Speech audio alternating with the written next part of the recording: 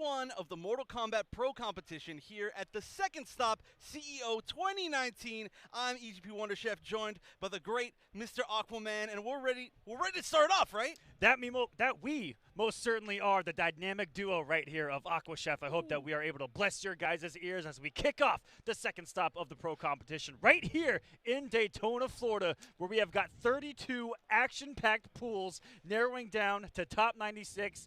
Narrowing down to, oh my goodness, this is going to be a long tournament, ladies and gentlemen.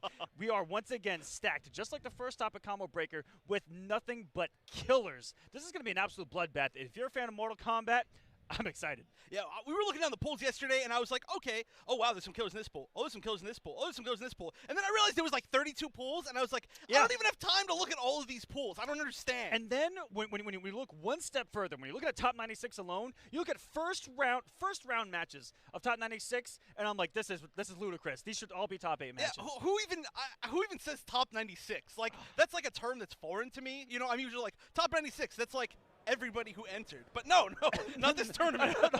Not at all. This might be the first time in our community where we're going to be like, yeah, I got top 96 CEO. And, you know, it's and oh, you should be proud of that, guys. These are so stacked. Just making it out of pools, making it to finals of pools. You guys should definitely be proud of that.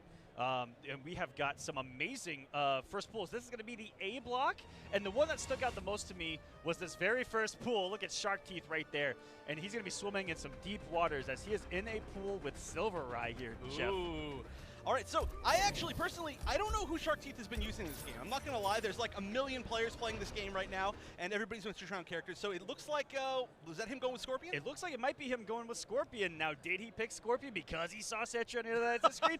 We don't know, but that's a phenomenal pick. Scorpion we've seen do well across the board, offline, online. It doesn't matter. It's a character that really sets his own matchups. He kind of sets his own pace. Yeah, especially against zoners. I mean, right now you see the Setron player JMC just chilling, just waiting, and one attempt. The first thing that happens the entire day. Somebody tries to throw a projectile at Scorpion, and he teleports and punishes it. This is truly the start of a Mortal Kombat 11 tournament. It really is, and that's exactly how Shark Teeth wants to approach this matchup. Sit back, have the trigger ready at any moment. Take that whip punish. Speaking of another one, with the back one there, he's going to push it to the corner, chops the 1-1-2. Ender, though, what a wonderful tech to stop the reversal of the pressure out of JMT. Yeah, and right now he's keeping the pressure on, although he does have the option to kind of just back up, but his spacing is really immaculate right now. Lots of back one with punishes, taking the round, and that's a really, really smart ender to end in the spear, putting Setron in the corner. Exactly. Most Scorpions will opt for the 1-1-2 and have that nice splat right in front of her for the wonderful Oak situation, but no ending with that spear. A little bit more damage, and the side switch perfect positioning, and another whip punish. Get that 1-1 out of here. Even though 1-1 out of Setron is so strong, it's active, it's quick, it's safe, leads to so many options. Man, you put something out there at that range where Scorpion's got the back one of the best whip punish tools in this game. Oh, yeah. Yeah, no, you are getting punished for so much too. His damage is super significant, and Scorpion being lifeless is one of the most terrifying things that you can do. And that's why we're seeing right now JMT just go for this corner pressure. It's an attempt to kind of steal this life lead back, but it's not working. We're seeing tons of damage here for Shark Teeth, ending in the corner switch again. So smart. Keep himself safe, looking for the counter poke there with Shark Teeth. That's why he fell for the poke to the wall. We both in there, and the back one gotta get low profile, but Reborn Scorpion cancel the teleport into the throw, and game one go with the Shark Teeth. Now we need to mention that pools up until top 8, first to 2. So this is already putting JMT on the back foot. You got to think at this point, like, do I want to stick with Setron? And I definitely think that's the thought that we're seeing right there. But there was a little bit of adaptation. I like the usage of down 4 at the very end of that match. That's a normal that is going to be able to challenge Scorpion pretty well. A little bit harder with punish just because it does keep you pretty low, it goes pretty far, recovers really quickly. And it worked a little bit, but still, that was pretty dominant for Shark Teeth with that very smart Scorpion pick. That really stemmed from the start that Shark Teeth had, you know, kind of took the breath right out of JMT here with that teleport reaction on startup. I mean, that would put me in such a terrible position. That would put me with my back to the wall. And here we go, starting off himself with the guys with no amplification. Could have gotten something in there. Should get a lot of damage off the amplify. Full straight, you know, just 1-1, forward 1-1. Yeah. Plenty of lots of little things. You can even just go for another geyser if you're not confident in that. But that life lead is always here. It's not some really good reads by JMT, but Shark Teeth just getting one strong hit. I mean, that's the thing, is that teleport does so much damage on hit, and you convert everything into teleport.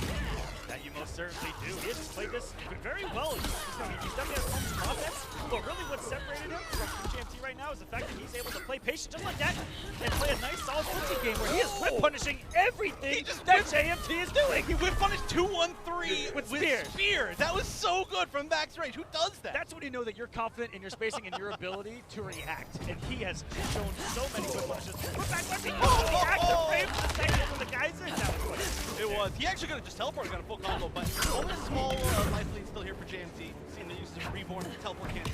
And even on his misses of and the teleport away just to keep himself safe. Now, JMT pick up on that. He was going up one late bar here, trying to turn things around, and another interrupt right there. He knows the turn is almost in. He takes his turn immediately with that back one. Nice cut, JMT. Stuck in the corner, couldn't get teleport out at some point. Nice punish on the Witch Geyser. A good amount of damage. Going for the crushing blow that's going to add a huge damage over time. Going to throw a little bit more. We are now potentially one hit away, but Fatal Blow is available for JMT. The crushing blow that should be it.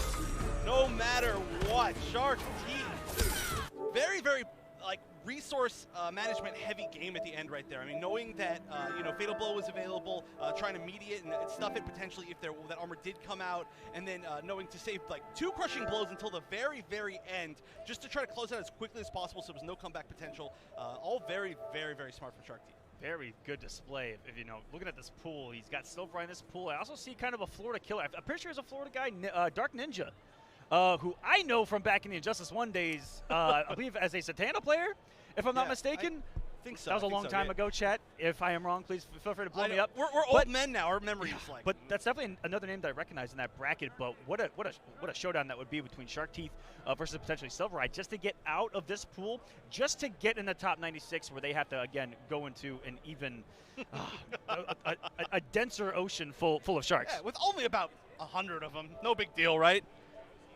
No big deal at all. So we'll see who we got coming up as well. In these 8 pools, we'll try to go through them kind of as best we can. But here in this first pool, like I said, Silver Eye Shark Teeth might be the showdown to happen. And with the display that we just saw from Shark Teeth, that was pretty scary looking. His spacing was on point. It was. I mean, that wasn't even like running somebody over necessarily just through like offense or mix-ups. It was just like, I'm going to stand here and I know exactly what you're going to do, and I'm going to punish it 100% by just making it with punishing, just correct reads, everything in general. Like that was just a very, very it shows like Shark Teeth is confident.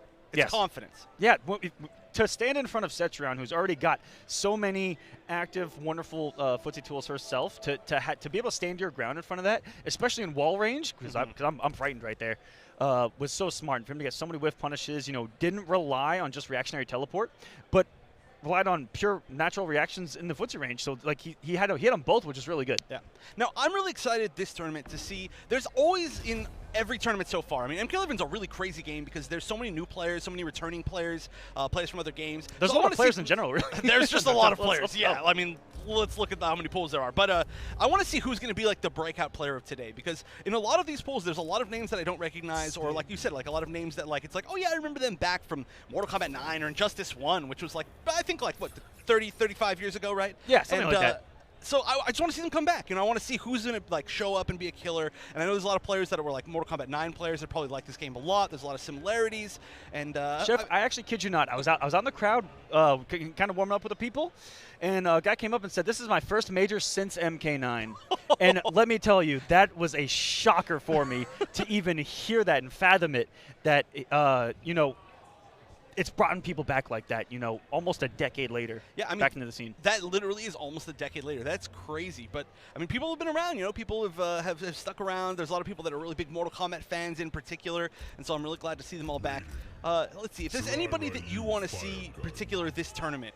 If you can think of any names, and I'm putting you on the spot. Well, let's just talk about the elephant in the room. All right, let's talk about it. Ninja Killa is here. Oh. And I think that he's got to be one of the biggest storylines coming into CEO, coming into the pro competition. He's already got a plethora of points from, I believe, his 3rd placement in the online NA East portion of the competition. He got himself a lot of points. He's highly seeded here. Yeah. He's got a great path. I think that he might eventually have to run the Sonic Fox in top 96 if I was looking at the paths correctly. But man, oh man, has he looked good online, offline. He went offline one time this entire year in his entire career. Yeah. Won it. That Atlanta tournament, huge Atlanta tournament, beating Forever King over there. But now this is his first offline major, right? Yes. I mean, okay, so I'm sure there's a lot of people out here who aren't maybe quite as familiar with what Ninja Killer's story is. So maybe we should, go over that a little bit. So for any of you who don't know, he was this player who started playing Mortal Kombat X while Injustice 2 was out, and he was just super dominant. But there wasn't a whole lot of people still playing Mortal Kombat X, right? Yes. So there was a lot of discussion, like, would he have been like dominant had he been playing when the game was current? Like, is he really good? Is he a top player? And for Injustice 2, we really didn't see him, but now MK11 comes out and everybody's like, oh, let's see if he does well. And then it's like, okay. Yes. He's like, what is he? Was he like both of the top ranked accounts on ranked? Like yes. both of them? Two of Multiple. them? Yeah. I don't. And is also right behind Dragon in the Combat League, having one of the most ridiculous records I've ever seen in Combat League. He got to Demigod undefeated. Wow. Got to Demigod undefeated, and the most interesting stat I think I'd ever seen, someone looked it up because you can actually look at their card and look at their stats from Combat League, and his percentage of waking up was like 3%. Wow. He got to God rank in Combat League with 32 wake-ups total. That is a shocking statistic for someone that, again, when we looked at how he played MKX, right. And when we thought about his transition into MK11, we sat back and we went, it's a completely different system. It's not as offensive heavy, and and he's relying on his defense. It looks like on his wake up, which is crazy. Yeah, imagine blocking. Can you imagine? I can't. Or I'm jumping. Or waking up buttons, but that's besides the point. Yeah. That's but the delay wake up. There's a lot of mind games that come into that, and there's a lot of skill. But no, Ninja Killer has looked incredibly strong, and is one of the big storylines coming into this. And there's a lot more out there. There are a ton. I mean, with this many players. But let's move into this second match, and we're going to see a Noob and a Scarlet. So this is an interesting matchup right here. It is. Scarlet, one of my favorite characters in the entire game. But Noob and Scarlet, they're both going to be trying to zone for sure. It looks like they might be running a button check here. Yeah, we're going to see an awful lot of Ghost Ball and an awful lot of that little bubble coming out of Scarlet right there. Blood Ball. Ghost Ball, Blood Ball. Yep.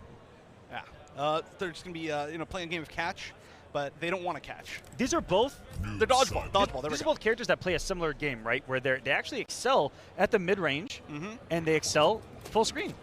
Right, but then you get super close to them, and they kind of don't want to be there. Exactly. So I think that's what we're gonna see here. We got Bombito versus Abyss. All right, now I think the big fear here is a lot of this matchup is going to be control of the kind of baiting out teleports from Noob. Of course, Noob gets so much reward off of his teleport. It is a very strong anti-zoning tool, but you can bait it, like with a normal and just sit there and block, or you just kind of like shimmy around and then duck. There are a lot of good ways to bait it, and then you can punish it for a lot. You can get the down 2 crushing blow. You can get any sort of full combo, and Scarlet does get pretty good damage just from just punishing alone without even having to spend any meter. She can also gain some health back. She can get some pressure. There's a lot of different things that she can do. She sets up her zoning advantage, etc. So I think they're going to want to play like a ranged game, but you got to be aware of the teleport. Exactly. This costume is amazing. So starting off with a short hop, trying to get Bombito here to maybe flinch. That's what I like about it. And we saw at Combo Breaker towards the tail end how useful short hop in the neutral or against certain wake-ups was so effective from Scar, and how he's utilized it. I've been seeing it more and more implemented into the meta of this game. Yeah, you can even do like short hop low, and then or just bait things. Grab, so quickly. Yeah. And it's really good at sweep distance to try to jump over a sweep and then take your turn. Like it's very unique. And here we go, that full screen game, and already trying not to have any of it is Abyss, but ready for it. Here's Bombito, and now on the offense here. Nice. Bombito with the optimal punish. Out of the teleport. Yeah, this definitely is like a matchup knowledge thing. A lot of times on Wake Up against Teleport, you just want to use the Blood Tentacle, because that's all you can get, and it stops them from trying to teleport on Wake Up. That's going to connect. Not a huge amount of damage that's going to be left on that, so now this should be it, assuming no drop. Right into the fatal blows, into some massive damage here. Should be the round, but I do see some shields coming out of Bombito here. I don't think it's gonna matter. The hook adds all the damage. Yep, as it should, right through the brain. All right, so now Fatal Blow is off the table for Bombito. Fatal Blow is still going to be available for Abyss. Or sorry, the other way around. Excuse me, they're on the other sides. So Fatal Blow is still available for Bombito, but first round to Abyss, and having that first round is going to be really nice. So far, we've seen a pretty aggressive game kind of from both sides. especially a lot of these air teleports, which is a little bit of a mix-up. You got to be worried if there's going to be amplified, there's going to be an attack on it. Nice, going to back a little bit of life from that bloodshot. Yeah, I've actually seen the more aggression out of Abyss here and paying off with the roll already. Wants that immediate kind of pressure. Interesting drop right there. May have had an MKX fart right there with Vault Bend there, or just an input error. I mean, I'm not gonna lie to you. Even to this day, I still try to throw it in the middle of a combo just because MKX is in the blood so much. Yeah. Definitely one of the strongest tools that's no longer in the game, but not very much life left here for Bombito. And now we're seeing Abyss play way more defensive. There's got to be some sort of challenge back, and that did a lot of damage. It most certainly did. That was really smart to finally get Zoni there because he didn't want to be near Scarlet where she can get all her health back, where she can try to do quick restands or just stay out of the fatal blow range. Yeah, and also super smart to choose to back up and play that patient game once he already had the life lead. And once it was just at a point where like even one trade was going to win the game, which is exactly what happened. Oh my goodness. All right. I don't think in tournament I've ever seen that fatal blow actually, I'm sorry, that crushing blow actually happen. Oh, look at that. And line. half of your life just got deleted, Wonder Chef. It is gone. Big drop there, though. And Scarlet is a decent comeback here with all of her health back scenarios. You saw him try to start it there, but just savagely swinging right there was Abyss to go on match point. Yeah, just taking so much advantage of all of the maximum damage that you can get. I mean, that's Noob in a nutshell, right? Just tons of damage, and this is a very aggressive noob. One of the most aggressive noobs that I've seen. We're going to see a lot of noobs this tournament, too. That we most certainly are, and there's multiples per bracket. I think I saw Toxin and Nikki in the same bracket. In the same bracket. bracket. Oh, my goodness. The savagery. Big jump right there through the tentacle, and look at that spacing. Abyss looking strong here. Oh, all right. Oh, no, that was actually a hugely wasted breakaway. Now the next hit could potentially just win. And that should be it. Oh, my goodness. Jump kicks me to so much damage here. Into a restand if he wants to. He's just going to cash out on the damage. May have been smarter to go for the restand, but he's going to swing with it down two. Catch Bombito trying to jump out of the corner versus the position, and he's going to take it 2-0 with a fatality. And super, super aggressive noob. I mean, look at that. That was like played in the corner. Like 90% of that match was just entirely in that left side corner.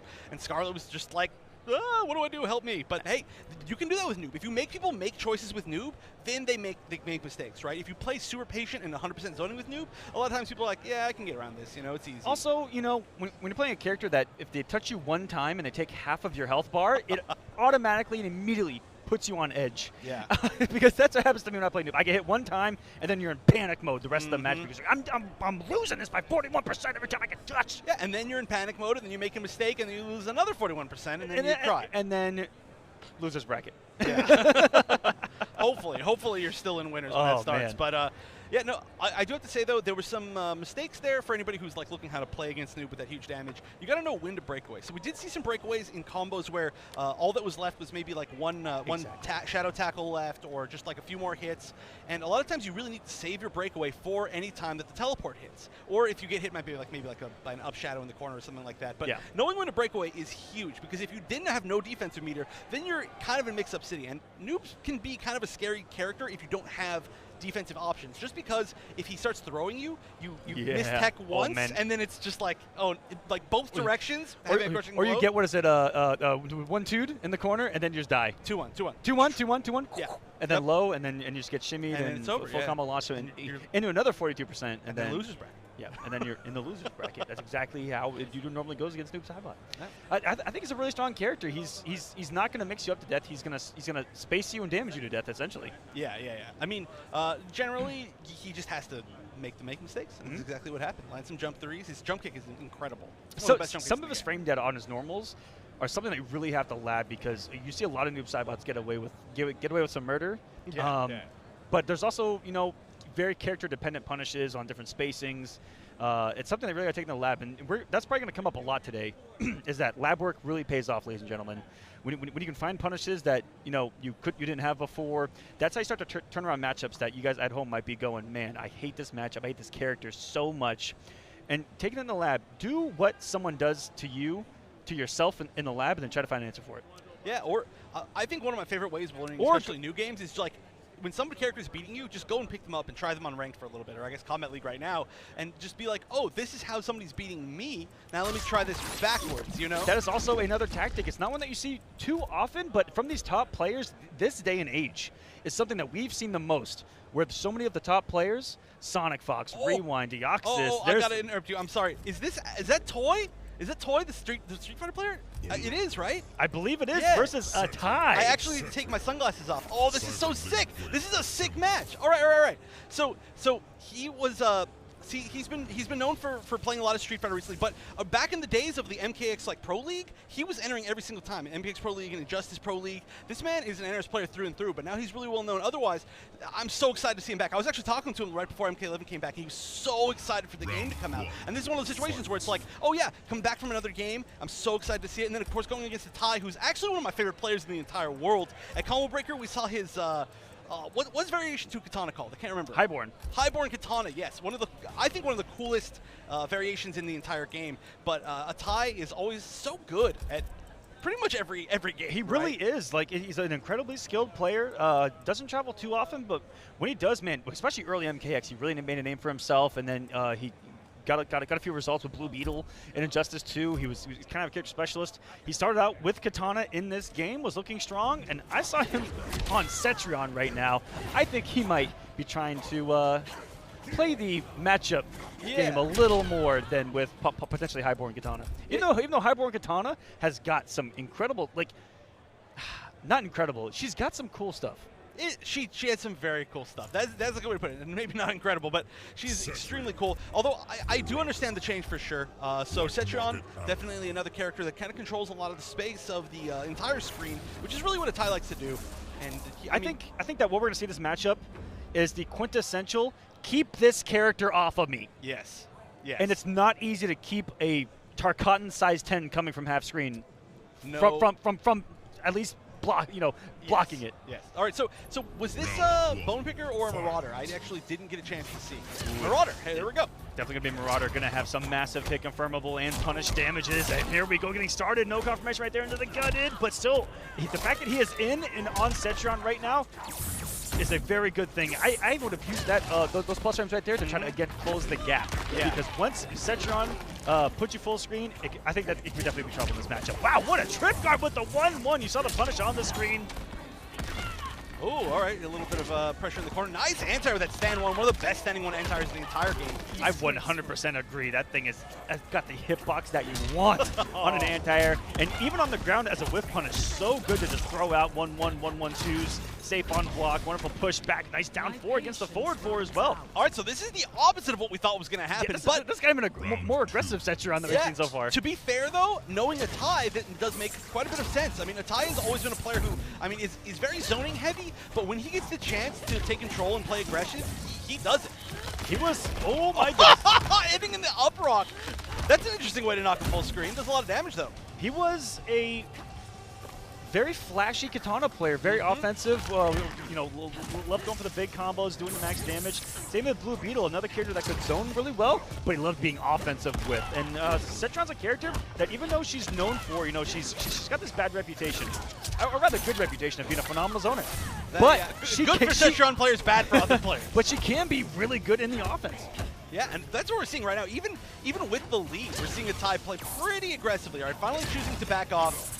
Playing it pretty smart. There's a lot of these jump lasers. But Toy just needs to get one big confirm. And we've seen one so far. Defensive meter still only about half full, but this throw's going to build back another about half of a bar.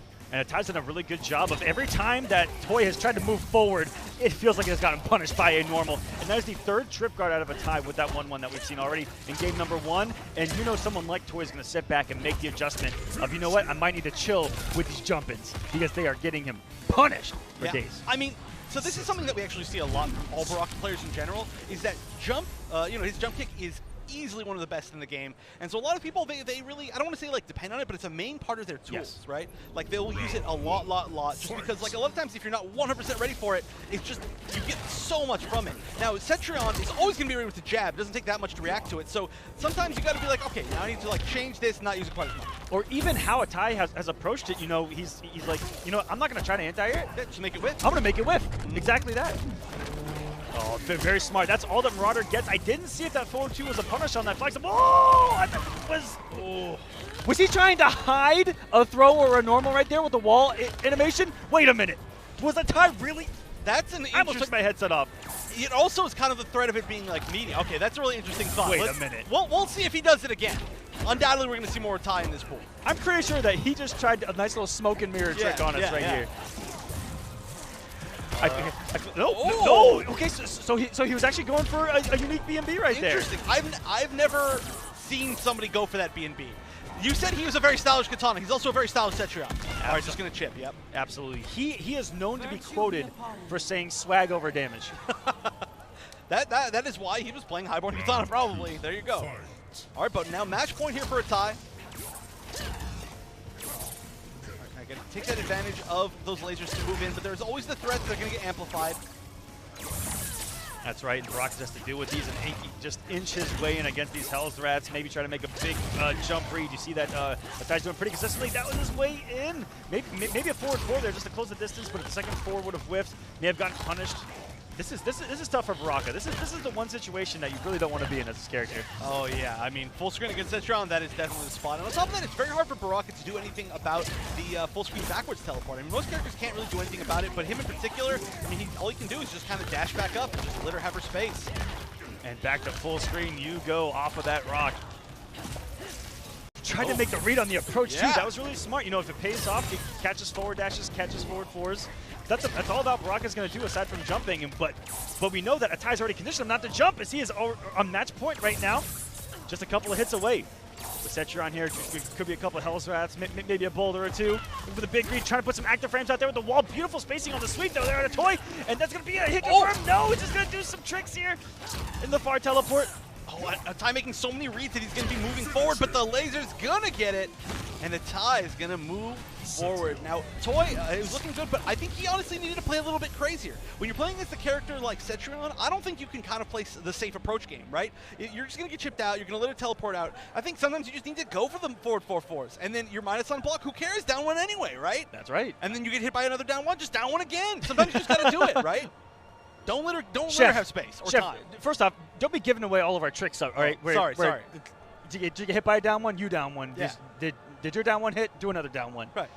Well, hey, no, I mean, honestly, though, like, real talk, it's very, very strong in Mortal Kombat 11 against characters who don't have very fast mids. And she's one of those characters who doesn't have a fast mid. That's why, in her way, the way that the Cetrion players usually deal with that is down 1 into the rock wall, which is what we do see a lot, and we saw it a lot in that game. But, hey, if it doesn't come out, challenge again, right? What's the worst that happens? You get by another down 1. You're cool, right? That's right. Or you could get swept, I guess, ideally. Worst case scenario, you get amplified wall in the full screen into eat my zoning again. Okay, that is a pretty bad situation. I mean, but hey, you got to try it, right? You got to try it sometimes. Yeah, man. If that was just a clinic by Atai, you know, for first he. I see someone on the stage right now that I never thought. Oh, never seen on stage. Different stage. Okay. Different stage. Woo. Yeah. I would have been excited too. I was like, wait a minute, our stage is over there. Now, with that being said, there are a lot of surprise entrants in our tournament today. Oh, from various places in the world. I saw a Japanese player that I'm very excited to see a little bit later. A couple. Yeah. And one of them, Sonic Fox was Sonic Fox was adamant about both of them playing MK11. Yeah. And speaking of the Fox, we're gonna get him right here as he's a part of this A block of pools. Now we'll talk a little bit about what else is going on back there in the stations. We got pool A2. It's got Hayate in it. Furious Pillow, who's actually a Kodokan main, who's doing well up there in Kombat, New Jersey. In here, we've also got Jackal as well, Grim TG, a bunch of other names. This is A1, and this is seated Hayate's pool. Okay. Yeah, now I'm wondering who we're going to see actually from a lot of these players in general. I mean, so many of these players, you know, the ones that we've been seeing within these top 8s, they've been switching around characters a lot. They've been you know, choosing some counter picks. Everybody's got something up their sleeves. Now, Sonic Fox in particular has been very much singing the praises of Cassie Cage recently, saying that Cassie's easily #1 in the game, has like really like no weaknesses, and that's something that it's a really like heavy claim. It's a very normal claim for Sonic Fox, right? Yes, we're all very used to him, you know. I call it the Fox factor. of like what he says doesn't apply to anybody else. Yeah, yeah. It really doesn't. It's just for him. It's like, hey, if you can outread somebody 90% of the time, this character's easy best in the game. So yeah, go for it. But we do see him starting off with Cassie. And this is going to be the Yas Queen variation, so that's something that we saw at Online NA East, where he got second place. He actually, I believe it was 3-0 over Ninja Killer with this variation. It may have been 3-1. I think Ninja may have got a game off. I can't remember. I think it was 3-1. But he looked so strong. And what's great about Yas Queen is that, oh my goodness, that's some damage right there, is that she's all unbreakable damage, and she takes away the wake-up game. Yeah, she can get unbreakable damage, or she can actually cash out, which is something that we haven't seen Sonic Fox do yet. So you can actually get pretty comparable damage in this variation, but it's really tough because you have to time the back 1-3 launcher after the blast, and it's super tough. Keeping the pressure going. Oh my goodness, what a trade right there. Those are such awkward situations, trades in NRS games, because then it comes down to who was more plus on hit in that exchange. And both of you swing, and if you lose, you feel so bad. Yeah, unless you're trading it down with Superman Forward 2 and Injustice 1, where he gets the combo. I wouldn't be doing commentary if I didn't bring up some salt about Injustice 1 Superman. we wouldn't be commentators if we didn't bring up Injustice 1 salt in the first place. That's true. All right, but another good reason I think why we're seeing this variation is, we also saw this exact same variation pick against Jackie, against Ninja Killer, and I think one of the reasons why Sonic Fox wants to play this matchup so much is low shots are unsafe from a very, very far distance against Jackie, and she can almost put herself into that range all the time. So you essentially lose a lot of the zoning potential, and he wants to be able to use more of the tools in his variation, so we're seeing Yes Queen. And he's very good at the up-close game, as you see, just very good at reacting to the cancels of first round KO, and of course Cassie Cage having a 9-frame mid of her own. He uses 1-1, I think, better than any of the Cassie that I've seen in the scene so far. He is so good at shimmying with throws and that 1-1, and again, leads to great unbreakable damage where you don't have a wake-up situation where you're in a forward 4 range. Oh my goodness. All right, are we going to see the Mercy? No! Wow. No mercy shown. Fox wants to get things started right. I am actually extremely surprised that we are not seeing the Mercy. Extremely surprised. I'm looking at pool number A3. This is Big D's pool. So Florida's own Big D in A3. We've also got Zach Burke, Zach Robb from Wednesday Night Fights, who is coming in as a huge dark horse in a matchup on paper, and I hope he's not listening, is a matchup that Big D I know is not looking forward to. I don't expect any Cetrons to enjoy that matchup. Yeah, so Zach Robb is a huge dark horse in this bracket. I'm telling you guys right now on paper, as they have all entered the second round of that. Fluff also in this bracket. Ooh, all right. So I know you want to see that. Oh, yeah. Fluff, who I heard was playing a different character, but was playing noob early on in the games. Also, look, everyone, right now, bottom middle of your screen, Roadrunner Records. Shout-outs to Roadrunner Records for being a sponsor here on the MK11 Pro competition. You guys are going to get to hear some new music today on the Switches. I'm so excited. I'm rocking the Coheed and Cambria shirt right now. Roadrunner Records is a huge part of my life growing up. And for everyone watching from home that listens to their bands, shout-outs. And if you haven't, you will and you should. Oh, and right now we're watching this Lively just melt away. Kuvira actually had a really great start to this round, but now unfortunately literally back to the corner, just taking a little bit of damage. The zoning's not going to force very much, but still having to approach Cassie is not a fun game. Oh, max range. I'm not even sure what normal that is, and you know because you're a Cassie. It wasn't a normal. That was her shoulder charge from variation. That's actually in the Yas Queen. You're right, because I don't see anything else but back 3 from that range, really. Or back 2. Back 2. Back 3's the kick. Yeah, that's what I'm used to seeing. Oh, really? All right. Throw it out. Hashtag do it. From that range. This man has so much of a platform to show off things on stream. He has 8 billion fan arts done of himself. It's insane. It's true. Like people they give it to him, he commissions it, and they're all awesome. They are. They're quite good. I want to know how much of. Think about this. Okay, go ahead. Oh, I was just going to give the ceremonial warning of what following Sonic Fox on Twitter means. Ooh, yeah. You have to be brave. Tread lightly. Tread very lightly in public. But so I want to know. Okay, so I wonder on average, like let's say you're somebody who's gone to like all the majors, right? Like I want to know how much on average of your money has gone to commissioning pictures of Sonic Fox's persona. Like, let's say, you pay $60 in a tournament, right? So what percentage of that, I mean, essentially, whatever the entry fee is, right? Or what percentage of that goes to Sonic Fox, and then what percentage of that on average, goes to him commissioning pictures of his persona. Right. It's got to be Exactly. quite a bit. Like, Exactly. Like if you've been to all the same tournaments as him, you've probably donated like thousands of dollars to pictures of his persona. Mm-hmm. It's just the price you pay of being in the air scene. I really like the dark persona where Oh, yeah, the evil one. It's the black and red. Yeah. Oh yeah, that thing's really nice. I wonder if it has a name. We'll have to ask him. There's a lot of like lore behind the Sonic Fox There thing. really is. I remember I think the most surprised I've ever been in commentary in my entire life was he wins IPS finals season 1, right? Yeah, season 1. And he gets up on stage and he's getting interviewed and he takes his hat, right? And he squeezes the pause and it squeaks. Oh, it squeaked. That, and we were like, whoa! Dude, I lost my mind when that happened. I was like, there's, and then at the very next event that I saw him, I was like, I gotta see it for myself, and I grabbed it and I squeaked it. And it was the greatest thing ever. How did we go years without knowing that? Was it at Summit? I was able to hold the fox head for the first time ever, and it smells so good. Okay, that was not the direction I thought you were going to go. No, not at all. Not at all. No one knew what direction I was going to go. That's impressive because I expected it to not be. I expected to be holding a lot of sweat. No, he keeps that thing cleaned. That's impressive. That's a lot of care. I mean, those things are made extremely well, though. You know how much those cost? No, I don't. It's a lot. Thousands. So I wonder how much of the average competitor's money's gone to buying Sonic Fox's fursuit. We're gonna need a mathematician out here to kind of. I mean, at the end of the day, we're really just paying for Sonic Fox's life. It's true.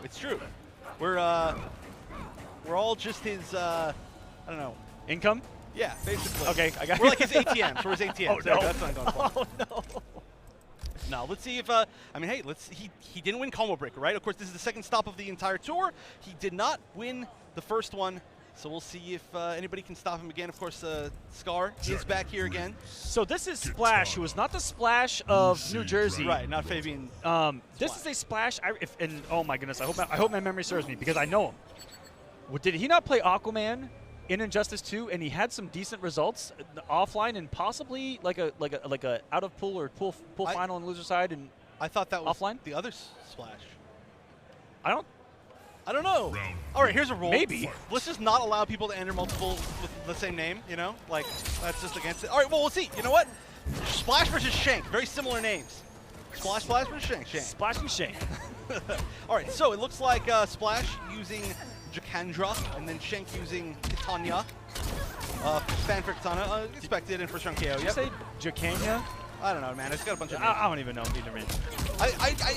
In every game, I have to figure out the best way to mess up every character's name, but it's hard in this one, man. Oh, that's exactly where Splash wants to be, in the corner. Forward 4 pressure coming. Cancel coming. No, that's making a read on the cancel right there. Yep. Oh my goodness. Oh. We've all been there. -7 on the dash punch, and very good. Ready for the reversal throw. So many people's answer to -7 is reversal throw. Yep. And man, oh man. That can be a mistake. Yes. How ready is someone like Jackie who does that dash punch? Ready for that and has a down 3 crushing blow into loser's bracket. You can also just neutral duck it and 3-3 crushing blow it for as much damage. Oh, as you're more. right. That actually hurts. So either way, you're in trouble. Or you can just duck it and punish it normally, and she gets some of the highest damage in the game off of normal punishes. So nothing good can come from this situation. But right now, Shank is in a situation that I think, like you said, we've all been there. It's not fun trying to be getting out of this corner against Jackie. Yeah, she just smothers you with offense. Look at the spacing right there. Splash taking this pretty convincingly. 1-0. Looking strong.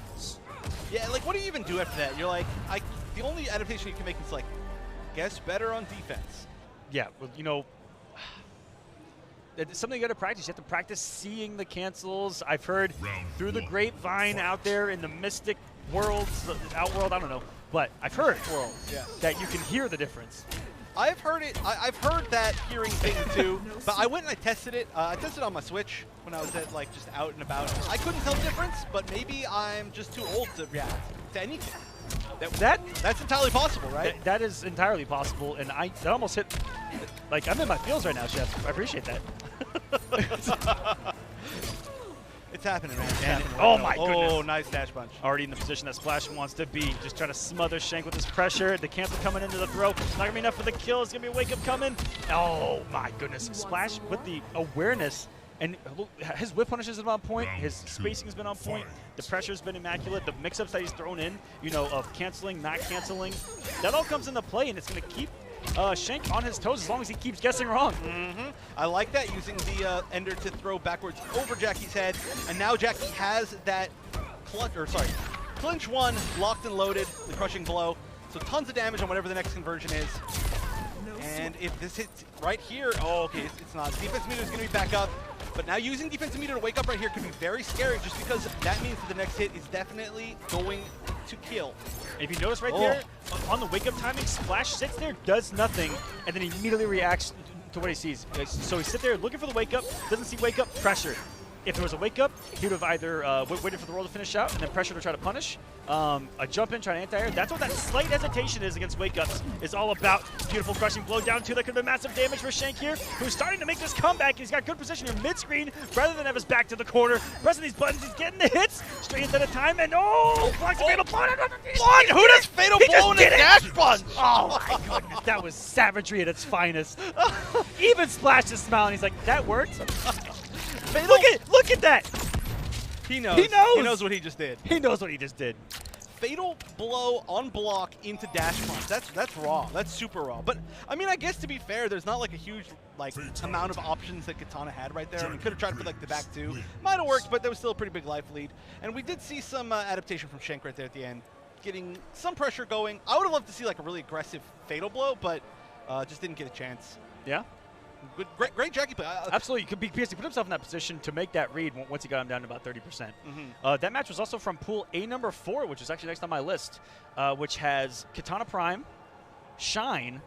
Oh yeah, they're playing very early. They might be playing right now because the winner of that is going to play Splash. Nice. Potentially, because I don't see who won round number ones. A tie is in this as well. Poke Chop. Oh yes. There's a couple of surprises from other scenes in this pool, which and like I said, it's scattered throughout the entire bracket. Are just people playing Mortal Kombat. Thank you guys so much for playing Mortal Kombat. Yeah, thank you, everybody. So much. It's a pretty good game. We love it. I've played it once or twice before. Once or twice. Yeah. We love seeing other people try Mortal Kombat, and a lot of these guys we saw in the bracket at Combo Breaker, they're sticking with it, and we love to see that. Yeah, I mean, even in that bracket also that you were just saying, I mean, that's where Toy is also, who I'm still excited to see more of. Yep, Toy's in this one as well, having fallen to a tie, so we'll see what he does on the loser side. That's going to be a very scary bracket. That one has maybe more of the names that I recognize than the others, but a lot of people that I'm really interested to see how they do in general. There's a name in there that I feel like it's familiar. Maybe you know, Taki Tonfa. I feel like I don't that's know. familiar. That sounds familiar, but It does. I don't know. There's been so many people throughout the years. I also recognize It's Delicious from like an online MK tournament. That name sounds familiar. Don't too. judge me. No. You're right. You're right. Yeah. I recognize that one really heavily, and I'm trying to remember. I'm pretty sure. Oh, this is a good match. Sorry, I can't remember. But oh my yeah, goodness, this is going to be a phenomenal match. Wait a minute, is this going to be a battle of the cons? No way. There's no way. This is one of those situations where it's like they gotta like decide, like, are they gonna just go for it? You know, like the pre-match mind games are everything right here. This could be Totemic Kotal Khan versus Shao Kahn. Oh my, that would be incredible. Furious Pillow made top 8 at Combat New Jersey in like a 64-man, or I don't remember how many people were there. But it was a big bracket. Yeah. Made top 8, had some really good wins with Totemic Kotal Khan, and he believes. I heard Shao Kahn? I heard one. Wait, there's no way. I'm about to lose it. Yes! Yes! It is actually happening. Everyone at home better be at the edge of their seat. Yes! We get the battle of the cons. Oh, and this isn't like the battle of two people who like kind of play the game and they just want to choose a character they think is cool. This is like the battle of like two really good players. These are phenomenal representatives of these characters going toe to toe. All right, so what's this matchup even like? Has this been played before? Ugly. All right, all right. These boys are gonna swing with some big old buttons. A schemer to bed, Koto. She only ever schemed against you, and she will die for her treachery. Damn. Big boys going at it now. Totemic, Kotal Khan, he's going to go to Ascension here. So now we're going to be swinging with some big damage. Okay. Going for real. And then Shao, we're going to be using Risen Emperor. We're already seeing some pressure. Starting off from Shao. Some immediate 4-3-4 pressure. We're going to see some up hammer shenanigans. Is Furious Pillow ready for it, though? utilizing some of the more unknown tools that Kotal Khan has. His sweep is actually phenomenally strong. You saw him try to max this right there. Could have got a jump kick, but potential punish right there. Could keep him in the corner with the 1-2-2. This is a beautiful ender. Nice knockdown. Gonna keep pressure going. Oh, and this would be a great time to line a command grab, put him back in the corner. No, gonna knock him back to mid-screen. Oh, there it is! Go. So that becomes a mind game off a 4-3 on block. For, you know, you have to go with your quickest reversal right there as your opponent. -2, and he knows to check with a down 1 and waited. Didn't tick throw, waited. That's the smart stuff with Kotal Khan right there to try to get these command throws. Yeah, I mean, okay, so far, okay, Lino, I'll talk about it after this. Oh, lands the jump in. That could have been so much. Oh my goodness! Oh, last life got coming. Oh! He got him with the throw. Are you kidding me? I half expected Furious to do the most Kotal Khan thing, which is because it actually hits before it even comes on the screen. He would have won. He would have won. Instant death. All right. The train projectiles, big projectors from both sides, gonna amplify it. Yep. Oh my goodness. So he may have got a missed input of the forward one. Yeah. Who's getting the block stun? Yeah, and just got the stand too. Oh my goodness. I can't believe we're casting this. Me neither. All right, so there's definitely some good matchup knowledge here from Furious Pello, and also he's adapted really well to this playstyle that we're seeing from Jackal. Jackal's been pretty, not to say crazy, but checking a lot, like doing down 1 into unsafe specials, just, you know, a lot of sweeps, etc., which is a really great move. Oh, that's canonical, yikes. Oh, feels bad, man. Oh, very good premise in mind for Jackal to know that they can cancel these strings, that, like especially the 4-4 into the low. Into the unblockable, being ready for that thing, you have all day to react. Nice breakaway with including big damage, but wait a minute. This is gonna give Kotal Khan the juice, baby. He's gonna amplify it now. Is he gonna zone? He could. I think he must have tried something there, or he was trying to bait something. I'm not sure. No, he could have just punished it with a forward 1-2. So it's really tricky when you think that forward one isn't in range. With Kotal Khan, because you're like, oh, well, I've only got like 20 frames for my other Punisher, right? Mm-hmm. Or 22 on 4-2. Back 1-1, pretty decent as well, but that does have its hitbox issues. Oh, that jump 2 is so good. Speaking of hitbox. All right, hammer time. Yoink! Don't get Onioki off of it. Oh, smart, but does tech it. He got throw counter, and then it was tech. That's really weird. Smoke out hits. Oh no! Looking for the +6 mind games that Shao Kahn has. Oh, looking for a big swing with the down 2. Not gonna get it. Kotal Khan gonna be on his back full screen. Spears are not bad against Kotal Khan. You know, I mean, spears are pretty good in equal general. trades with the Sun Disc. Just don't get hurt. Don't get hit first full screen. Right. Oh, nice, perfect block. It's the down poke. Big conversions. This is going to scale a lot, but the damage on Fatal Blows is still going to be huge even without scaling. What's the Oki like after Fatal Blows? Okay, so what's rough about this is that he did it forward and it throws him back to mid-screen, and there you don't get Oki off a Fatal Blow. Oh, no, okay. It's a very unfortunate circumstance. That bad boy, wait a minute. Oh, this is really good. He gets decent Oki off his back throw here because he's going to be in 4-2 and 4-3 range. That's the guy! It killed him! It killed him! Oh, my goodness! He threw, and the throw animation booked him back and it moved into him the back sun. into it. Oh! God Ray gives the greatest victories of all time in Mortal Kombat games. That is just the way it is. God Ray, one of the GOAT finishers. That was unbelievable. He reacted to it so well, and he walked forward and he threw, and it just didn't work. If you breathe wrong, you die. If you breathe wrong. Oh, getting things going here is Furious 2, putting up the God Ray, which is going to force the movement. That is Kotal Khan 101 right there. Nice. I like that he's using it more neutral. Nice, perfect block. Okay, clearly there is experience here against Shao Kahn. That was actually ridiculous. And he's got the damage buff. He could have killed right there. A couple of down ones or 3-4 command grab would have killed him there. Sure, he's still got a huge life lead, though, and the corner positioning. Oh, okay. He's going to give it up for the round here. Shrink the juice. Slam this man. A little bit of revenge for the story mode right there. Little bit.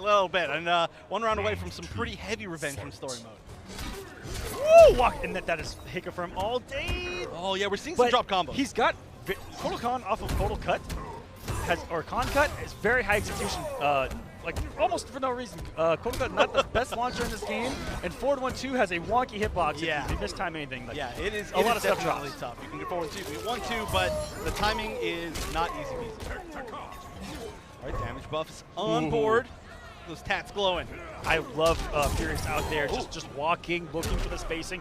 But Shao Kahn is in strike distance almost anywhere on the screen. Oh, and there. That was just really good. Oh, he's amplifying it. All right, Oki, what's he gonna do? Another command grab? Oh no, that should be it. Oh no, okay, he break away. This is scary, such a scary situation to be in. He did not want to get grabbed right there. And Furious Pillow with Kotal Khan 2-0 over Jackal.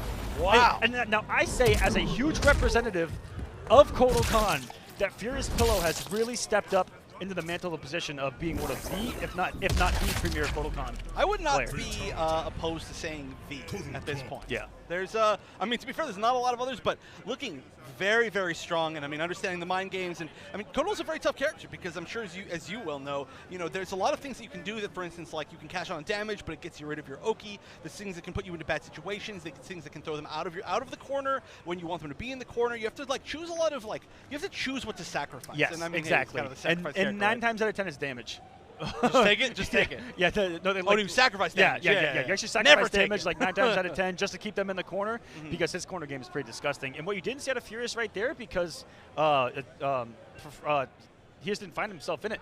But his forward throw actually is one of the better ones in the game where it leads them into a minor loop situation. I don't know if you know that. Off his forward throw, he can get dash throw or he's got forward 3 check or forward 2 should I hit confirm with. It's a pretty scary situation to be in. Kotal Khan's got some stuff, but when you see it don't work, it really don't work. It's one of the weirdest things. So like Kotal Khan's like a pizza, Papa Khan's pizza. This is gonna be a bad metaphor, but I've already started it, so I'm gonna finish it. You put a pizza in the oven, it cooks, it looks beautiful, wonderful. But like one thing goes wrong and it's burnt and it's the ugliest thing in the world. And yeah, the pizza whiffs, and then you die. Terrible analogy. I'll come up with a better one. Yeah, you can work a little bit better on it. I'll give you some time. By the end of this block, I'm gonna call back on you. I'm just gonna drop it all together. No, Kotal is. Papa Khan's pizza was the best piece about that thing. But anyways, we look at replays right there. Yeah. And so in that corner, of course, as opponent, this is Storybook. I see. Storybook. Storybook. I recognize there on the left, going up against Silver Eye. He just did so many things well. Did Furious Pillow like if I was his coach as a fellow Kotal Khan player, I would be like, man, you did all of this right. I mean, honestly, the biggest thing to me was the adaptation. I mean, you saw a super dominant first round, start of the first round from Jackal. And you saw him he did sweep, he did down one into the up hammer, he did down one into down back 3. He did like a whole bunch of different really heavy checks that are really aggressive and kind of put people on tilt. But from that start, suddenly you see this comeback until it's just a very, very consistent. I have a read on your play style, I know exactly what you're going to do, and that's really the only way that you're going to be winning with Kotal. Yeah. He does potentially have some good swing carry and some damage, etc. But you need to have some really heavy reads because you're not just going to be I'm just going to mix you to death. I'm just going to really heavy reads. He's very spacing oriented and he's a character that, and this is why I'm probably pretty bad with him, he's heavily reliant on hit confirming 2-hit strings. Forward 1-2 and forward 2-4 is one of the easier ones in the entire game. But if you commit beyond anything like that, if you commit beyond 4-2-4, if you commit beyond just forward 1-2, you die. You're a goner. And that's almost everything that he possesses in the game. So it's in you saw him mix up 4-3 and 4-3-4. That's really his pressure. It's not any of the other strings. It's 4-3 and 4-3-4. That's exactly what you saw him do. It's 4-3 and throw. He's actually like a strike throw character. That's what Kotal Khan is turning into, as well as having some of the best mobility. But that is in the past. Moving along is Furious Pillow. We'll see him a little later on. It's going to be Storybook with Baraka and Silver Eye Liu Kang. All right, so you're talking about strike throw characters. This is another good example of 2 strike throw characters. Marauder, of course, some of the highest cash out damage in the game, but doesn't really get to mix you up too well, so he makes you fear the throws. On the other hand, Liu's more like staggers and throws, some weird string option mix-ups, but Silver Eye, of course, known as one of the front runners of Liu Kang, and Storybook, actually somebody who I've known for quite a while and I've never had a chance to meet, so I'm really excited to go say hi to them after the tournament. But right now, getting put in the corner. Oh, could have got maybe an anti-air conversion off of that. A lot of times, off these wake-up up 3s, you can actually get a conversion if it hits them out of the air. Nice sweep. Oh, didn't overcome on the second floor right there. Was probably trying to stagger something, and lucky that 4-4 of Liu Kang didn't get the punish. And look at the spacing by Silver Eye right now. Tries to in and out of that 4-4 range. Looking for the whiff punishes right now. So not getting overly zony, but the 4-4 Baraka beating out the 4-4 Liu Kang. Wait a minute. Yeah, wow, for once. That was actually just a beautiful whiff punish, but went for the throw. I think that was a delayed wake up from Silver Eye to get away from that throw, get the punish, take round 1. So good at delaying wake up, and if he sees anything with buttons, he's really good about that. And he even says Liu Kang's wake ups aren't the greatest, especially his up 2. Or even up 3 if up 3's high. Yeah, if you see Liu Kang players on Twitter. But he's he really is a great character that can wake up buttons.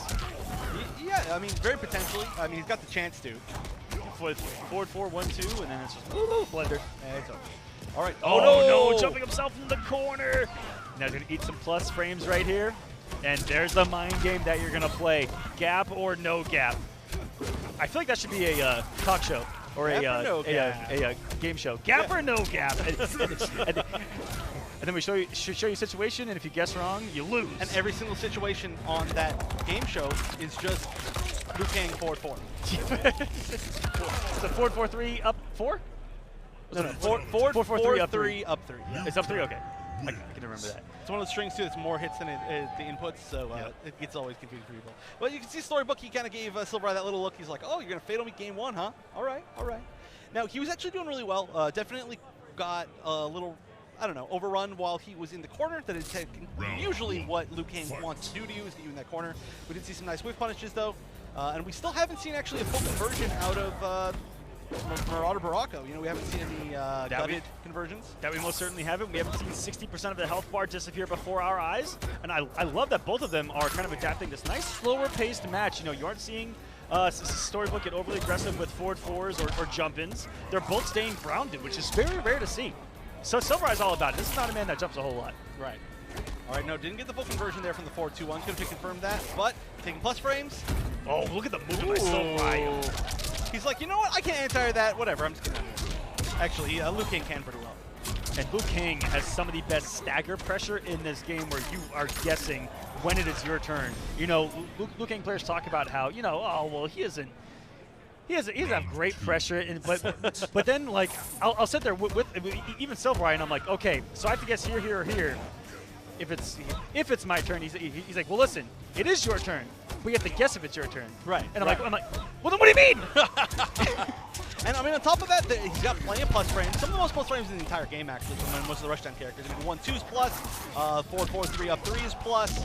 There are a few other things. Oh, kicked in the face with that weird, gross, dirty foot. Oh, he was trying to cash out big right there. And those conversions so hard to do. And now he's just chip away the forward 4. I think that would have been it right there. He only had one last breath available, and that was going to be a 3-hit string. I think that was it.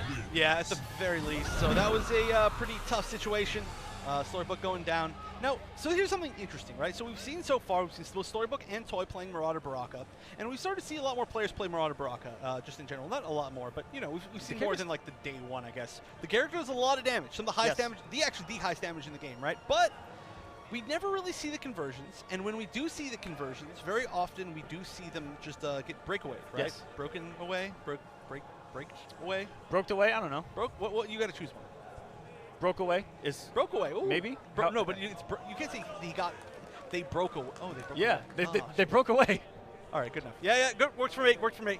We never had that conversation. All right, so often we see them get broke away. No, that's not how it works. I don't know. Anyway, regardless, I don't know. So I'm interested that we're not seeing more Bone Picker. How about instead of trying to find like a past tense or another tense, just like they did a breakaway. It gets no, because you can't say it. Just as the dog. How do you say that? Like if you were to say, the producer said away. He done broked. Is that what he said? He said they done broke away. They done broked. I think he said. Done broked. Done broked. Okay, all right. So I'll take it. We should just like shorten it. Like get super professional, right? They performed a breakaway.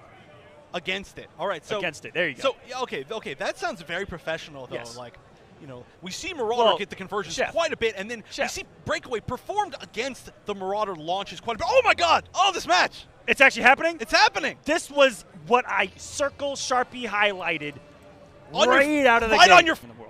And yeah, the pizza whiffs, and then you die. Terrible analogy. I'll come up with a better one. Yeah, you can work a little bit better on it. I'll give you some time by the end of this block. I'm gonna call back on you. I'm just gonna drop it all together. No, Kodal is. Papa Khan's pizza was the best piece about that thing. But anyways, we look at replays right there. Yeah. And so in that corner, of course, as opponent, this is Storybook. Storybook. Storybook. I recognize there on the left, going up against Silver Eye. He just did so many things well. Did Furious Pillow. Like if I was his coach as a fellow Kodokan player, I would be like, man, you did all of this right. I mean, honestly, the biggest thing to me was the adaptation. I mean, you saw a super dominant first round. He didn't the start of the first round from Jackal. And you saw him, like, he did sweep, he did down one into the up hammer, he did down one into down back, or into down back 3. He did like a whole bunch of different, like, really heavy checks that are really aggressive and kind of put people on tilt. But like from that start, suddenly you see this comeback, until, I mean, it's just like a very, very consistent, like, I have a read on your play style, I know exactly what you're going to do, and that's really the only way that you're going to be winning with Kotal. Yeah. Is, you know, he does potentially have some good swing carry and some damage, etc. But you need to have some really heavy reads because you're not just going to be like, yeah, I'm just going to mix you to death. You know, I'm just going to really heavy reads. He's very spacing oriented, and he's a character that, and this is why I'm probably pretty bad with him, he's heavily reliant on hit confirming 2-hit strings. You know, forward 1-2 and 4-2-4 is one of the easier ones in the entire game. But if you commit beyond anything like that, if you commit beyond 4-2-4, if you commit beyond just forward 1-2, you die. You're a goner. And that's almost everything that he possesses in the game. So it's in you saw him mix up 4-3 and 4-3-4. That's really his pressure. It's not any of the other strings. It's 4-3 and 4-3-4. That's exactly what you saw him do.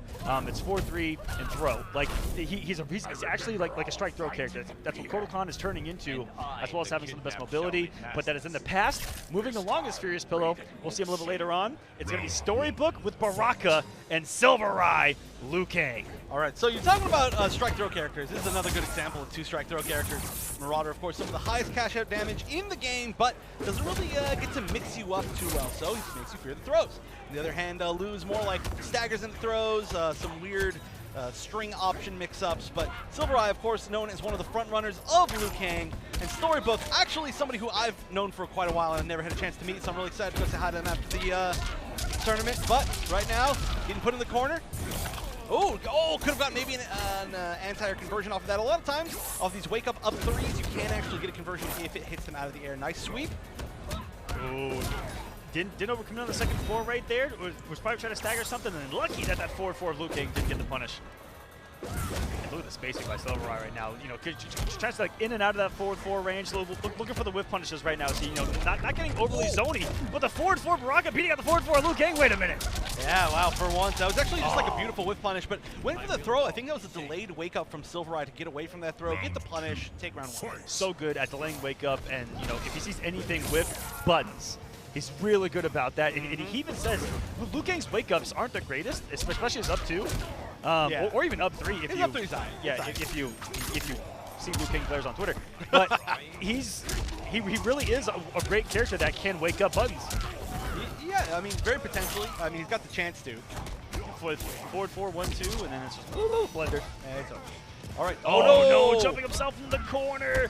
Now he's gonna eat some plus frames right here, and there's the mind game that you're gonna play: gap or no gap. I feel like that should be a talk show. Or a game show. Gap or no gap? and then we show you a situation, and if you guess wrong, you lose. And every single situation on that game show is just Liu Kang forward 4. It's a forward 4-3 up 4? No, forward 4-3 up 3. It's up 3. Okay, I can remember that. It's one of the strings too. It's more hits than the inputs, so it gets always confusing for people. But you can see Storybook. He kind of gave Silvereye that little look. He's like, "Oh, you're gonna fatal me game 1, huh? All right, all right." Now he was actually doing really well. Definitely got a little, I don't know, overrun while he was in the corner. That is usually what Liu Kang wants to do is get you in that corner.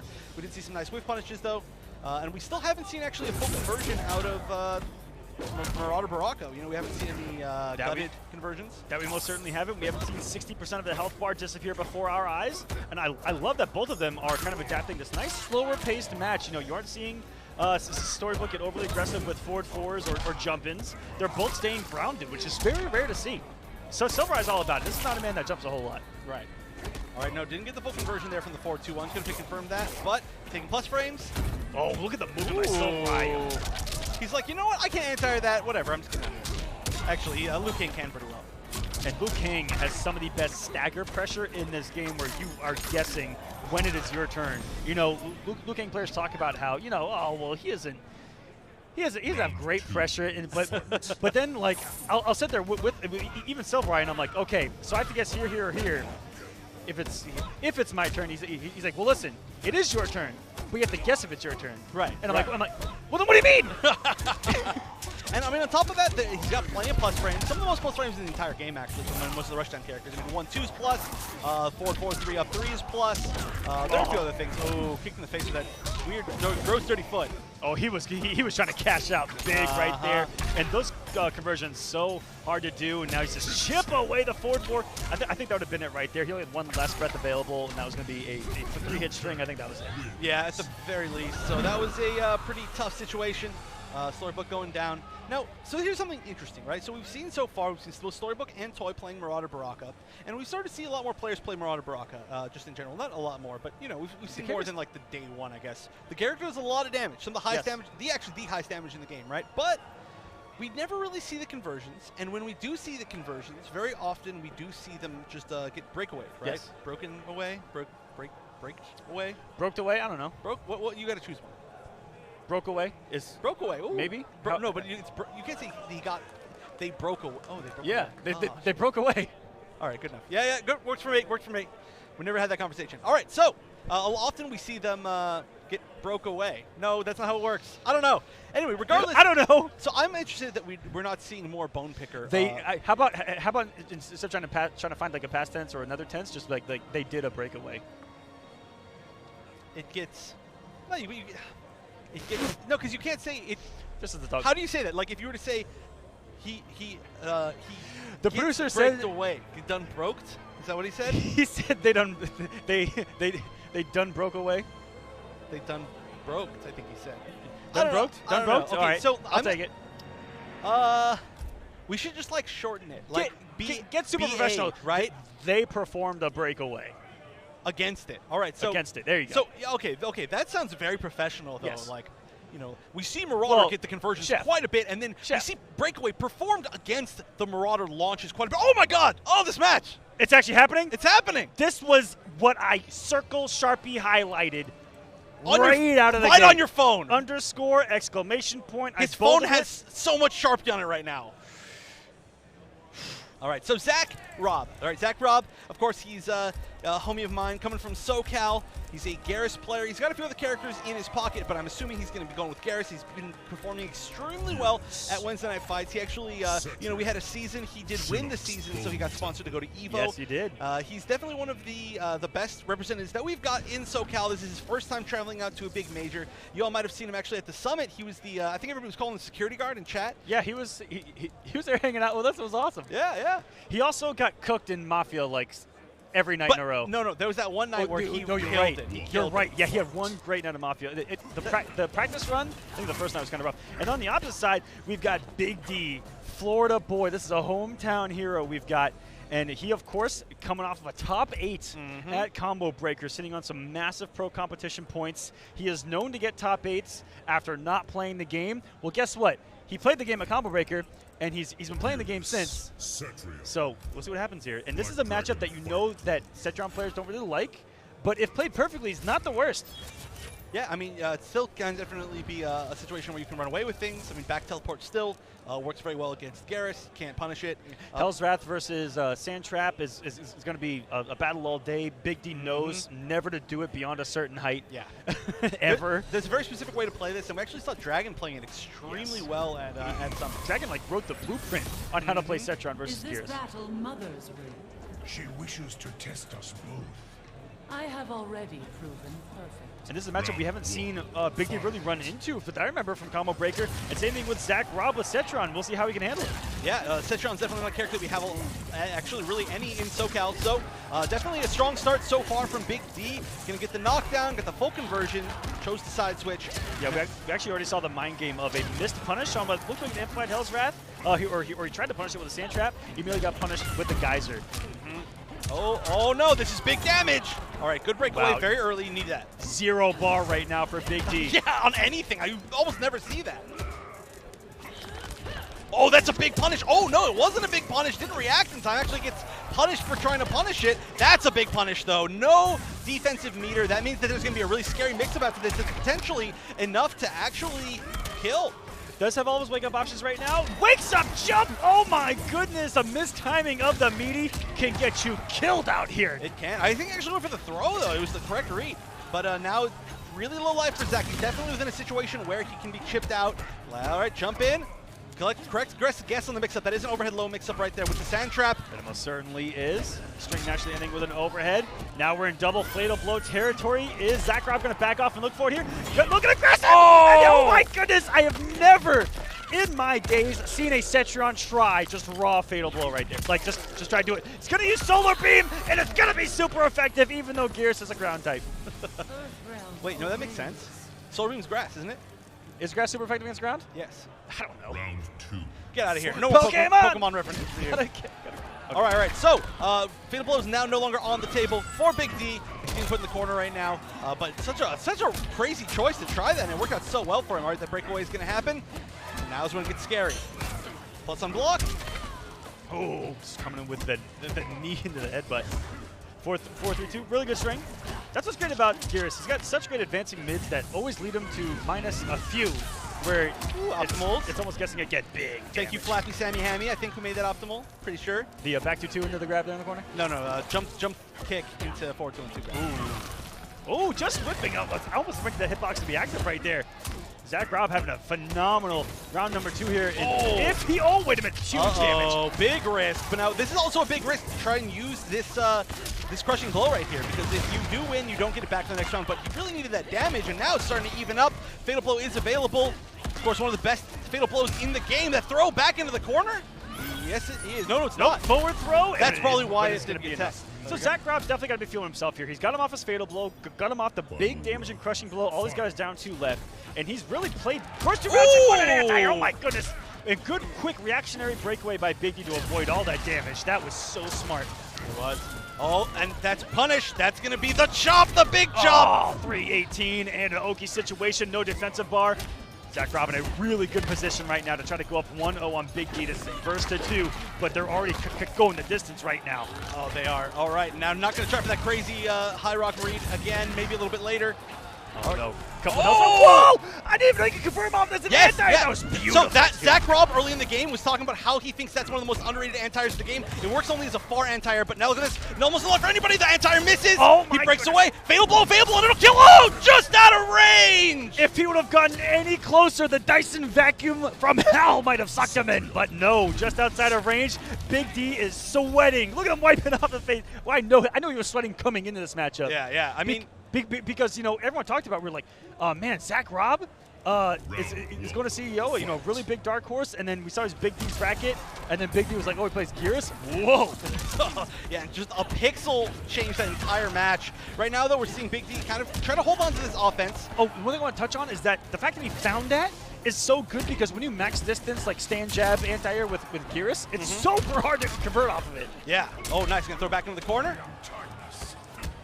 All right, now just going for some meaties. Understandable. So far, we've seen Big D choose a lot of options that aren't blocked on Wake Up, and we haven't really seen any Wake Up of 3s. So just meaties seem like they could potentially work. And oh no, wrong spacing. That's gonna be a punish. That's gonna be a big chop. That is. Is he gonna really do it or is he gonna hold it? Oh, he believes in the round. That's all that tells me. I mean, that you he get so much Oki, it makes sense. Escape failed. All right, but throws back out of the corner. Oh, and again missing the timing for the meaty. How many times have we seen?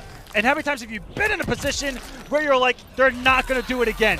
They're not going to do it again. It doesn't even matter. That wasn't the read. The read was that he was like, I'm just going to meaty throw, and he just mistimed it again by just like a frame or 2. Round 2. All Fatal Blows need is 5 frames. Yep, that's it. That's all they need to breathe, and you're done. And he unfortunately was just right after those 5 frames. And 5 frames is almost unfathomable. So just to let you guys know at home, it's not like it's a decent window. No, it's very short. Yeah. If your button press is off by like micros of a millisecond, you're done. All right, so another huge lead, and this is match point for Big D. And now that crushing blow off of Sand Trap is gone, and that's a huge deal in this matchup. And Big D starting to run away with it. He had to have had the biggest sigh of relief in that first game, seeing that fatal blow with the slam. And welcome to the jam.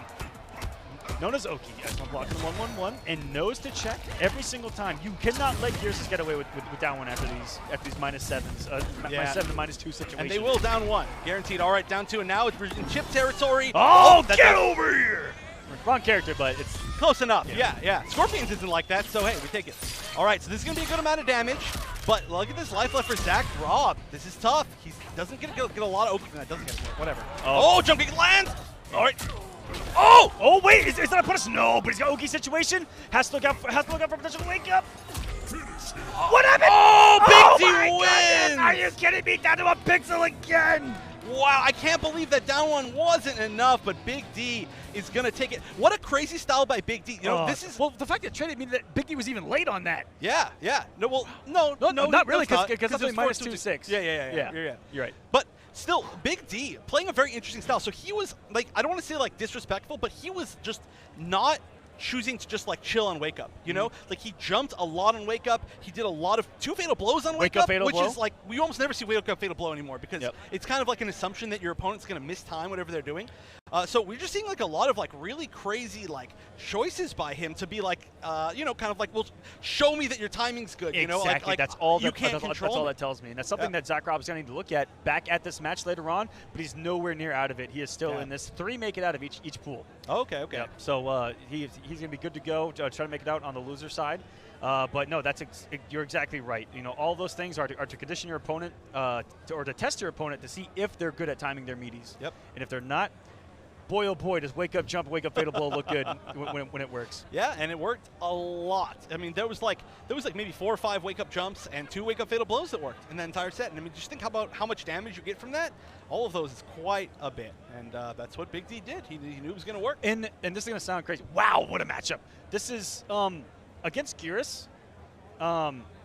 If you jump and they again miss time their 4-2 meaty and 4-2 anti-airs, that string whiffs like crazy on anti-air in that exact situation. Yeah, and so wake up jump against Geras is like a known community thing that where you wake up jump a lot and you get the 4-2-1 to whiff, and then they just kind of lose all pressure right there off of that. And then the Geras player keeps trying to do different things on Oki. It's just a constant mind game that they play, and that's why we play these fighting games, and that's why people are professionals at it. Yeah. So much goes into it. You automatically have that read. All right, so I'm sure you're again excited for this one. We're going to Furious Pillow going up against Hayate, and this has to be winners finals of the pool. I'm actually going to pull it up. Real quick, the final pool of the thing that we haven't gone over, A5, Sonic Fox's pool. In here, Royale, but I don't know if he actually showed up for the event. I think I saw on Twitter that he may have missed out. That's unfortunate. Other than that, Abyss, who we saw earlier, is on the opposite end of Sonic Fox. Twixie as well joining us here. Oh, yeah, that's exciting. I really hope I get to see a Twixie match. Aaron Black, Total Calm. But right now, Aaron Black. All right, so we are going to see Hayate stick with Aaron Black. I actually haven't seen a whole lot of Hayate since the last big time that we saw him. And so I think, I don't know, I always still feel like this is an interesting choice of character for him. He got 9th at Combo Breaker. I believe it was him versus Deoxys for top 8 on the loser's side. Yeah. So he did really well, made some good points. Was Combo Breaker just 1 month ago? I'm trying to remember. It was a little bit less than a month ago. Okay, yeah. It just feels like a really long time for some reason. Yeah. It was like okay. It felt like it was like 2 months to me. Like that's why I keep thinking that people might have changed, but I guess it hasn't been that long, so we're probably not going to see too many changes. I don't know. Had a long month, but yeah. So we are probably going to see Aaron Black again. I still think this is one of the most interesting choices and one of the most different characters that we've seen Hayate pick in an NRS game. I mean, he always tends to choose, you know, these like weapon characters that are relatively rushdown based, but Aaron Black, you know, he's got like powerful zoning. He sets up like acid traps on the ground. He tries to, you know, he doesn't necessarily just play it that way that we kind of see him play. I want this known. This is winners finals, no matter what. Kodokan is in top 96. Oh, that's again a weird thing to say, but very nice job to Furious Pillow. And this is a matchup. As a Kodo player, I don't hate this terribly. I only hate this slightly. Well, that's good because I hate the Aaron Black matchup always. So anything Kodo does is just a back 2 check at Aaron Black, but that's kind of universal against everyone. But he's got 0+ frames, so it's always going to be a check. Oh, he's bleeding right now. And I'm actually curious how Hayate is going to approach this matchup and how much experience he might have. That's one thing that us Kodo players are always going to have up our sleeve. Someone like Furious here is a lack of potential character knowledge. -6 on that. So that's a nice save option for Kodo to do. It's not as real quick for a shimmy with a 1-2, but it acts as a minor one for him. Oh, this is going to be a really tough situation. Nice, using that 4-2 to get out of there immediately. Oh, yes. He was looking for the breakaway. That's an anti-breakaway setup right there. Oh, this actually should be enough for the kill. You think so? You think so? Oh, I've seen nothing but shields out of him, a couple skulls. Oh, this is really close. I don't even know. There's one more. Oh, my goodness. Oh, okay. Furious Pillow taking round 1 against Hayate. And I don't even know how he evened up this damage. He was just like especially after that start of the round where he was like 50, 60% health down. All right, trying to throw some shields. Oh, no. That was not a safe area to use that. And look at this, just taking so much guaranteed poison damage. Reptile's the best character in the game. It's just he's only in one move. Sometimes that's actually the better option against Aaron Black if you think about it, because he's looking for you to jump, he's looking for you to move, looking for you to freak out. If you stand your ground, he's actually the one going, wait, what are they doing? Yeah, I mean, technically it does 100 damage. So you take 100 damage if you choose to sit there and show. All right, and that's going to be it. The back twos. What a wake-up down one to beat out the startup of the command grab. Now, I think Hayate actually, by the way, could have done back to slide right there to gain corner positioning, but now this is good for Furious Pello. He does have the corner positioning, which is something you want in total, although he's been very willing to command grab to throw people out, which I think people may be like, oh, he's not good command grab. He wants the corner, and then he does, and they're like, oh, no. It's the conversion from the up three! Now, that thing, the scaling on it is horrendous, but it is there, and there he is. And most importantly, he got the Oki. And the Oki gave him the command grab, and the command grab gives the damage buff. Oh, and then he's going to get a big conversion here with the damage buff on. Oh, into the reset! Yes. Look at this damage! Fatal Blow is available, one of the best in the game. Blocks the slide! No breakaway! This is going to do to the command grab amplified! Give me the juice! You think that's it? Is that it? Is that it? It is! Furious Pello taking game one against Hayate's Aaron Black. Drank that blood, filled up with that vitamin. See you in the next match. Woo! Furious Pello is now on match point to make it on the winner's side of top 96. Against Hayate, who, like you said, was I think he was like one round away from making top 8 at Combo Breaker. Known as one of the best players in the NRI scene in general for so many years, but right now we're seeing this is definitely the first potential upset of the day. And what I've seen out of Furious Pello are no gimmicks. This is all solid blueprint how you play Kotal Khan. Yeah, I mean, the reset into the unblockable, almost a gimmick, but still, I'm going to give him that one. Absolutely. Yeah. But, again, it's all about knowledge of having played it. How much Kotal Khan experience does Hayate have? Oh, he ducked the throw, but no punish. All right. Forward, back into the corner. One of the best mid checks he's got. Oh! Escape failed. Both throws have 310 loaded. Oh, did you see that? Match point for Furious Pello right now. The forward dash, the back dash, back in, punishing with the crushing blow throw. Oh my God. If there's anything that Kotal has that's good, it's his dash, right? Oh, his mobility is top in this game. Wave dash and just his normal walk speed and dashes alone. Oh, a little bit of extra damage there with the acid down. Great position right now for Hayate. Huge up two. Oh, making him breakaway here is actually a pretty big deal. If he gets a hit right now, it could lead to some pretty serious damage. That's why he's fishing for that. Wow, doesn't block the low, waiting for the stagger. Oh, needed that really bad. That is -1, I think. That thing is safe as scrap, but it is a high. But it's a high, yeah. It is a high. Used to be cancelable before the changes. And still in the moveset it says cancelable, but not. Oh no, gonna have to. Oh, the parry! Oh, okay, he's just swagging on it. Oh, this is a lot of damage! Oh, with the damage buff! Double damage buff, what's going on? This is gonna do so much damage. But like you said, it's gonna throw him back to mid-screen, right? Oh my God, look at this damage! There's still one more! Was it 439? Oh, the wake up fatal blow! You gotta expect it. You gotta expect it. And honestly, I think he did. He tried to mediate, but didn't expect the back roll into wake up fatal blow, which clearly has worked a lot today. If that 4 would have been active, may have even beat out the startup. That was sensational. That was one of the best rounds I've seen, and might go down as one of the best ones we've seen here at CEO already. Well, this set's not over yet, so let's see. All right, they're both starting off. They're like, yeah, it's standing my damage over time. I don't care. Look, I'm healing while you're throwing me, and you're burning. I don't care. That's a win-win for Kotal Khan, baby, other than eating some potential Oki right here. Oh, the crushing blow! Great choice to use that. Saved it to the end. Although another forward 4 could be another crushing blow. It's got to be careful for it. Oh, that was a mistake. That had to have been a mistake, and he's getting punished so hard for it. All right, nice down 2. He read the breakaway. No anti-air. Jump kick's going to land. Now he gets him another one. This is going to be some massive damage. 4-3. I think that could be it. This is absolute death. Slam. Slam. No. Oh my God, again! Furious Pello making it out of pools in winners, knocking Hayate into losers using Kotal Khan. I can feel, I'm going to sit here and say we are now looking at the Khan of Khans. Furious Pello, winner's side over Hayate, top 96.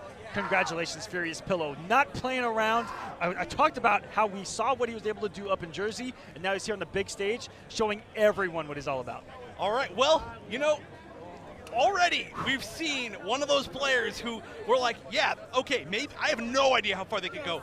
But, I mean, if you just see how amazing he played throughout the entire set, I mean, honestly, one of my favorite things was the fact that he knew exactly how to deal with every situation just to take even as little chip as possible. The way that he started, like, parrying once the actual, like, you know, he was in the acid, and then there was the gunshots coming out, and he knew exactly how many he could parry at exactly what times, so he didn't have to take more chip. He knew exactly what all of his conversions were. He was not afraid to command grab people out of the corner. So many different things that are so smart and just show how much he's labbed this character. Plus, not to mention, he knows exactly how to get the damage that he needs. I mean, think about this. How many rounds did he win with exactly amplified command grab, and how many rounds did he win with exactly the startup of the sun? Within the past 2 sets that we've seen him on stream. Like, he knows exactly what he needs to do in every single 100%. situation. Anyone looking to play Kotal, that is the blueprint right there.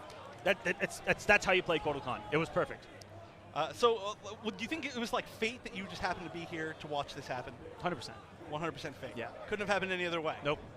Like I said, someone who watched Kombat Jersey, and I saw him, and I was like, man, even then I saw it, and I was like, that's how you play Kotal. Well, okay. Moving on into top 96 winners for himself. Very impressive stuff. I'm really excited to see who he has to even play against later on in the bracket. I mean, and who really has Kotal experience? Exactly. Yeah. But I mean, you know, you should be labbing the character.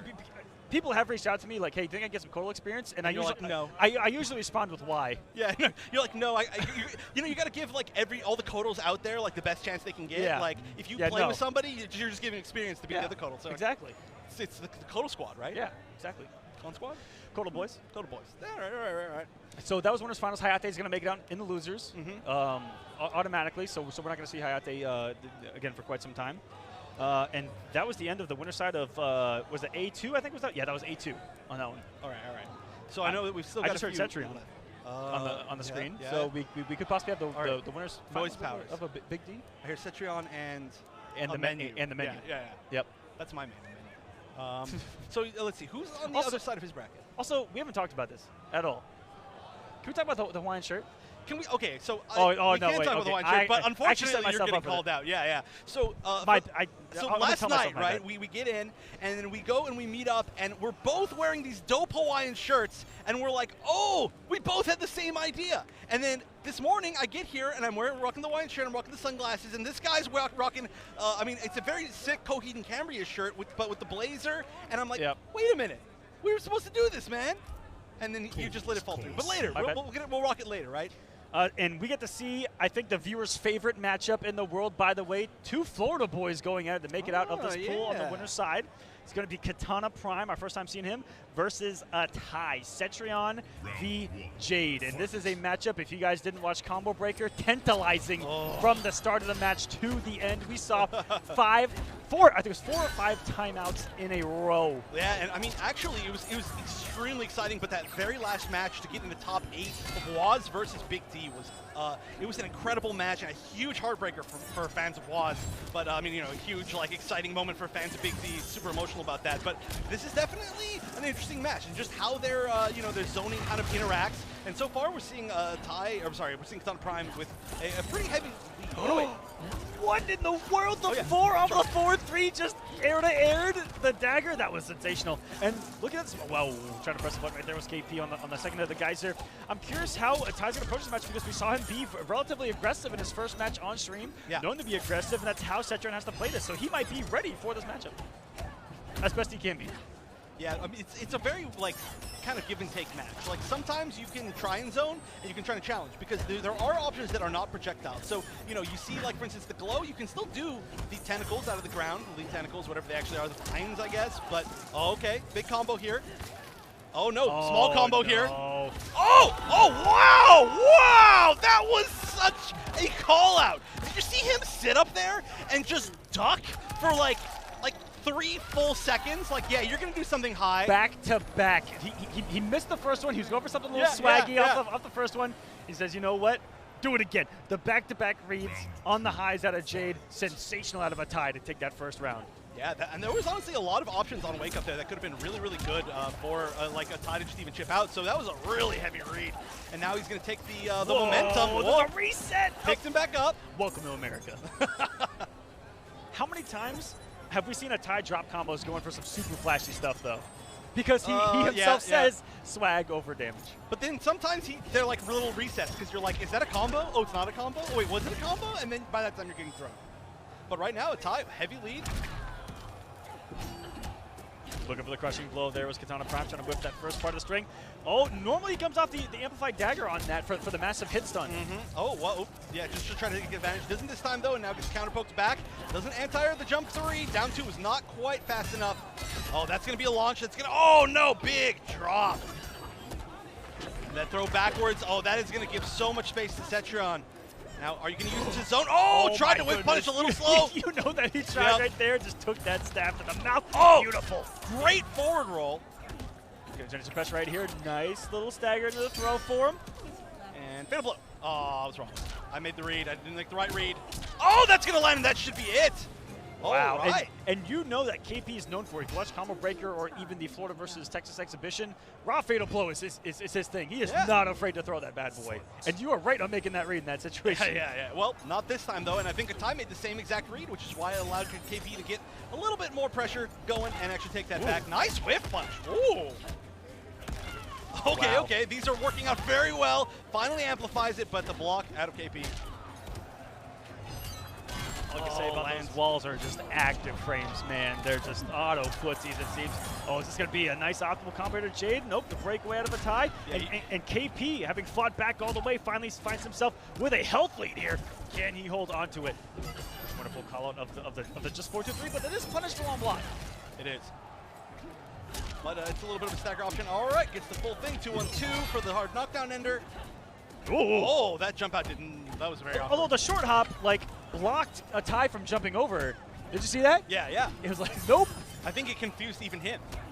Oh, and this is a huge life lead. No conversion off of that. It's going to hit at a very awkward angle. Teleports to avoid the chip and get the corner positioning. This could be good. You can actually, the teleport was a little too late. Now, one thing that I would like to see is there is definitely an angle where, you're a little bit close with Jade, and then Cetron can throw up that wall and then amplify it and just hit with the amplify part to hit Jade out of the air, and you actually get that crushing blow where if you out there don't know, you can get a crushing blow by using the wall, absorbing projectile with it, amplifying it. If it hits, crushing blow. Lots of damage. And then, then that comeback would have potentially happened. But we haven't really seen that wall used that way to block projectiles. I mean, we have not. They both have anti-projectile options. But KP really bringing that back. I mean, that was a lot of momentum from a tie after that first round, but we actually never saw the fatal blow come out of KP. And that might be something that he made the adjustment from his previous matches. He may have looked at his losses and said, you know what, I put it on the line, it didn't work out, and might be doing that a little bit less this time around. Yeah. There's going to be some big damage. I think that's the optimal jump kick into the stand for. As far as I know, that's the optimal. Maybe that weird one that he was trying to do earlier was optimal, but I've never seen it before. But definitely, as far as I know, the optimal B and B is. Sometimes optimal is not just max damage, but the one you're going to land 100 out of 100 times. Yeah, maybe. Sure. I said sometimes. Sometimes. Sure.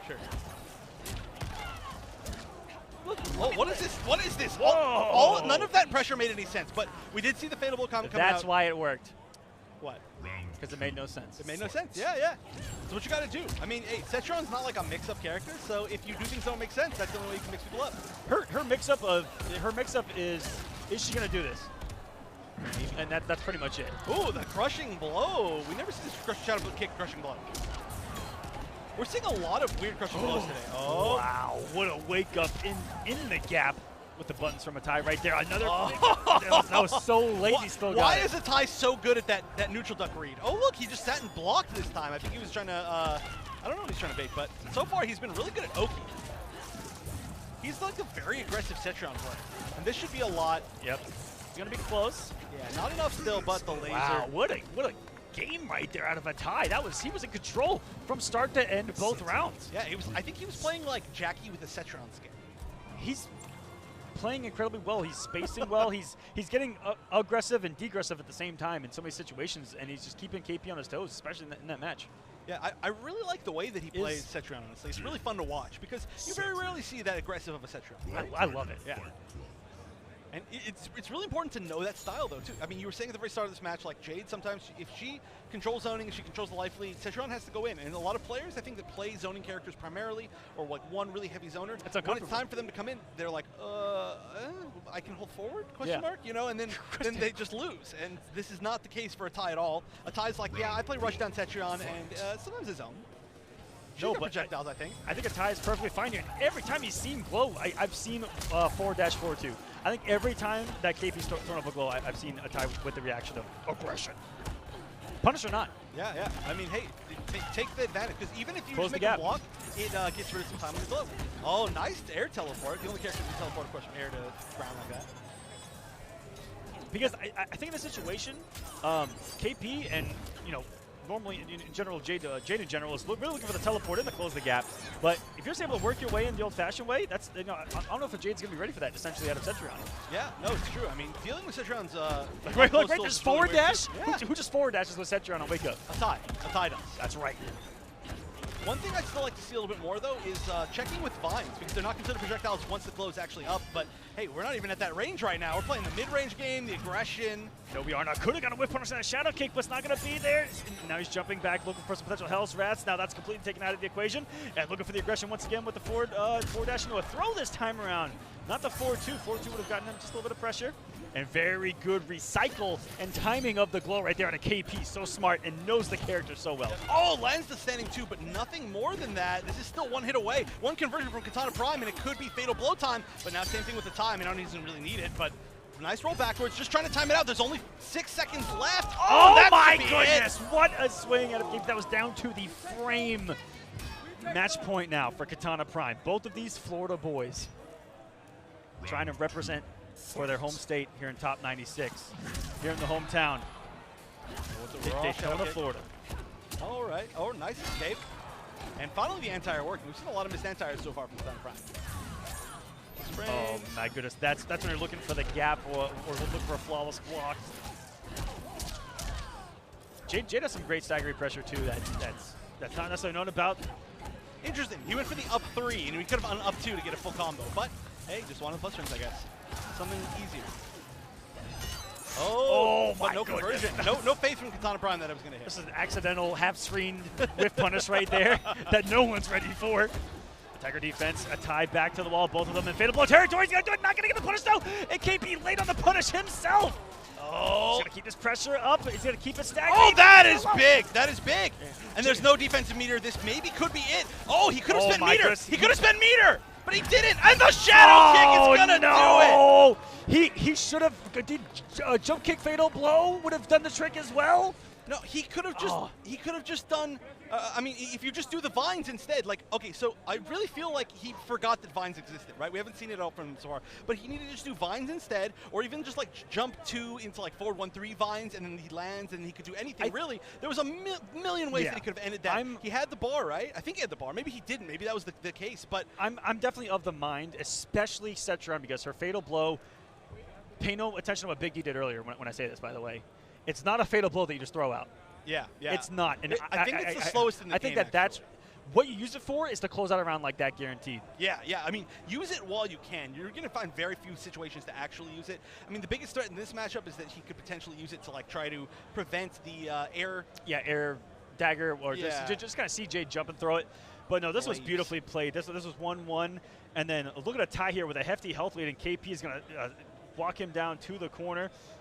Oh, that was actually I mean, that's what it was down to right there, was that one little whip punish of a down one. The down one looked like it wasn't in range for Setron right there. Oh, that's going to come back to bite him, and did not have the offensive bar. Oh, that's what it was. In that scenario. So I think jump kick fatal blow was the only way. And we get to see Twixie. Look at this. This is the first time I actually get to commentate Twixie in an NRS game. Very excited. Twixie is a very good Pokken player, actually one of the best in the world. He's over here, I'm sure, competing that. But he's been spreading out to a lot of other games. Soul Calibur too, right? Soul Calibur was the one he moved to after that. And then he's been playing a lot of MK11, been watching him stream. So I'm really excited to see him play. Now he's usually quite good at playing kind of like a ranged characters. You know, he likes being able to kind of mix people up from fuller screen and like zoning tools and space control tools. And his opponent's gonna be Bombito, who we saw earlier playing. Bombito was that the new player, or was that the No, it was the Scarlet player. It was the Scarlet player. Okay, Yes. okay. I knew it was one of those two in that matchup. But yeah, so we are going to see some more Scarlet. Kind of got rushed out By the way, international as well. oh, nice, nice. Puerto Rico here for Bombito. Yeah, you can even see the little. Oh dog yeah, tag. the little necklace. Let's go. Yeah. Someone came up to me who was, I think, also from Puerto Rico. Said hi. I saw so many internationals here. Just kind of walking around. It's bringing us all together, man. Is Mortal Kombat. I love it. Yeah, you know, Mortal Kombat always throughout history has been one of the most popular international games, which is a really it's a really interesting thing to think of. But for whatever reason, you know, I mean, we've seen people from so many different countries doing so well. You know, like a lot of players from like South America and from like Australia and I mean even Africa. I mean, I know Silver Eye's been getting like when did the summit like drive. He got a lot of support from players in Africa, and there's just tons of players from all over the world. It's really, really crazy. Yeah, there are scenes everywhere. You know, Brazil, Dominican Republic, Puerto Rico, South Africa. I know Mid-Africa. I think North Africa as well. I have to relook, but all over. You got everywhere in EU. You got Russia. Shoot, what else? I've seen an Indian scene.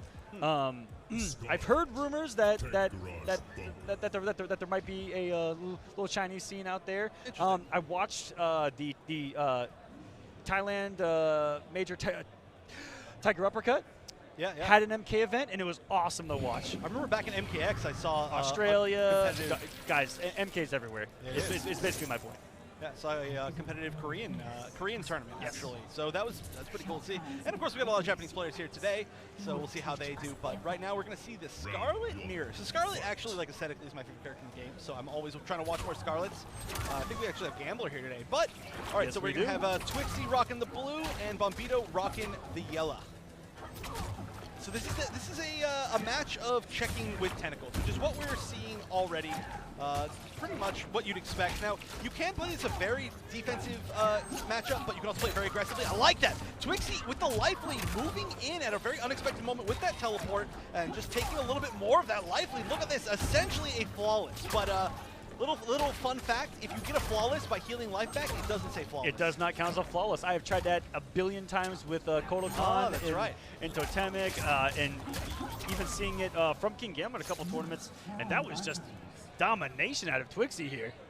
And you know, to talk about how many games Twixie plays, just fundamentals carrying over.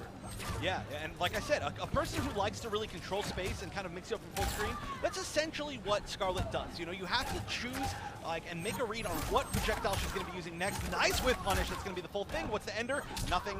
Big drop. All right, just taking the knockdown off of that. 4-4-3, and now the zoning again. So this matchup is so dictated by who gets the life lead early, and Twixie so far has taken the life lead pretty strongly both rounds. Yep, and the zoning's looked great, and with that health lead, you know, every stray hit is just going to he's going to continue to have that health lead and build on it. Or even like literally build on it, right? Like literally gain more life.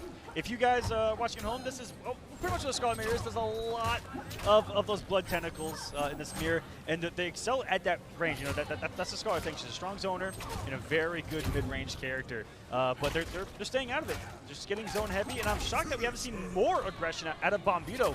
Looking at the health lead. Yeah. So there are a couple thoughts here, right? Now, we did talk a little bit about how, like, a lot of times, you know, when people play really heavy zoners, they often feel a little bit uncomfortable when they have to, you know, kind of rush down. And that's definitely a situation where Scarlet, you know, in certain matchups, she can't zone quite as well. And in the mirror, if you're losing the life lead, you have to rush down.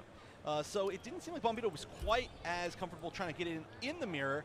But on top of that, a really big part of that matchup was the variation choice. Now, we saw variation 1 from Twixie, which is the one that has the teleport and the counter and the blood ritual. But the teleport came in handy a few different times, and the teleport could have come very much in handy for Bombito, but he was choosing variation 2 that has like the kind of like slow old bubble blood and the siphon, right? Yes, yes.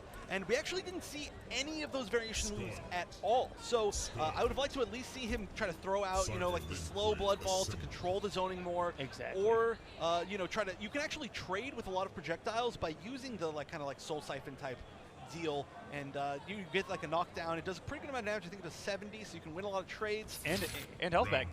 Health back if you not if you trade though. If you trade, it doesn't give you health back. Fun fact. But regardless, Ooh, I would interesting, like really. yeah. Interesting. But altogether, I would like to see him just change Scarlet. Kind of got rushed down By the way, international as well. oh, nice, nice. Puerto Rico here for Bombito. Yeah, you can even see the little. Oh dog yeah, tag. the little necklace. Let's go. Yeah. Someone came up to me who was, I think, also from Puerto Rico. Said hi. I saw so many internationals here. Just kind of walking around. It's bringing us all together, man. Is Mortal Kombat. I love it. Yeah, you know, Mortal Kombat always, throughout history, has been one of the most popular international games, which is a really, it's a really interesting thing to think of. But for whatever reason, you know, I mean, we've seen people from so many different countries doing so well. You know, like a lot of players from like South America and from like Australia and I mean even Africa. I mean, I know Silvereye's been getting like when did the summit like drive. He got a lot of support from players in Africa, and there's just tons of players from all over the world. It's really, really crazy. Yeah, there are scenes everywhere. You know, Brazil, Dominican Republic, Puerto Rico, South Africa. I know Mid-Africa. I think North Africa as well. I have to relook, but all over. You got everywhere in EU. You got Russia. Shoot, what else? I've seen an Indian scene. I've heard rumors that there might be a little Chinese scene out there. I watched the Thailand Major Tiger Uppercut. Yeah, yeah. Had an MK event, and it was awesome to watch. I remember back in MKX, I saw Australia, guys. MK's everywhere. It's basically my point. Yeah, saw a competitive Korean tournament, actually. So that's pretty cool to see. And of course, we got a lot of Japanese players here today, so we'll see how they do. But right now, we're going to see the Scarlet Mirror. So Scarlet actually, like aesthetically, is my favorite character in the game. So I'm always trying to watch more Scarlets. I think we actually have Gambler here today. But all right, yes, so we're going to have Twixie rocking the blue and Bombito rocking the yellow. So this is a match of checking with tentacles, which is what we're seeing already. Pretty much what you'd expect. Now, you can play this a very defensive matchup, but you can also play it very aggressively. I like that. Twixie with the life lead, moving in at a very unexpected moment with that teleport, and just taking a little bit more of that life lead. Look at this, essentially a flawless. But little fun fact, if you get a flawless by healing life back, it doesn't say flawless. It does not count as a flawless. I have tried that a billion times with Kodokan in Totemic, and even seeing it from King Gambit a couple tournaments, and that was just domination out of Twixie here. And you know, to talk about how many games Twixie plays, just fundamentals carrying over. Yeah, and like I said, a person who likes to really control space and kind of mix you up from full screen, that's essentially what Scarlet does. You know, you have to choose and make a read on what projectile she's going to be using next. Nice whiff punish, that's going to be the full thing. What's the ender? Nothing. Big drop. All right, just taking a knockdown off of that. 4-4-3, and now the zoning again. So this matchup is so dictated by who gets the life lead early, and Twixie so far has taken the life lead pretty strongly both rounds. Yep, and the zonings looked great, and with that health lead, you know, every stray hit is just going to he's going to continue to have that health lead and build on it. Or even like literally build on it, right? Like literally gain more life. If you guys are watching at home, this is pretty much what the Scarlet Mirror is. There's a lot of those blood tentacles in this mirror, and they excel at that range. You know, that's the Scarlet thing. She's a strong zoner and a very good mid-range character. But they're staying out of it, just getting zone heavy. And I'm shocked that we haven't seen more aggression out of Bombito. Looking at the health lead. Yeah. So there are a couple thoughts here, right? Now, we did talk a little bit about how, like, a lot of times, you know, when people play really heavy zoners, they often feel a little bit uncomfortable when they have to, you know, kind of rush down. And that's definitely a situation where Scarlet, you know, in certain matchups, she can't zone quite as well. And in the mirror, if you're losing the life lead, you have to rush down. So it didn't seem like Bombito was quite as comfortable trying to get in the mirror. But on top of that, a really big part of that matchup was the variation choice. Now, we saw variation 1 from Twixie, which is the one that has the teleport and the counter and the blood ritual. But the teleport came in handy a few different times, and the teleport could have come very much in handy for Bombito, but he was choosing variation 2 that has like the kind of like slow old bubble blood and the siphon, right? Yes, yes. And we actually didn't see any of those variation moves at all. So I would have liked to at least see him try to throw out, you know, like the slow blood ball to control the zoning more. Exactly. Or, you know, you can actually trade with a lot of projectiles by using the like kind of like soul siphon type deal, and you get like a knockdown. It does a pretty good amount of damage. I think it does 70, so you can win a lot of trades. And health back. Health back if you not if you trade though. If you trade, it doesn't give very good health back. Fun fact. But regardless, Ooh, I would interesting, like really. yeah. Interesting. But altogether, I would like to see him just change variations, because I think the teleport, if you're trying to get in, if you're not going to win that zoning battle to begin with, is going to be a very, very powerful tool. And Trixie's already started off winning the health lead. But wait a minute, teleports in and ready for it. That was Bombito with the reactions. Nice jump kick, barely over. Need the blood pummel and a nice whip punish. Wait a minute, Bombito's turned this thing around out of nowhere right now, Chef. Oh yeah, this is huge, and there's like a little bit of life getting gained back from both sides actually this game. And we're seeing the counter. That's a lot of health back right there. They were even on health, and it's just a complete like reversal. It's a complete mirror of what you want to happen to you. They're getting health back as your health is dwindling. And wow, the aggression out of Twixie set up the rest of that match. Those teleports in, the closing of the gaps, and then that parry really, I think, was what might be one of the final nails in the coffin. I mean, that actually does quite a bit of damage. It doesn't have a crushing blow attached to be landing 3 by some miracle, but yeah, I mean, every little bit of damage matters in a mirror like this, such a zoning heavy mirror, where the characters don't do insane damage, they don't have crazy mix-ups, so it's not like you just make a few good reads in a row. And Twixie, again, running away with that life lead, which is going to be all too important. And without that teleport's got to work himself in the old-fashioned way, because the zoning war is not going to be won with a health deficit like this. Bombito trying to find his way in and walks right into the arsenal of Twixie, who's going to take it 2-0. A very strong show. He's having a great time. He is.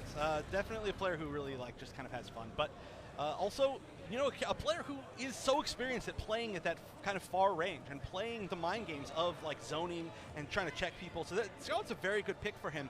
And I'm really excited to see like where he goes in the bracket still. Like clearly he's been knocked into losers just because we also saw Bombito knocked into losers. But I believe he was in a pretty tough bracket, right? Do you remember who was in his bracket? I mean, he had to play Sonic Fox second round. Oh. So.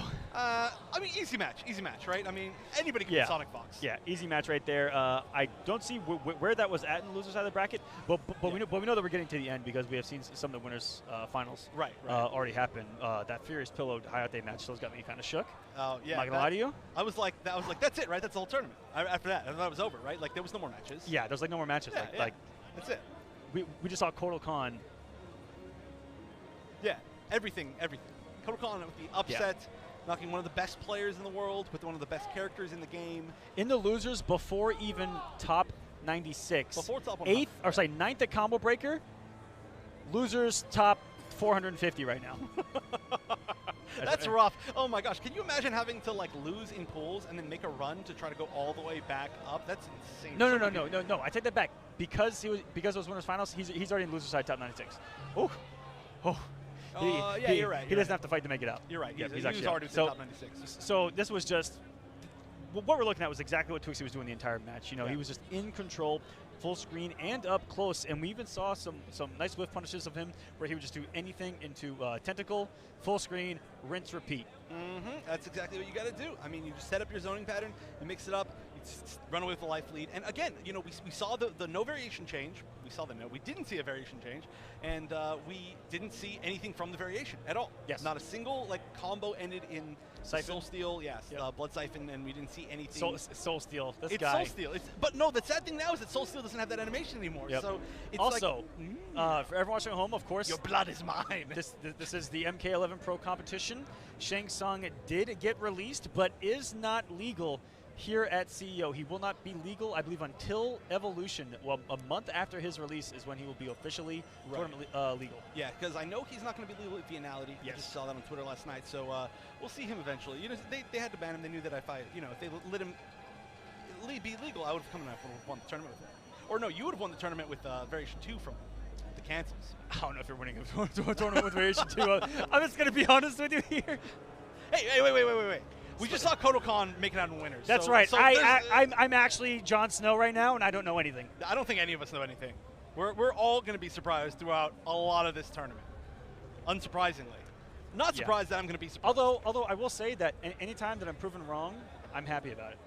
I agree. Well, most of the time. Yeah, right.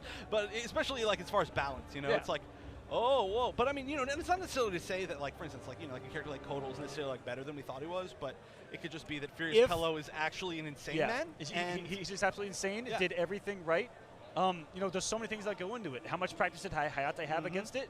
But even then, like, that's what impressed me the most is that it looked like it wasn't in both matches that Furious Pillow played. it didn't look like it was a lack of matchup knowledge. It was just how well he played. It was actually, like, in my eyes, so, like, because there was not a lot of gimmicks. Throughout all I do all the yeah, gimmicks. It's true. It's true. There was almost no gimmicks.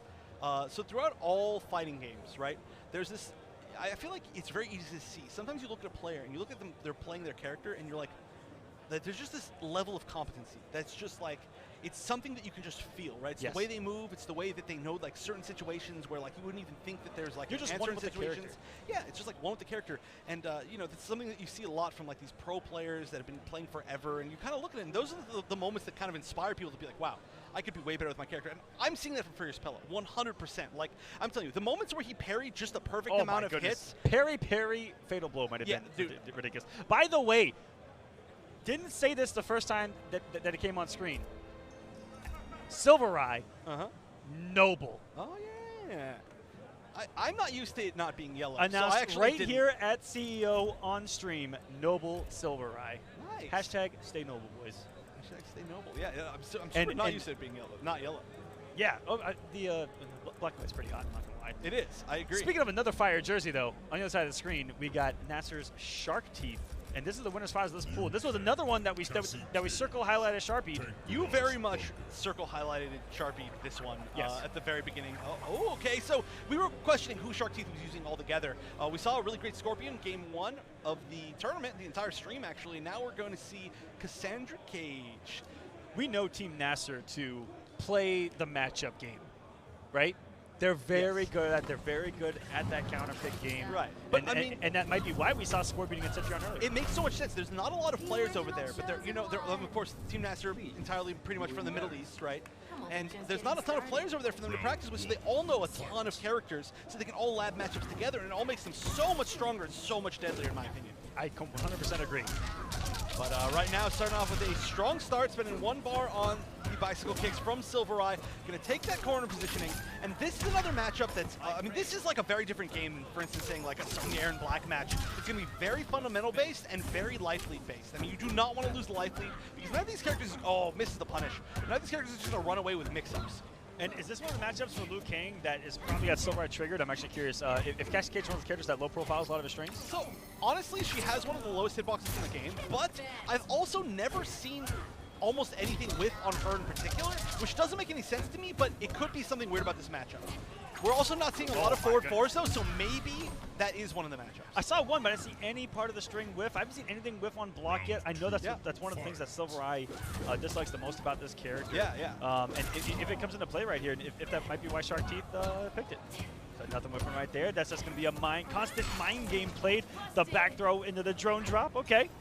Nice reversal position. Look. Oh, he had the answer. I was so smart. Very, very ready for that situation. Not a lot of people have an answer for that right there, Chef. And that is someone who's done his homework right there in Silver Eye. Yep. Especially from that range. Like, from point blank, pretty much everybody can punish, but from that range in specific, yes. Ooh, huge drop right there.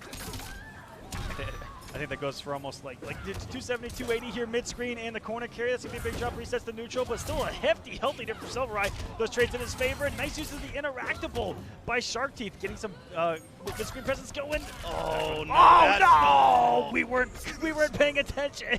I was. I saw it. You saw it? Okay. Yeah, I was like, that was, and then you yelled. But, yeah, no, that's actually one of the scary things in this matchup as Cassie, is that she doesn't have the option for the crushing blow throws, but Liu Kang does. Now, on the opposite side of that, the reward, especially, well, actually, this is all very weird and backwards. So, like, the reward for hitting combos mid-screen is very high for Cassie and pretty low for Liu. But if they get each other in the corner, the reward is considerably higher for Liu and then considerably lower for Cassie. Yes. This is actually just one of the weirdest matchups in the game.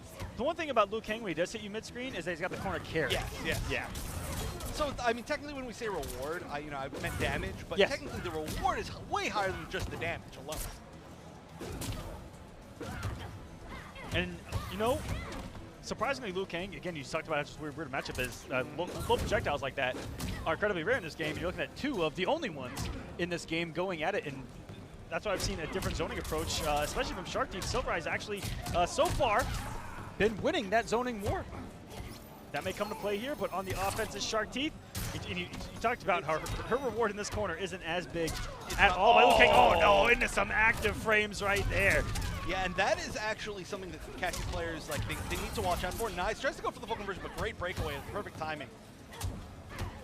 break away any later in her launching string, she does get really good oaks because you're going to break away from really far in the sky. That should be it. Oh my goodness, Silver Eye putting it all on the line. Possible hit confirm there, was 2 hits. It was 100% hit confirmed. Definitely, my definitely. goodness. And honestly, that's one of the strings that I feel like people don't talk about quite as much, but back 3-4 for Liu Kang is a very far low string, and it's got a very like weird animation where it kind of It has comes a big out of hitbox. It nowhere. has big hitboxes to it. It does. And even on a conversion like that, works out Actually, for him. in the corner, too, you get a lot of damage off because you can get back 3-4 into low fireball. So I like that string. Not that fast, but nice cancel on the stand. Very rare. Ooh, reversal punish of the low projectile too. Big trade. I feel like anything that, like, if you ever see Cassie Cage get a trade, she's gonna be the one that's more plus. Pretty much, most of the time, I'm trying to think, I feel like there's some character that, like, oh, like Johnny. I never ever get to trade Johnny into plus. Or Jax. Is it or Jackie? Or Jax. Oh, Jax. Or Jackie. Oh, my or goodness. Jackie. Any of the Russian characters. There's a few of them. We have Cassie's up in that space, though, you know? We have seen any Jax so far today. Looking for the check. Beautiful space in the down 4 by Shark Teeth right there. And this has been a phenomenal game too by Shark Teeth. The score does not reflect that. He outplayed Silver Eye 80% of that first round, and the comeback by Silver Eye was real, and it's looking like another comeback on deck for Silver Eye. Has the position, is going to wake up. No, That's just the shimmy into the forward 4, and Silver Eye is going to move on the winner's side. Top 96, 2-0 over Shark Teeth. That could have easily been a game number 3. That second game was Shark Teeth.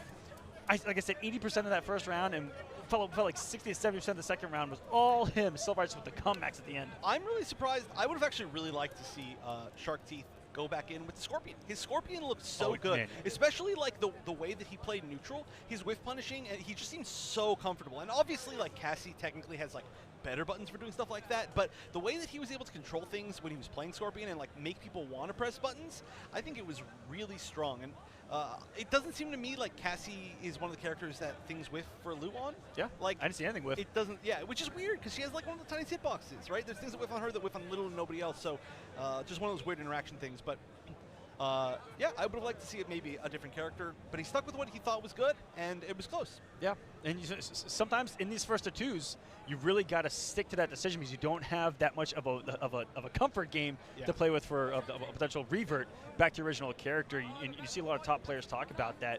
A big one being Tweety after a combo break. He was like, man, I think I'm playing too many characters. Now he might have to narrow it down because in these situations of first 2s, he's like, man, if you second guess yourself and you're wrong, you're like immediately screwed. You're just immediately screwed. You know, there's not that comfort there. So different mentalities in these first 2s, and that might be why he didn't make the switch. But I agree that Scorpion looked crisp in that first match. Yeah, and it's just another character that we honestly don't get to see too much of on a competitive level. I mean, everybody gets to see a lot of Combat League Scorpions, but we don't get to see a lot of really great Scorpions who are patient and willing to play the game the way it needs to be played. We are going to see potentially some Scorpions a little bit later in the tournament. I know the Perfect Legends here. I don't know which character he's going to be using, but I think the potential's there. But yep, we did see Cassie, and I think that's actually the first. I've heard he was the voice of Kung Lao, so I'm hoping to see Kung Lao. I want to see the Kung Lao mirror in that pool. In that pool? Who else do we have in that pool? A foxy grandpa. A foxy grandpa. Or my brother keeps calling him Funky Grandpa, and I actually like that name better. He keeps incorrectly calling him that. He might like that better. I don't know. I know. I actually asked him, and he said he likes Foxy better, so I was a little disappointed. I mean, the reference, of course. Yeah, it is right. I heard a Scorpion and a Sub-Zero pick. I don't know who this. I didn't even. I don't know who this could be. Oh, they backed I out. have no idea. They backed out. Yeah, maybe they were just on it. We're actually reading the menu through the audio right now. Yeah. As to who we might have on the stage right now. Let's think. So we've seen a ties pool finish. Who was in? No. It could be whatever pool. Sonic Fox. Zach Robson, or Sonic Fox's pool. That was. Oh, yeah, you're right. Was Zach Rob versus Big D winners finals though? I'm pretty sure that they were on opposite ends of the bracket. Were they? Yeah. That was really fast. Yep. That was like the first one we saw then. Well, I mean, there's still losers finals for those pools, though. Yeah. So there's still all of the losers finals, and there's still, I think, the winners finals of Sonic Fox's pool. That's true. Yeah, that's true. Sonic Fox of the A1 through A5, which is happening right now, and I believe that the B block has 6 pools to it because there's some that are running 6 at a time, some that are running 5 at a time. Okay. Who else? Which is coming up next. Who do you think is on in winners finals against Sonic Fox? If you remember the bracket. I honestly, that bottom half of the bracket could be a toss-up. I'd like to see who it is, though. Okay, yeah, I don't actually know either. I can kind of see past the stage. I can't. Oh, okay. So technically our faces are up on the stage right now. Yes. So if I look down, it's like I'm looking down at the players, right? It doesn't Yeah. work. Yeah, I those can't guys, see through those my guys avatar. right there, Yeah. whoever these guys are, the people on the stage are looking at us like, what are they Yeah. doing? What are they pointing at? But Yeah, we're pointing. We're what- pointing at you. What actually are they pointing at We're right pointing at you. It's beautiful. here? Yep. Absolutely. I know. They just don't know it yet, though. They don't know that we're literally addressing them. Actually, I don't think. Can they hear us? Can they hear us? Anybody Maybe. out there? Can you hear us? Hello. Maybe, I Hello, don't know. crowd. I'm waving at you guys. I'm waving at Buffalo. Buffalo's out there. Hi, Buffalo. This actually might be the transition in the next set of pools, though. Now I'm thinking about it. Like, Yeah, the last yeah. one. Yeah, we actually are. So, guys, thank you. Welcome back to CEO 2019. I'm Shy Guy, and of course, joining me, Ultra David. How you doing, man? I'm super stoked to be here is how I'm doing. I'm really happy to be doing MK at CEO. Already had one block of pools. Yes. We know some of the people who made it through in winners. Rye, Furious Pillow. Yes, one of the over biggest Hayate. upsets already. That's amazing. Big D, KP, and then we don't actually know what happened in pool A5, but we're basically going to say Sonic Fox. Yeah, made it's a it through. safe bet. I think Chat would agree with that. We'll just throwing it out there. We don't actually have confirmation on that, Yeah. but we're going to move on assuming it has. We're now moving to the B pools Yes. of CEO, and some players included. Of course, you can check it all out for yourself on smash.gg. Click on CEO and then Mortal Kombat. But just to let you know, pool 1 includes players like Deoxys, Saltface, Sandula, who Oh, we're actually Sandula. going to see. Yeah. Beyond Toxin and Nikki, among others, are in pool B2. B3 has Coach Steve, Jur, and then I'm actually very interested to see how Tachikawa, a Japanese player, more known for Street Fighter and other stuff, is going to do in that. And then you have B4, where Waz is playing. Yeah. King Raj is in there. You got B5 with Get Wrecked and Alcatraz, again, among other players as well. If I had done this before, I would have said watch out in A2 for Hayate and Jackal. And Furious Pillow made it out in winner's side. So you never know. Yeah, of course. And what's really cool about CEO is we're seeing a lot of the Japanese players come out to play MK, like you mentioned, more known for like Street Fighter or even in some cases Dragon Ball. Yeah, Dragon Ball, yeah, and for they're sure. coming here to play Mortal Kombat, and it's helping grow the scene, and it's fantastic as we go into our first match of Pool B. You got Sandula on the right side of your screen right there. This is a man who played a lot of Kotal in the previous game. I haven't seen him play yet here. So we're seeing Sonya Blade versus Oh. Devora. Oh, Versus sorry, Baraka. Baraka. Oh. How do I earn your respect? Meet me unmercifully. Drill Sergeant Blade reporting. Oh, man, Shout out to this- Baraka. Baraka's so sick. Ready to go. Of course, going with the Marauder, which hasn't really seen much success in the A side. Was he just trying to flawless block each time? I wonder what he was going for there, but in any case, it worked out. So Sandula has Ringmaster Sonya, Primo with Baraka, as you were saying. Held it! Ooh, keep getting that distance. Of course, we're going to see some Zonia here to start it off. Baraka fighting back, getting inside, gets the grab. Getting the distance. Oh, tries to interrupt. Punish? Oh! No. There is a range where you can pretty safely punish Chop Chop, and that was about it. Trying to make something happen. Oh. Chop Chop again. That was a little... Okay, this time he does get the punish, but not too much. Is he trying to get that distance again? Baraka in a very bad position. Oh, and the drone. Just as you want to walk under those rings, You get hit with a drone you right get to the head. dropped. Yep, that's right. Now, Baraka does actually have pretty good zoning. His blade sparks are good. It's just that they're a little underpowered compared to those rings. The rings start up a couple frames faster. They have the crushing blow attached to them, of course. Oh, no! Ooh. Right, Sandula trying to apply pressure, trying to put Baraka in the corner, and he does. Gonna spend the meter here, keep him there. Baraka trying to wake up. Oh, Not can he get the working. dash cancel? Let's go. Sandula. No more meter, but still looking great. Doesn't seem too Ooh, confused. punishes the whiff. Went for the hardest of reads, and Sandula gonna take it over him. Baraka not doing so good so far on stream. I like the difference in expression between the two players. Sandula's here to work. You know what I mean? He's been here a long time. He's been playing. No big deal. Workman-like. And then on the other side, you got Primo. He's kind of smiling. I appreciate that. So he tries to close the distance here. Keeps going for the down two. Gets the grab, chomp chomp. Trading projectiles right now. So he's trying to close, gets the sweep. The low. Yeah, not too much damage mid-screen. Not a big deal. Trying to harass on the win, a little bit down one, and then more pressure. We're gonna catch And now Baraka. we've seen Primo do wake up 2. He tried it again because it lost. Up 3, of course, is invincible, not up 2. And that is going to be match point for Sandula. Yeah, very strong showing so far. Primo not really finding any offense. Obviously going for the chops early wasn't working, and the drone automatically stuffing Baraka and gets the crushing blow. Here comes Zonya. It's part of why people think she's so strong. This damage is great. Her mix-ups are strong. Another one, but not the combo afterward. And then to complement all of that pressure and damage, she has some of the best zoning in the game. This is nice for Primo. Yeah, I mean, there's not too much that Baraka gets out of this, unfortunately, so it's going to be tough for him to get back in. It's going to be back to that kind of full screen presence that has been tough for him. Yeah, trying to close the distance, of course. Sandula trying to keep it in back to the wall. Goes to the other side. Baraka trying to fight back. I mean, good for Primo. Ooh, oh! Wasn't quite whiff punished properly, but it was fine. Sandula got the hit, and that'll do it. So Sandula looking pretty strong. Yeah, definitely a super strong showing. I mean, Psych Baraka's cursed here at CEO on stream. So far, hasn't really won a game. And so far, yeah. So, I mean, that's why Sonya looks so strong, right? Like you mentioned, just the zoning options and the tools, of course, up close. Like, she can get you from low, she can get you from high. The mix-ups are disgusting. I mean, she just got all the tools. Yeah. Is the thing. She doesn't lack anything, and it's not even like she's a...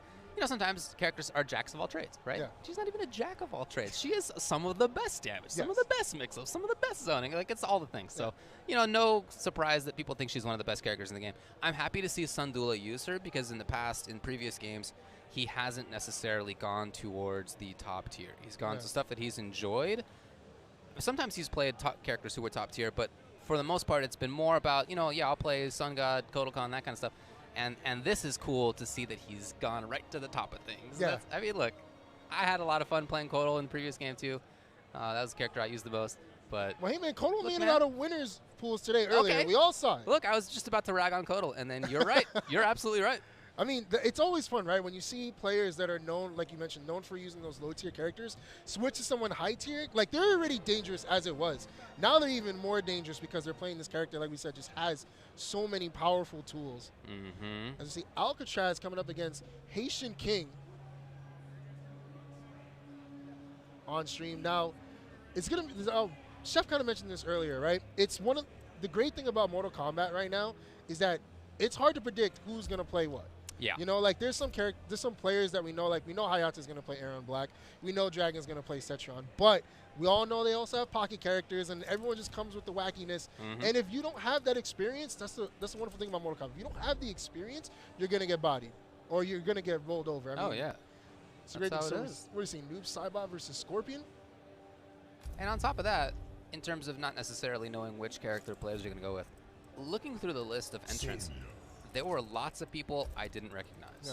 There are lots of people I did, of course, but lots of people I didn't. And I think that's awesome to see because it means that there's so many entrants. There are people trying out Mortal Kombat who haven't in the past, and I'm very, very happy that that's happening. So that's going to be part of this, is that we don't necessarily know who the strong players are. And I've talked with some of the other players about that as well. There's a lot of killers online. Yeah.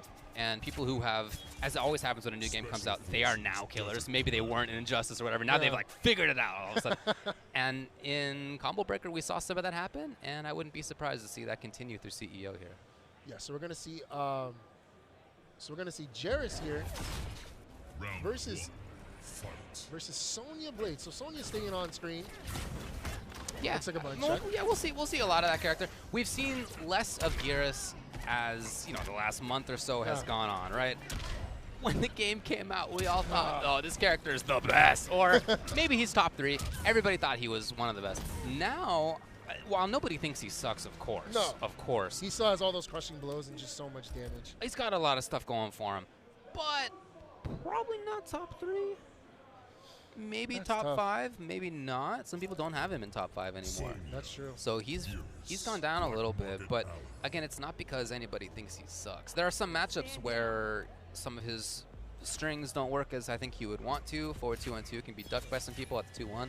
Stuff like that. Some characters can punish Sand Trap from a good distance. So there are some matchups that are a little tough for him, but obviously, and again, in general, great buttons, great damage, great mix-ups. Yeah, speaking of, like, this one's going to be very interesting, right? Because we're going to see what kind of Sonya. We're going to see an up-close mix-up Sonya. We're going to see zoning Sonya because Geras can honestly deal with both of them. right? Oh, like it's you new said. Ooh. era, though. It's new era Gears. Oh. This is command grab Gears. This is hourglass Gears. Goes for the Now, sand that's trap. not the same sand trap as you could see. It does not mean that he's right up next to you. So this is a little bit more of the zoning and command grab Gears. This is probably what you need against Sonya, but once again, you got to figure out which one we're bringing. As right now, you see Alcatraz open him up.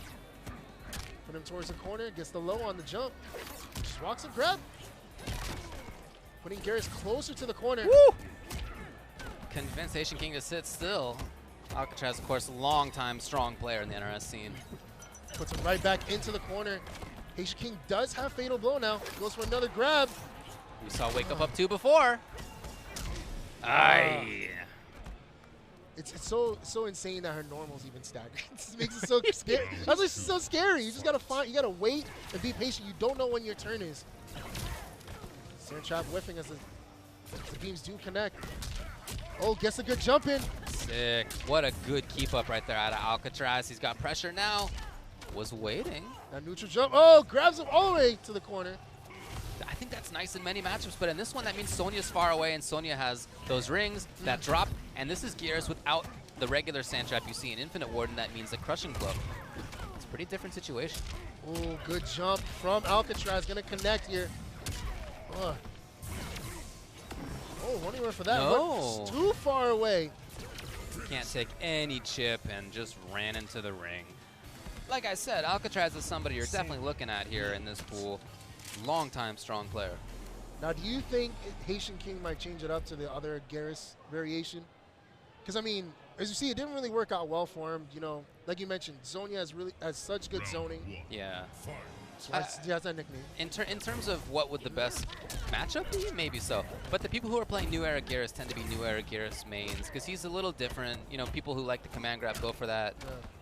People who like cool setups with the hourglass go for that. That's what I go for example. I'm definitely playing New Era Garrus when I play Garrus. Ooh, flawless block, and then gets hit with the meter burn. Tries to close the distance here. Oh. Guess the didn't believe. Alcatraz getting that distance, but Garrus closing it. So he gets the wall.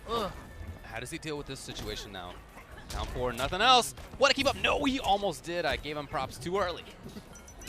Gets the grab, does Alcatraz, keeping him in the corner. Haitian King does that fatal blow. Oh, just what a canceled to go forward and go for the grab. Haitian King on his last life, and Sonya kicks him, taking round 1 in game 2. As this has gone on, Alcatraz has felt more and more confident about pressuring and not being too concerned about whether there's going to be a wake-up. There just hasn't been. You got to worry about, yep, the sand trap below you. That will just come out whether or not Garrus gets hit. Doesn't matter. Yeah, Or the pillar, I should say, not the sand trap. I don't think Alcatraz mind's getting hit with those running grabs. Ooh, gets the distance. Nice counter. So Sonya's trying to apply pressure. Good jump from Garrus. Oh, wins the air-to-air, putting him in the corner. Oh, boy, that was exactly the right moment to break out. A second later, half second later, he would have been too late. No down one into follow-up. Ooh, good tech on the throw. Ooh, tries to wake up, but knows don't get ready out the way. I do think Haitian King's playing this better now. Oh, not there. No meter, though. So damaging, but not 1,000 damage. But does have fatal blow. Ooh. Oh, no. Just stuffed him with the drone. No more chip. Tried it, and it worked, actually. Okay. Haitian King still has a chance here. It's going to be not quite enough on this fatal blow. Yeah, because as you see here, Alcatraz is defending on every hit. So Haitian King did not get any. Oh, no, didn't even duck. I think he should have been able to duck there, but didn't try it, as you said. And that means that Alcatraz moves on. Yeah, That very was first round match. Yeah, first 2 games already, we've seen Sonya move on that we had here on stream. But of course, you know, it's a very tough matchup in general for anybody. You know, of course, see a different variation of Garrus. She's good. She's good. I mean, I think that variation of Garrus is still good. In fact, I think there's some matchups personally where I feel like he's better than Infinite Warden. But in general, Sonya is really hard to deal with. She's just hard to deal with. Yeah, of course. You know, I mean, you saw it was definitely in Haitian King's like mind, you know, because he's like, sure, you want to throw me away, I'll just zone you out, you know, and that which Haitian King went to a lot. He went a lot for the carrying them all to the corner, but you know, I mean, was able to fight out of it, making a lot of the good reads. I mean, Haitian King tried to wake up, attack him, but Sonya was just out of range. Never worked out. Never worked out. So very nicely done by Alcatraz. Yeah. No surprise on that one, and we'll look for the next match for you here. So we're making our way through B pools. Gonna check out some of the replay here. Yeah. See what we got for you in this Sonya versus New Era Garrus. There was a lot of excellent pressure throughout the set. All the just like stagger again. So we saw that a lot, right? Putting him in the corner, you're thinking, especially with Sonya, it's like Sonya, she has a lot of mix-ups, but no, just goes for the grab a lot of the time, and that's what. And Haitian King just wasn't ready for it. I like how all these clips are pressure from Sonya. Okay, and then you had the rings to seal the deal, but that's accurate. I mean, that is what it was. I think the funniest part about it is that it hit him right in the head, and his head like snapped back. It's like, it's the way it ends. Did not want to eat that one right there. But yeah, very, very nicely played. So we're going to move on to Rambro versus Strife. And this one should be really good, because I remember Rambro was talking about how he's kind of trying to mix things up. You know, he's known for Jade, but sometimes plays, you know, some katana here and there. He's trying to figure it out. No. See who we're gonna pick. Oh, we're seeing a Raiden? Raiden versus Noob Saibot. Okay, this is the second round matchup here for both fellas. Rambro beat Pi and Strife beat Guy in green. Again, you can check out the bracket for yourself. Head over to Smash GG. Yeah, this is honestly like the first time we're seeing both characters on stream. Noob Saibot.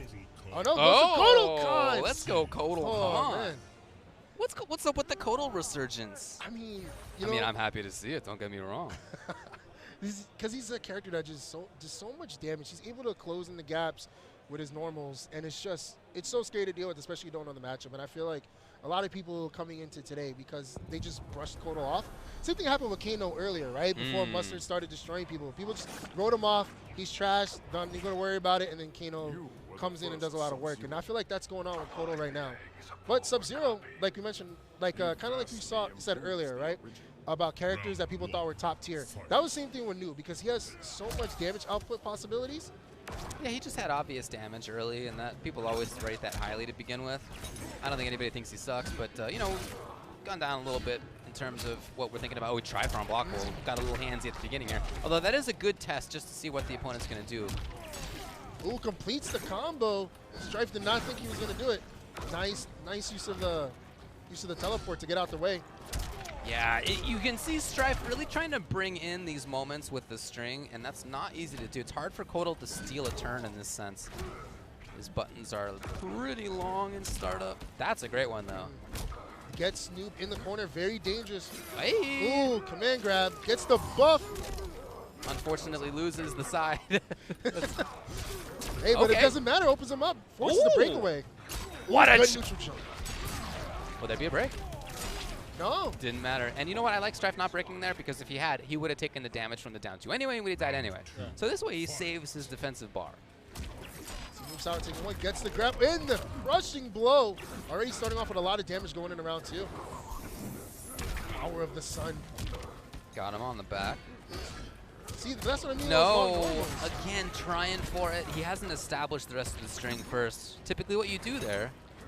I wonder if Cole cannot punish back on 1+3. I mean, he might not be able to, which will be a bummer if so.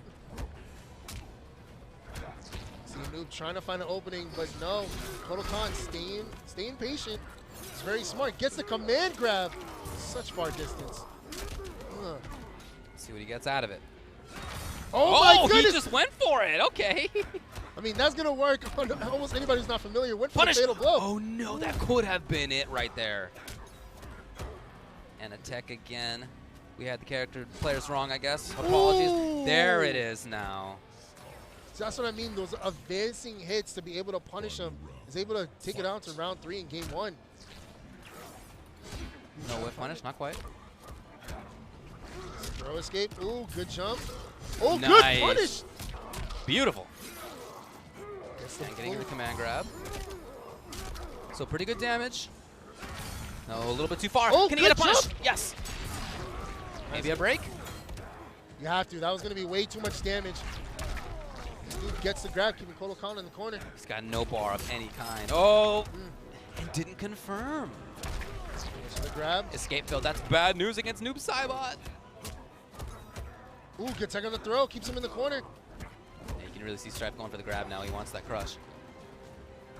After having set it up with the escape failed, Rambro needs to find a moment. It's hard, like I said, for Kotal to find moments in pressure like this. Got it. Sometimes you just got to keep swinging, David.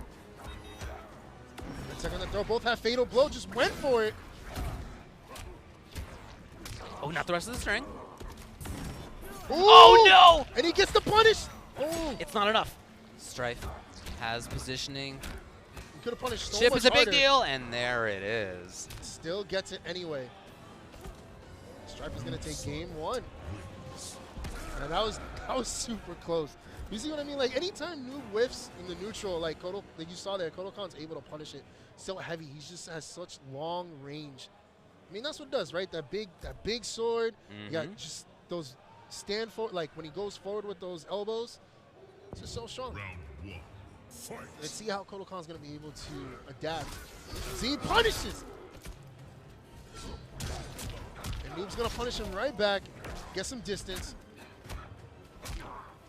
Yeah, he should be. I just checked. He should be able to punish the fatal blow, which is forward too, but we haven't seen it yet. Both trading projectiles.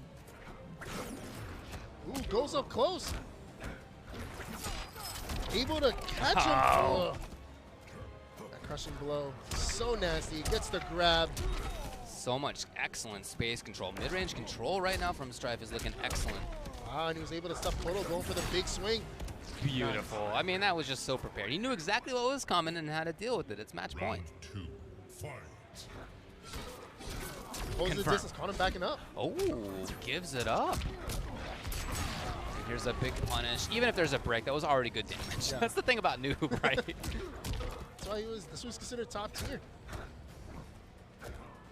Ooh, good tech on the throw. Like you mentioned, you don't want to get thrown by Noob Sidebot a lot. Wins the air-to-air. Trying to press a button there, and then between the hits of the string, no dice. And oh boy. There's going to be a lot of damage. She doesn't have the breakaway. No, he's in the big restand. trouble. Big trouble. And oh, but even that, you take a little bit of damage and you even tech a grab. Ooh. Strife with the whiff punish. There was just too much neutral control from Noob Saibot in that match. Not even allow him to go for the fake tower. But no, good stuff from Strife. I mean, Kotal Khan, ooh, almost took the headphones with him. But anyway, Kotal Khan, as you saw, like, was able to punish a lot of Noob stuff, right? It was a lot closer than what it looked like, obviously, because it was 1-1 first game. Second game was 2-0, but I feel like Strife just really got a read on Kotal Khan. I mean, he knows when he wants to punish, and you get to notice, like, you know, his recovery frames are so long. Well, let's take a look back at how it went.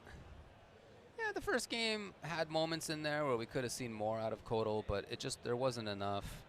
See that move right there, just to be able to move definitely forward. could have gone and so differently much here damage. at the end. But that's such a bad spot for Kotal. He just doesn't have moves that take turns back very well.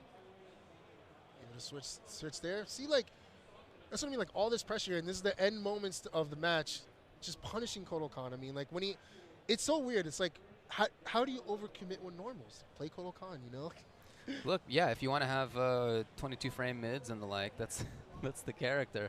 I do think that he's a little slept on. I don't think he's as weak as some people are saying. I mean, we did see, of course, earlier today, but you know, probably not the best character out there for sure. No, but still, like, we're seeing people here do really well with Kotal Khan. As right now, we have Devil Trigger versus Swallis 6'6". Now, both players here, I believe, so we're going into the second round, correct? Of the bracket? Definitely could be, yeah. I'm trying to do a little bit of research here to see where these guys are. So far, a pretty exciting tournament. You know, we're seeing character variety of stuff we usually wouldn't see. Like, you know, we expected to see a lot of Scorpions, but I feel like Scorpion is one of those characters that people are like, you're just a jerk if you play Scorpion. You know? Yeah, but you're a jerk who could win tournaments, Exactly. so you got to bring that guy. It's like you have no honor. You shouldn't. You shouldn't. Nobody should have honor here. Don't play like that. No. Personally, I think it's less honorable to play like that. Give me the hard stuff, man. Yeah. Don't go easy on me. Yeah, Yeah, for of course. sure. I mean, no one was doing that when Garrus was, you know, running amok here with his come on. 8,000 crushing blows. Pick the legit stuff. That's not to say you need to play Scorpion, obviously. It's just, No, you of know, course. look. So we're seeing Jackie Briggs versus, is he gonna pick on, maybe not. But Jackie Briggs is also one of those characters that we've seen a rise of recently, especially since Summit. Like, he's she is one of those characters that when she opens you up, you're just eating so much damage. And she has pretty good spacing. She does. Her step kick cancels, I think, are one of the best offensive tools in the game. To have a string-based game and a character who can cancel a string is just an inherently strong idea.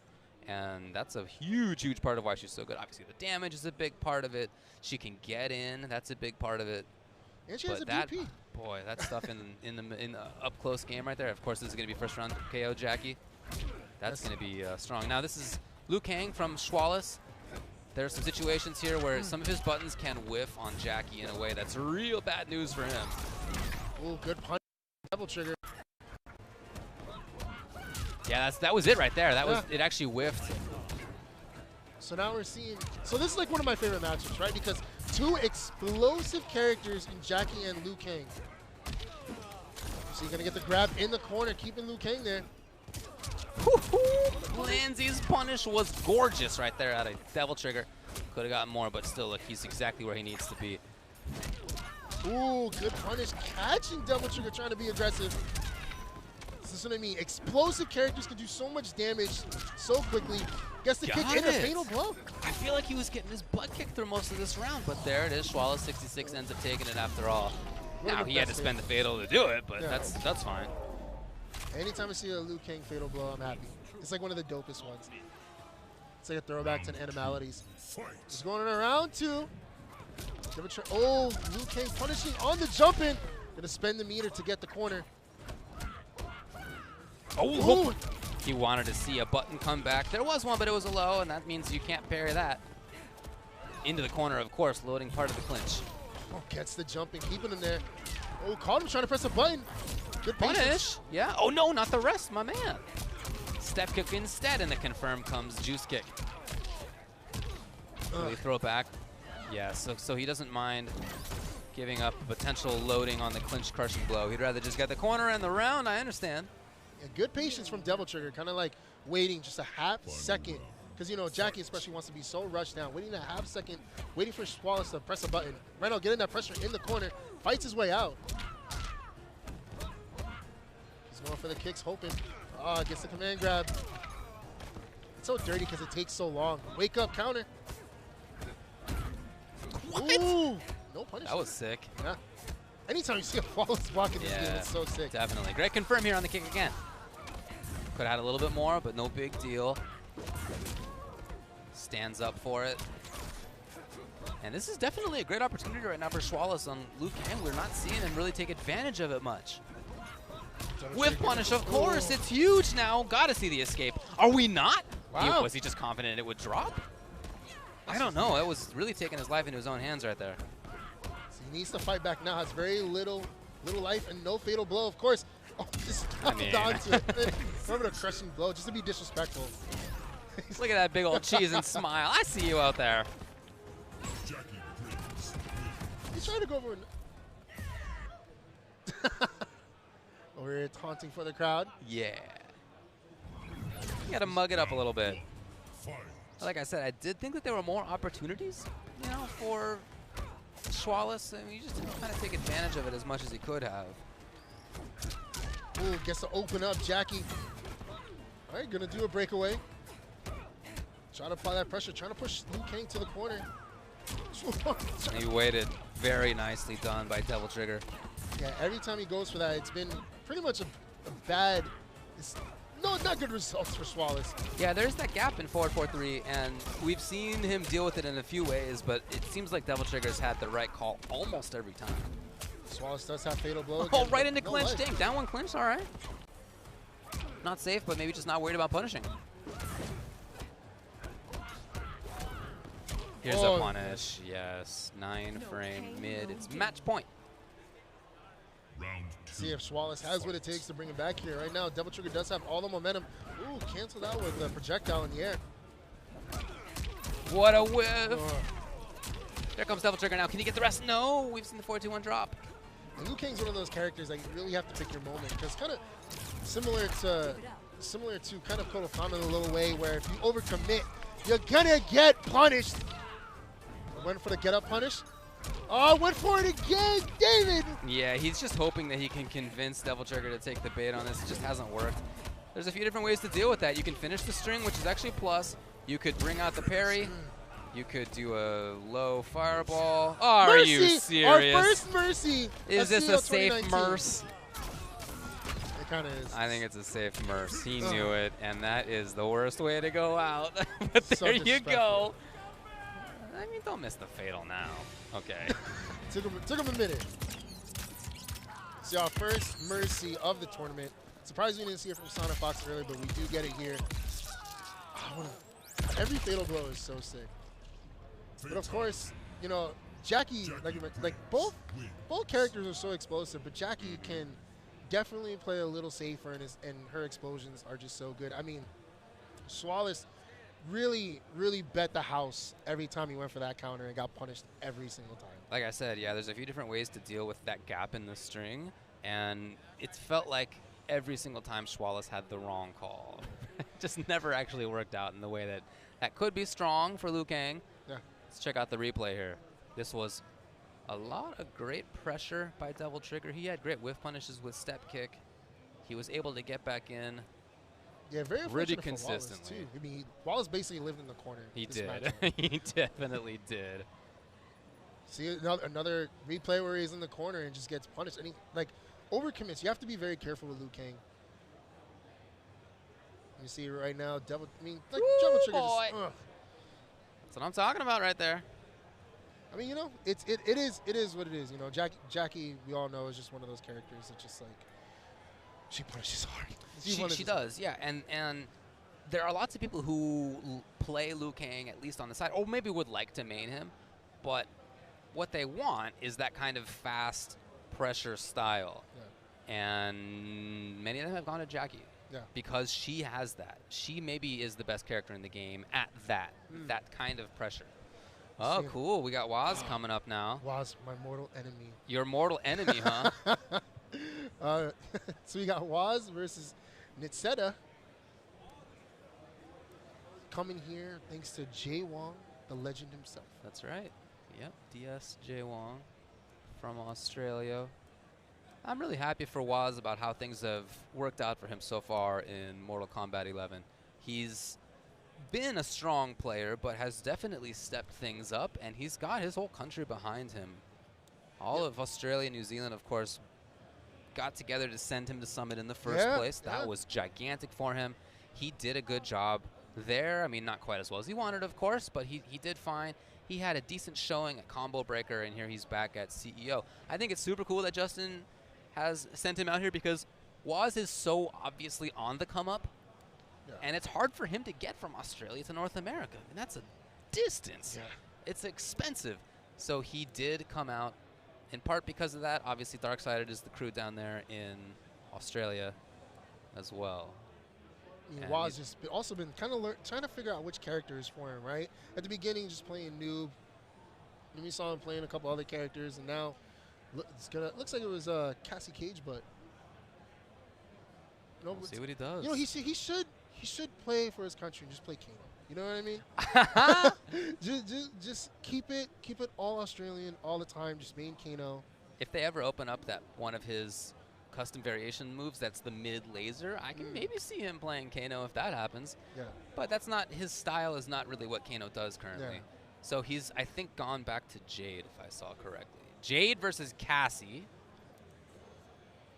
See Cassie, another one of those dangerous characters that's just gonna apply so much pressure, and then once she opens you up, her damage output is pretty disgusting. But Jade able to keep that distance, very smart using that ability to basically nullify any projectile. The glow, yeah, and I like that a lot in this match. Of course, Cassie, strong zoning in this game, and Jade has one of the best counter zoning tools when it comes to what?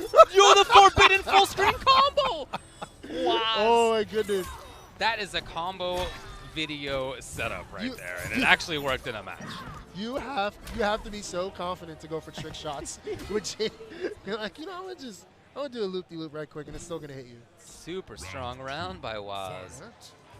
Like I said, yeah, turn on the glow, and then this whole game plan of Cassie of kneecapping shot of her gunshots from far away. That just, it doesn't really matter much once that happens. Yeah. Here we go now.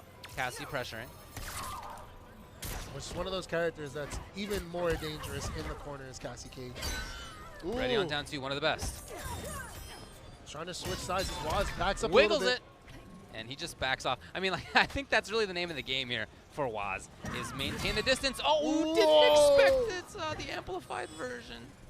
I mean, it's really smart, right? He activates the glow, so Cassie loses her spacing, but is able to kind of punish her whenever she tries to go in, as they both counter in the air-to-air. Turn it on, yeah, absolutely right. Get it? Beautiful, and out of the corner as well. Waz, what control. Punish, oh, could have. It's pretty punishable. You rarely get a chance to punish it up close, so it just doesn't even come up very often, but it actually is. It was also super scary, especially if she activates meter burn. Oh, going the distance. Waz. Oh, went for the, that was disgusting. The fatal blow. Yeah, you can do it in the sky. It's just so slow. It's so slow on startup that, as you can see, Jade had time to throw out the little wingding, and it just recovered in time. It's like she double jumps in the air to set it up. I mean, it's one of those. It's like the hardest. Deal with it in a few ways, but it seems like Devil Trigger's had the right call almost every time. Swallows does have fatal blow. Oh, again, right into no clinch. life. Dang, down one clinch. All right. Not safe, but maybe just not worried about punishing. Here's a punish. Yes, 9-frame mid. It's match point. Round two. See if Schwalis has what it takes to bring him back here. Right now, Devil Trigger does have all the momentum. Ooh, canceled out with a projectile in the air. What a whiff. There comes Devil Trigger now. Can he get the rest? No, we've seen the 4-2-1 drop. And Liu Kang's one of those characters that you really have to pick your moment, because kind of similar to kind of Kodokama in a little way, where if you overcommit, you're gonna get punished. Went for the get up punish. Oh, went for it again, David. Yeah, he's just hoping that he can convince Devil Trigger to take the bait on this. It just hasn't worked. There's a few different ways to deal with that. You can finish the string, which is actually a plus. You could bring out the parry. You could do a low fireball. Oh, are you serious? Our first mercy. Is this a safe merce? It kind of is. I think it's a safe merce. He knew it, and that is the worst way to go out. But So there you go. disrespectful. I mean, don't miss the fatal now. Okay. Took him a minute. See, our first mercy of the tournament. Surprised we didn't see it from Sonic Fox earlier, but we do get it here. Every fatal blow is so sick. But of course, you know, Jackie, like both characters are so explosive, but Jackie can definitely play a little safer, and her explosions are just so good. I mean, Schwalis really bet the house every time he went for that counter and got punished every single time. Like I said, yeah, there's a few different ways to deal with that gap in the string, and it felt like every single time Schwalis had the wrong call. Just never actually worked out in the way that could be strong for Liu Kang. Yeah. Let's check out the replay here. This was a lot of great pressure by Devil Trigger. He had great whiff punishes with step kick.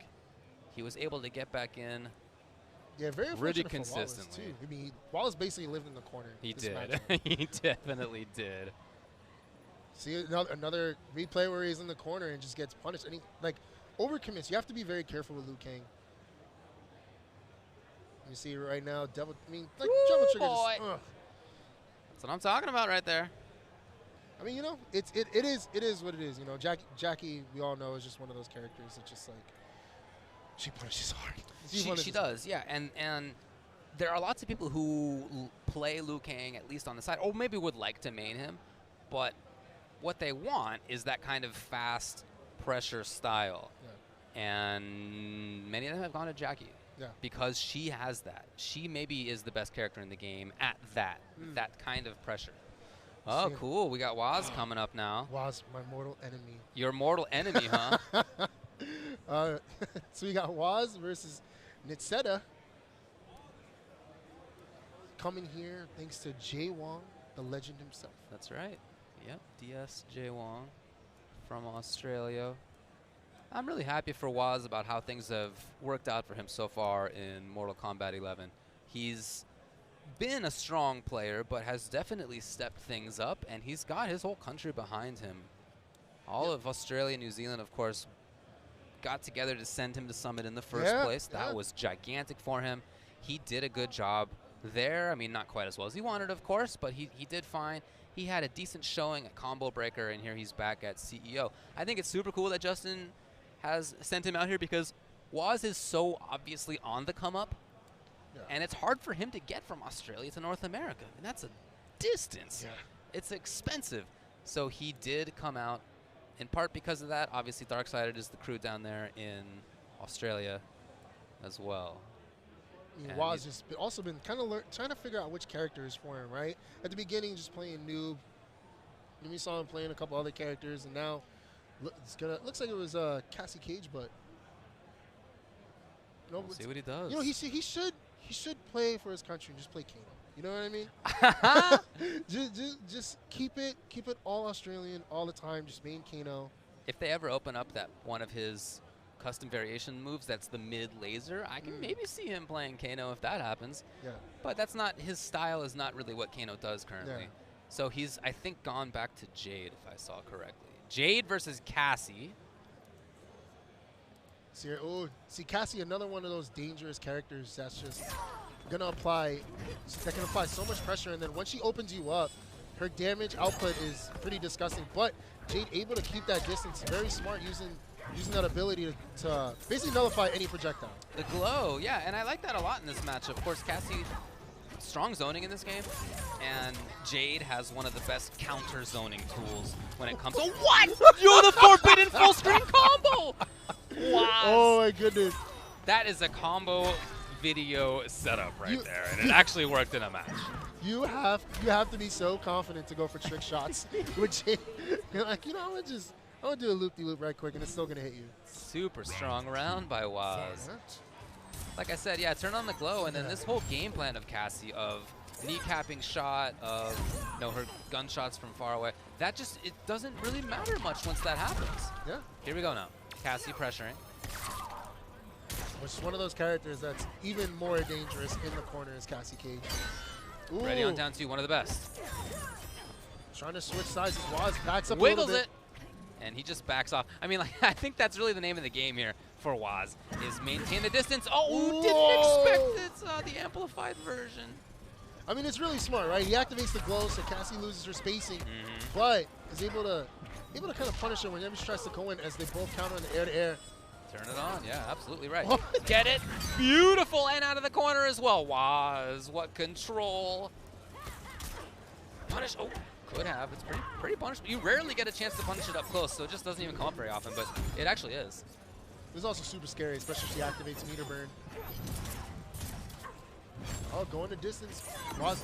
Oh, went for the. That was disgusting. The fatal blow. Yeah, you can do it in the sky. It's just so slow. It's so slow on startup that, as you can see, Jade had time to throw out the little wingding, and it just recovered in time. It's like she double jumps in the air to set it up. I mean, it's one of those. It's like the hardest, in my opinion, especially Raw, the hardest fatal blow to land, because like it's such a wonky angle. You have to like angle it right, and it takes so long. It's not easy, for sure, man. Is definitely one of those characters that you'd like, they're not going to wake up fatal blow. Who does that? Oh, it's just a Raiden. Interesting. Now, like I said, I really think that the Jade pick and the way that Waz played it was a good counter choice to Cassie. I don't know that I think anybody really beats Cassie, to be honest, but Jade did a good job right there. So the switch comes, and it's to Raiden. Will it be Thunder? Yeah, I think so. Okay. This is a character a lot of people slept on. And then at Combo Breaker, I think we saw Kombat do good work. I don't think he won with the character, but he kind of made people look at it again. Now, there were definitely some people who thought he was good all along. Yeah. We're getting the beautiful CEO stage. Oh, yeah, we're here. It's so yellow. see, Vixella's Raiden is blending in the background. Makes it difficult to see. Oh no, punish. Yes, you just neutral duck on the last hit there, and then you can get whatever you want. But I get where he's gone with this character. Of course, the mobility is huge. Yep, you can see like that. So Jade's normal kind of zoning game plan is not going to work, but you have to hit confirm. Yeah. You cannot just bring out Storm Cell. It's too punishable. Gets the crushing blow. Waz does have a life lead right now, but Raiden does have a fatal blow available. Punch one right, lightning one right. Yeah, she's got glow on. You can't do it. Can't believe he still went for it. Match point was. I understand the character pick here. It just hasn't quite worked out. No, the big bet again. I do personally feel that it's possible to hit confirm that consistently, but not easy, of course. Not easy. Wiggle it. Give me those corner comms. No! Jade, such good spacing, able to do all this damage. Look how far, oh my goodness! 250 damage in the corner. They grab switching sides, getting him out of there. Yeah, I think that he just feels confident either way right now. Waz doesn't seem like he's too concerned. He's waiting for the teleport, nothing's come. Or maybe he's just waiting to block the knee, because that has been a thorn in Nitseda's side. Oh! Gorgeous anti-air. Waz takes it very, very convincingly. And goes to the fatality. See, Waz's Jade? Very scary. It is. It Very really scary. is. I really like what he did against Cassie. I really like what he did against Raiden. The matchup in characters wasn't the big deal versus Raiden. It was understanding, okay, Nitseda isn't hit confirming on me on forward 2. He's just bringing out Storm Cell. And if that's the case, then you just let Raiden hang himself, right? You don't even play the rest of the game that you normally would. You walk up and you block and you wait for him to bring out Storm Cell and you get the punish. And that is unfortunately how it went. Yeah, I mean, nothing was more evident of hanging yourself than when he threw the projectile as they had glow on. And then Waz just ran in and punished it. Right. So we got a replay coming up. And we see right now, like, Waz playing Jade in a very different way that we've seen other Jade players, right? Like we're seeing the trick shot as you connect there and pretty much get some damage off on the fatal blow. It's true, he did. See Yeah, right that's there. what you're talking about. That was awesome. Oh, especially so up close too. And you see him just waiting it out. Yeah, that was the range right there. Beautiful reaction on the anti-air. And Waz moves on, and very convincingly so. Not a surprise. I'm looking for that kid to go far. Not just this weekend, but like I said, I think he's got a huge upside. Yeah. Huge upside. Still a young player. He's one of those players, right? That every time you see him, he always has a possibility to make all the upsets because he's just that good. Right now we have Alcatraz versus Matrix coming up next. And this one, like, kind of speaking on Waz, right? What makes him so good and what makes these NRS games like so helpful to these players is online is godly, right? And Australia has a super strong scene, but Waz able to practice with all other players because of the online in Mortal Kombat is it helps him a lot, right? Because, you don't getting to travel and like we saw at Summit, he was playing everybody as much as he can. If he wasn't on stream, he was practicing, and trying so many different characters. It seems like Jade fits him so well. I think so too, yeah. She really does well for him. So this is going to be, as you said, Alcatraz versus Matrix. Matrix is a strong player as well. We talked about Alcatraz before, but Matrix got top 8 at Earthrealm Dojo not too long ago. That was one of the first majors for the tournament, for the game, I should say, after it came out. And he played Noob Saibot as well, if I recall correctly there, and he looked pretty confident doing it. So this one's going to be interesting. Been playing since MKX, if I recall correctly. I remember the name for quite a while now. Looks like a button check here. Now, what do you think about this matchup, David? I mean, because, Noob has ways to kind of deal with Sonya, but still very tough. Yeah, I think it probably is tough. He is this kind of mid-range character where one of his best tools is unsafe. It's like -17, where if he throws at a clone and he gets hit, the clone goes away. He's got a nice ball, but it's not as strong as Sonya's ring is or as her drop is. I feel like it probably is tough. We'll see, though. Can't meet her playing the ghost ball, which is very unfortunate. See, both players are going into the matchup after button check. This will promise to be good. Let's see if Matrix is going to able to deal with Sonya's shenanigans. Yeah, I wouldn't be surprised to see this being played quite a bit away for Alcatraz. I mean, once you're in as Sonya, like, you're in. There's no sense giving that up. That's where you're awesome there. But I think he could have success here. Let's see if he does it.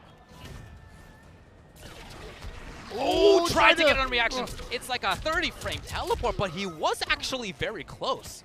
That was super sick. He just missed that. Gonna use the breakaway here in the corner. Oh, cancels the meter burn, gets the grab. Escape failed, but that was into the corner. Went for it again. Dang, Alcatraz's pressure is so good right now. Matrix still no defensive bar. Finally the throw escape, but not alive for long. That was a good jump from Alcatraz here to punish, but he is in the corner now. Fights his way out immediately. Switch it. Supplying that pressure.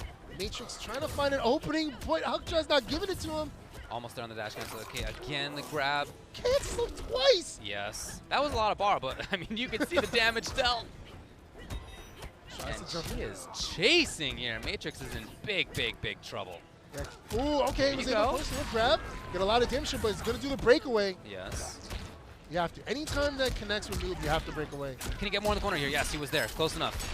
He's going to meet a bird to keep it going. Enhance, man. Yeah, for sure. There's a lot of damage to restand here. Not a ton of frame advantage. Oh, he took a big swing. And that's going to do it. As Alcatraz takes game 1 over Matrix.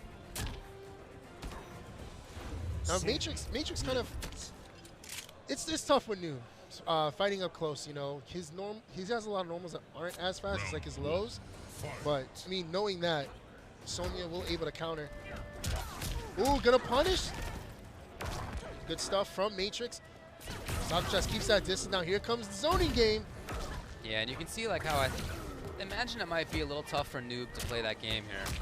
That's too bad because that's a big part of what he wants to do. So now that Sonya's made it through that stage of the game, trying to press a little bit here. Oh, lovely set, and lands his punish with full back 1. Here we go. That's what you got to do. You got to get the right spacing to be able to punish Sonya. Oh, I wonder if she cannot punish maybe at that range. That might be so. The ghost ball so good there. Yeah, no meter for Alcatraz right now. Oh, you actually went for the. Sorry, no oh. defensive bar, she said. Oh, the big bet! And then too far, unfortunately, for Matrix.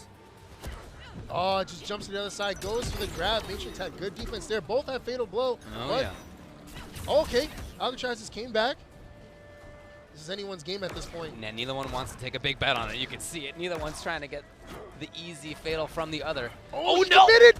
He did, but nothing there. Dash, and then this time, instead of the grab, which is what it's been every other time, it was the stand 1 and into the end of the round and into match point. Yes, but I mean, good, the good and the bad, right? He may have lost round 1, but Alcatraz did use his meter, which is good for Matrix because he still has his fatal blow. Gets the jump in. There you go. Here we go, Matrix. Will there be a break? I'm surprised there's not, especially in the corner. 400. Just gonna eat all that damage. Also, the wake up attack gets the sweep. Tried to press the button there, looking for a dash. Nothing came. Here we go. Would have been a Ooh, lot more. here? Can he get the rest? No, that could have actually been close to the round. It would have been a breakaway for sure, but after that, there would have been. Matrix looking very strong, but Alcatraz able to come back just because Sonya's just that good. Okay, didn't fully commit. Good. I love this right now. I feel like we haven't seen this quite as much, where Matrix is really harassing with the down 4, which is strong. Down 3 sometimes. Forward 2 a lot. Kind of have to, right? It's very tough. Matrix does have fatal Oh, blow. no. Oh, And then not the rest. That really, really could and should have been it for Alcatraz. Didn't believe. Oh, Oh, yeah, no, they're playing with fire right now. No anti-air! Oh, he whiffed on the down 2. And then that's no gonna be breakaway! it. You Oh. had the bar, my man! No breakaway came out of Matrix, and he does not seem happy. No. I wonder, and this happens to me sometimes, I wonder if he was trying to break away and didn't find the right frame to do so. There are frames where you cannot do breakaway. If you're being launched up in the juggle, you cannot. It has to be when you're at the apex, or I should say the opposite. And for me, sometimes as I'm mashing down plus block, sometimes I just happen to hit the wrong spot on it, right? Yeah. Like where I can't actually break away. I wonder if that's what it was, because when he got up, he seemed really upset, like something had gone wrong.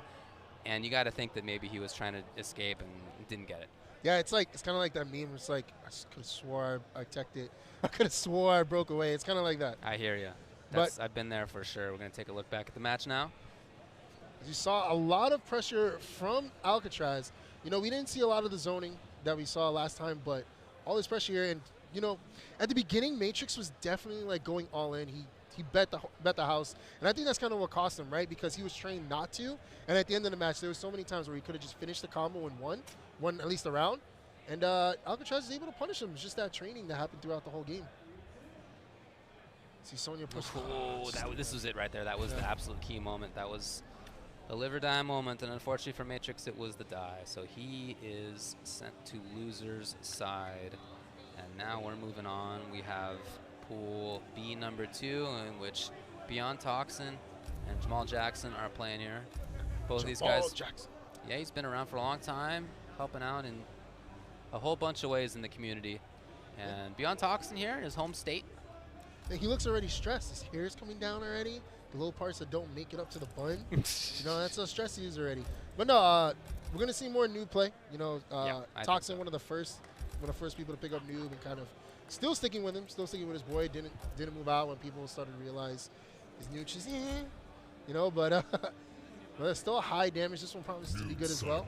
This is actually to get into winners finals of the pool. Noob Cybot. Noob mirror? Oh yeah? Oh, okay. We're gonna see a lot of wiggling.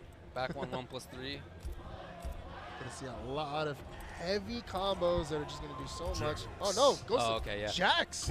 I was just about to do the math on whether he can punish his own back 1-1+3, but I don't know. We'll figure that out later. It's gonna be Jax. It's like the screen will just explode when they will both go for the grab. You know, Jax is one of those characters that's like super fun to watch, especially since, you know, when his arms heat up, that's when it really becomes a problem. Oh yeah. So now we're going into it. Button check. Hunker down, Jax. You got the command grab variation of Jax here. Just super dangerous. Super fun character, and this is a character that I think has had the opposite trajectory of what you were saying about Noob, where when he dropped, a lot of us thought that he was very strong, and now while nobody thinks he sucks, he's gone down a little bit. Yeah. Whereas Jax, nobody thought he sucked, but he's kind of been on the opposite thing of actually maybe he's super good, Yeah. rather than just good. You know, look, the game is only a month or two old, a couple months old at this point, and there's a lot of evolution left to be done. That's how it goes. Game drops, and we think we know a bit, and we learn more and more as we progress. Yeah, I mean, like, we've seen so many characters, like, fluctuate. Like, one of the biggest examples is Devora. See, oh, it's gonna, wow, just went for the whole combo. He was able to connect. Gonna keep that pressure going. Oh, so much damage here in the corner. And there was no breakaway on this. Yeah, Toxin still hasn't even gotten hit yet. And at this point, it's probably not worth the breakaway. So I get it, yeah. He said, you are not getting a flawless victory on me. I don't care. But I'm a little surprised to see him spend defensive and offensive bar after not bothering before. But that said, I mean, by the time the next round starts, he'll be fine. Yeah, all came back. Let's see how Jamal Jackson is going to be able to adjust here. Toxin's going to pick him back up into the Surely corner. this time a breakaway. No. You'd think so. You would. Ooh. Going to get him from far away. Look at Poking this at him. I mean, it's a good button. Yeah. It's definitely, please get away. It's one of his best tools in the neutral. Toxin is going to close it out. Just go straight forward. Just laughing it up. That's just dirty. It's not nice. This is honestly like my favorite. It just comes out. Stretches it out. Fatality. He's like, man, why you gotta do me like that? Yeah. He says, let me press a button. He did it to himself. There was no breakaway. There could have been. Wow. It's like, man, this guy. Whose man's is this? Give me a GIF of this instantly. Can somebody clip it right now and send it over to @UltraDavid? I need that face. That's the most memeable face so far. Fight. And see going into it. Will Jamal Jackson have a counter? Like, did he get a book? Did he read? Okay, keeping that distance. Doesn't want to let Toxin come in. Yeah, Thumper is okay in terms of some full screen pressure. It's not what Jax wants to be doing, of course, but you know, he's got a tool out there. Can he make something happen? Was that a neutral duck out of Toxin? Okay. Ooh, that was so sick. That's the grab. Yeah, Jax is definitely cool, man. There's no doubt. There's no doubt. He's so sick at this game. You see right now, like, just a couple hits that Jax was able to get and was able to kind of tie it up. Yeah, he's not a big combo damage character, but he's just so good when it comes to pressuring once he's in. Tries for the meter burn version, which would have been a grab, but nope. Beyond Toxin was away. and he is running away with this. It's match point for him. Trading projectiles here. Oh, good teleport from Toxin. Oh, got to the other. That was really weird. I gotta see a replay of that one. It's like Noob stepped in front of him while he was on the floor. I think that's what it was. That's gonna do it right there. He does have breakaway, but why bother? Oh my God! It's a fatal blow. And this actually is doable. Jax has one of the best fatal blow into comebacks in the game. Now the hands are hot. Now he has the crushing blows lined up. He can set it up right now. He does try it, yes! Can he make it happen after this? Oh, he gives up a little bit of heat.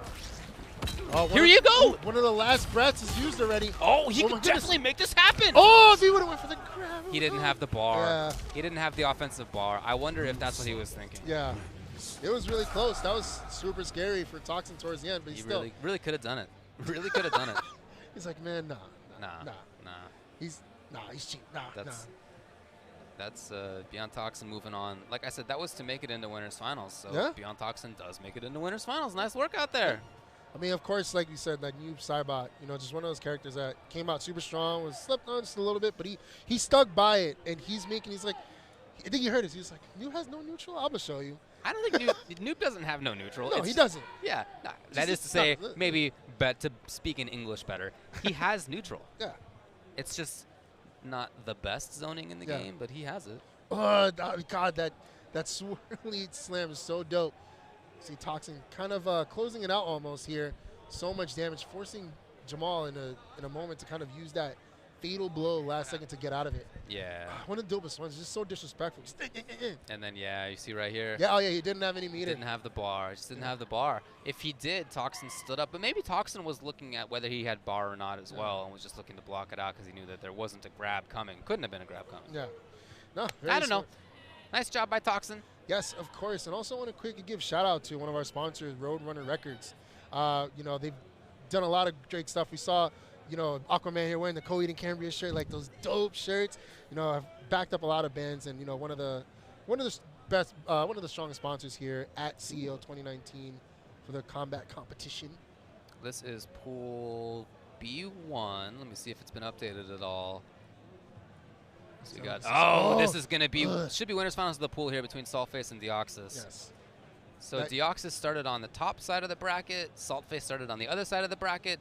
They have made it through into Winners Finals of pool B1. This is cool. Deoxys, for my money, is the fastest rising player in the scene. He is so good. At the end of Injustice 2, he was there. I mean, he won Texas Showdown in 2018, for example, so it's not brand new to him. But this is a guy who, as good as he was by the end of Injustice 2, has only gotten stronger. Yeah. So strong. And on Saltface's side, this is a guy who's been playing for a long time. He tends to pick funky character choices. When I've seen him play in this game, it's with I think Highborn Katana I've seen from him. Was it Highborn? We'll see what happens here. But yeah, Deoxys is still playing with Garrus. It's a character he's been playing the most of. I know he's using basically everybody in the game. Yeah. I mean, Deoxys is just, like you mentioned, just one of those, newly sponsored. That's right. Yeah, picked up by UIU. After winning the Texas tournament, able to come here, now sponsored. First time showing, doing pretty well so far. So you get a button check here. Yeah, it is Highborn Katana. Cool. Character you don't see quite as often. You don't see a ton of Katana in general, but this is, you tend to see fanfare, I think, when you do see Katana. So she has those Melina size. Oh, maybe he's going to switch. Let's see before I talk it up. But like I said, that's what I've seen him play in the past. Yeah, Deoxys already got the handshake mix-up. He went for the handshake, and he was like, no, fist bump. Already got mixed up. We're going to the gameplay. So she's got Melina teleport drop, and she's got the size to kind of like go up into the sky and come back down. So it's a little different of a focus than regular Katana. Yeah. I don't think she has fan lift. I think that might be the problem here. I think there's less damage available to her, but her mobility is a little stronger, and her zoning is a little stronger. We'll see what he does. Let's see if he's able to keep Garrus at bay. Of course, infinite warded. He's gonna get another grab. That's Garrus. Everything Garrus does leaves you in obvious, easy grab range. Who needs a command grab, right? And the worst part is it's all so long. They're cool, though, man. I like them. Ooh, he went with the low 1-1 into low. Chop! Such a good shot. Yo, Another one. punish! Give it! Ugh. I feel like Deoxys so far has done the same thing twice. Remember the grab twice, remember the chop twice. Ooh, Sear chop And it's just worked, with huh? Yeah, there's the size as I was talking about. Ooh, not fully punished, but still gonna get a combo off in the backbreaker. Deoxys takes round 1, game 1. Round 2. He looked really good doing it. Great pressure. His movement's always really impressive, too. Some other Gyarados, when you see them play, they feel stiff, but I feel like Deoxys is just scooting around the stage constantly. His block dashing is awesome. Gets to the spikes, gets in the corner, just a bully. Wow, was able to jump over the roll and still hit it. Time judge. And now Deoxys trying to make it happen. Nope, just went with the regular old low overhead, no mix-up in that. Saltfish ready to block, but Saltfish is in big trouble. Punish! Actually, I'm not sure if she can at that range.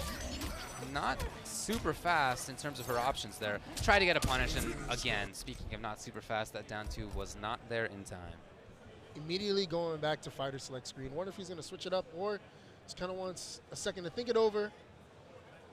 I mean, Deoxys pretty strong showing. Oh, yeah. And he's obligated to stick with the same character, of course. But you can Yeah. see Saltface deep in thought. Just think, I mean, that's, Highborn, we didn't see Highborn for Highborn. We saw strings that could have been more useful to go into fan lift, for example, for more damage. But we didn't see that much of the Psy zoning. We didn't see, I don't think, any teleports from her. That's hard to do against Gira. So I didn't see which variation he selected here. Let's see if he switched. He usually goes with the whatever's not the popular stuff. yeah. Yeah, it's Highborn stuff.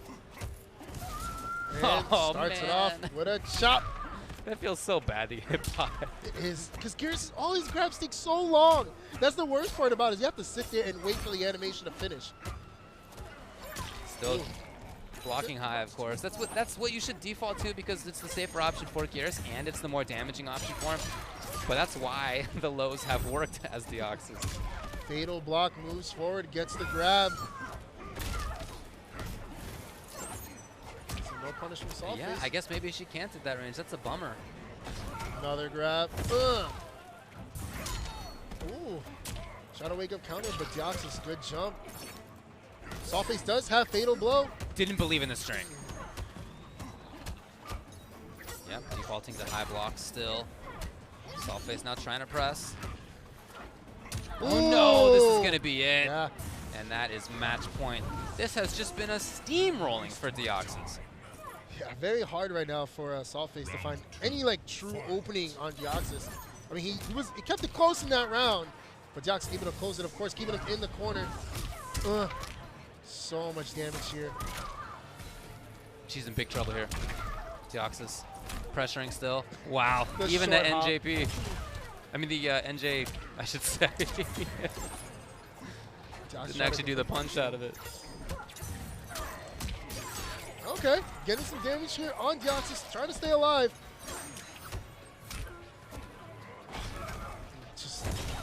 Just goes for the grab.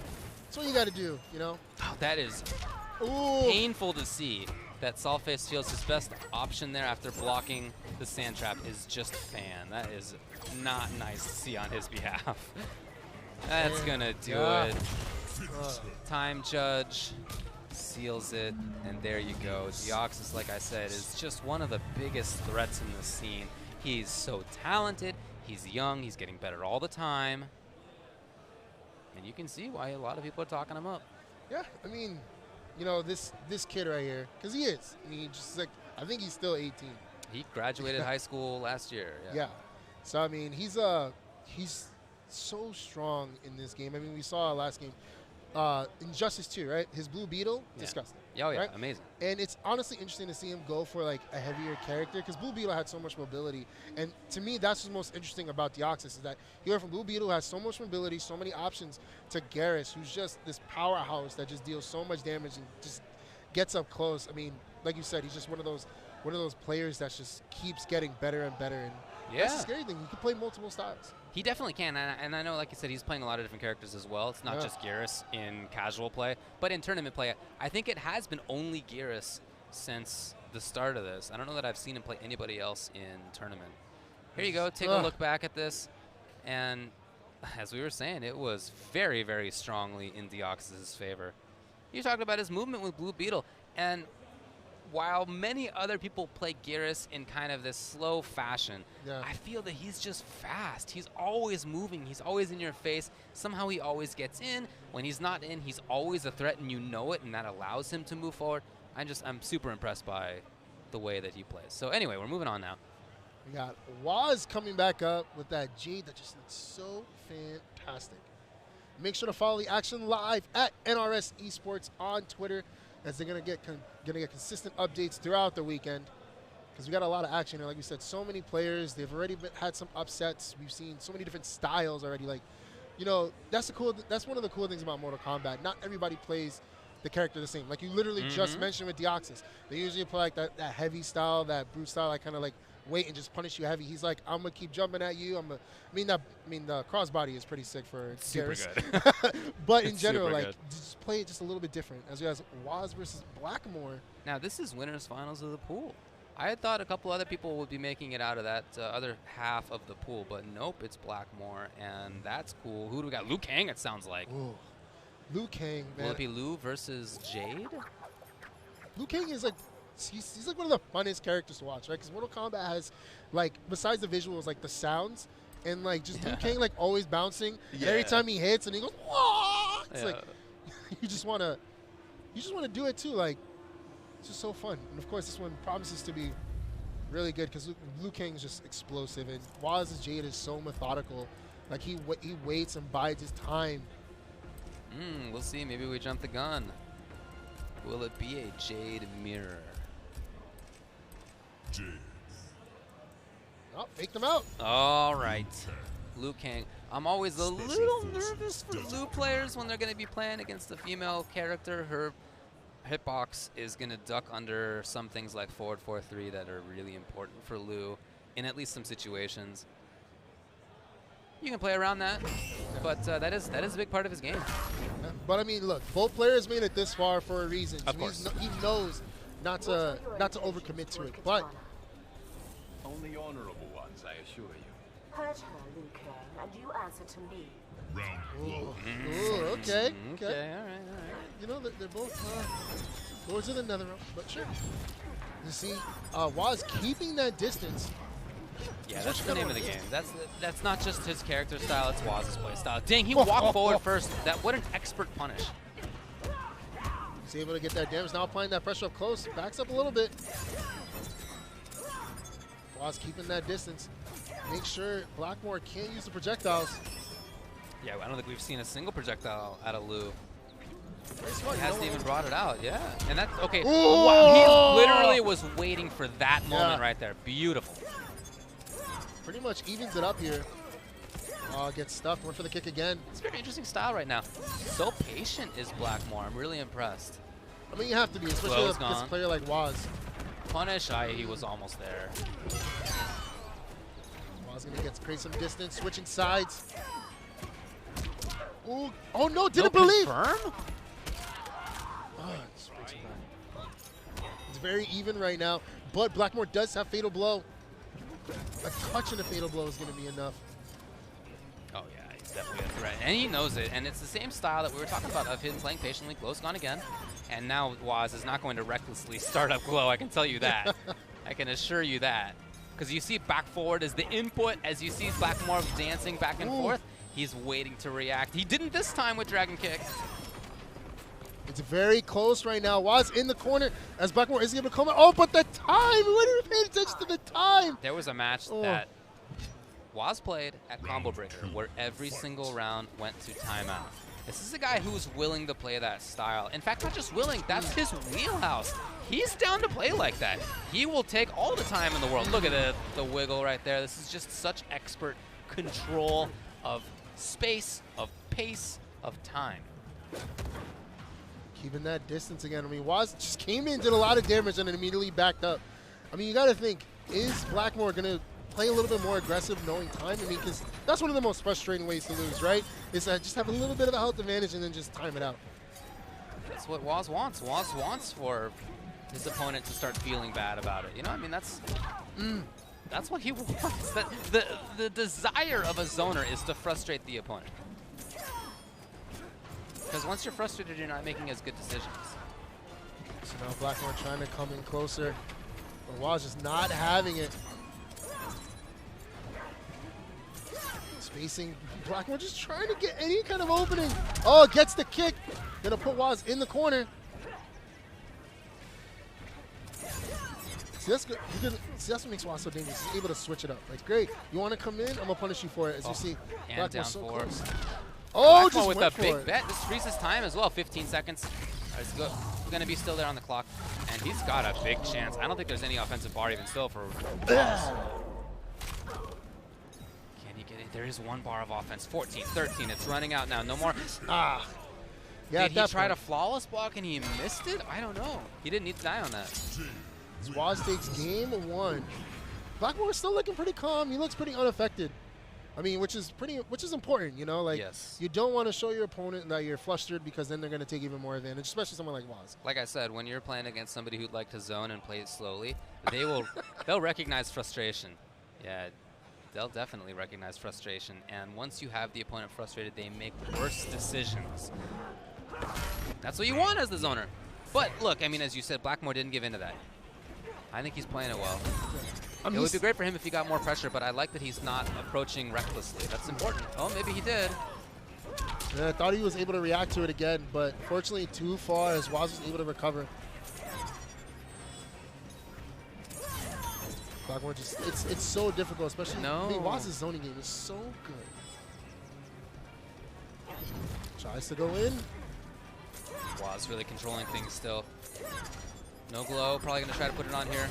He wants to do it without getting dragon kicked, so he's not going to recklessly bring it out. The second Blackmore gets even closer, he goes for the air projectiles. Oh! Got it! Yes! All right, get up close is what he needed. Yeah, he needs to follow it up is the thing. He can't just rely on that one hit. He tried to get it again. He's trying to whip punish things. There's a punish. Will there be a break? Of course. But Waz knowing that, goes for the wiggle. Switching sides here. And it's back to totally controlled by Waz right here. He's waiting until his offensive bar comes back. There it is. And this is textbook stuff. No. Nope. Cannot do the fireball at that moment. It's match point for Waz. Let's see if Blackmore can find a way to get in and get in safely. I mean, it's really tough right now. Tried to get dragon kick, not in time. As Waz activates Glow. Flawless blocked it. That was the chance. That was for sure the chance right there. I mean, that was a pretty sick mix-up from Waz. Expecting Blackmore to punish. Jump. There it goes. The breakaway right away. There it goes. Oh, didn't confirm it. He's not believing. Here he goes. It's his first real pressure opportunity with no defensive bar on the other side. He even backs off here. No. Waz again just plays patiently. Waz has to play super defensively here. He's waiting for his meter to come back, but no, able to get the distance. Into the low. I don't know what he was looking for there.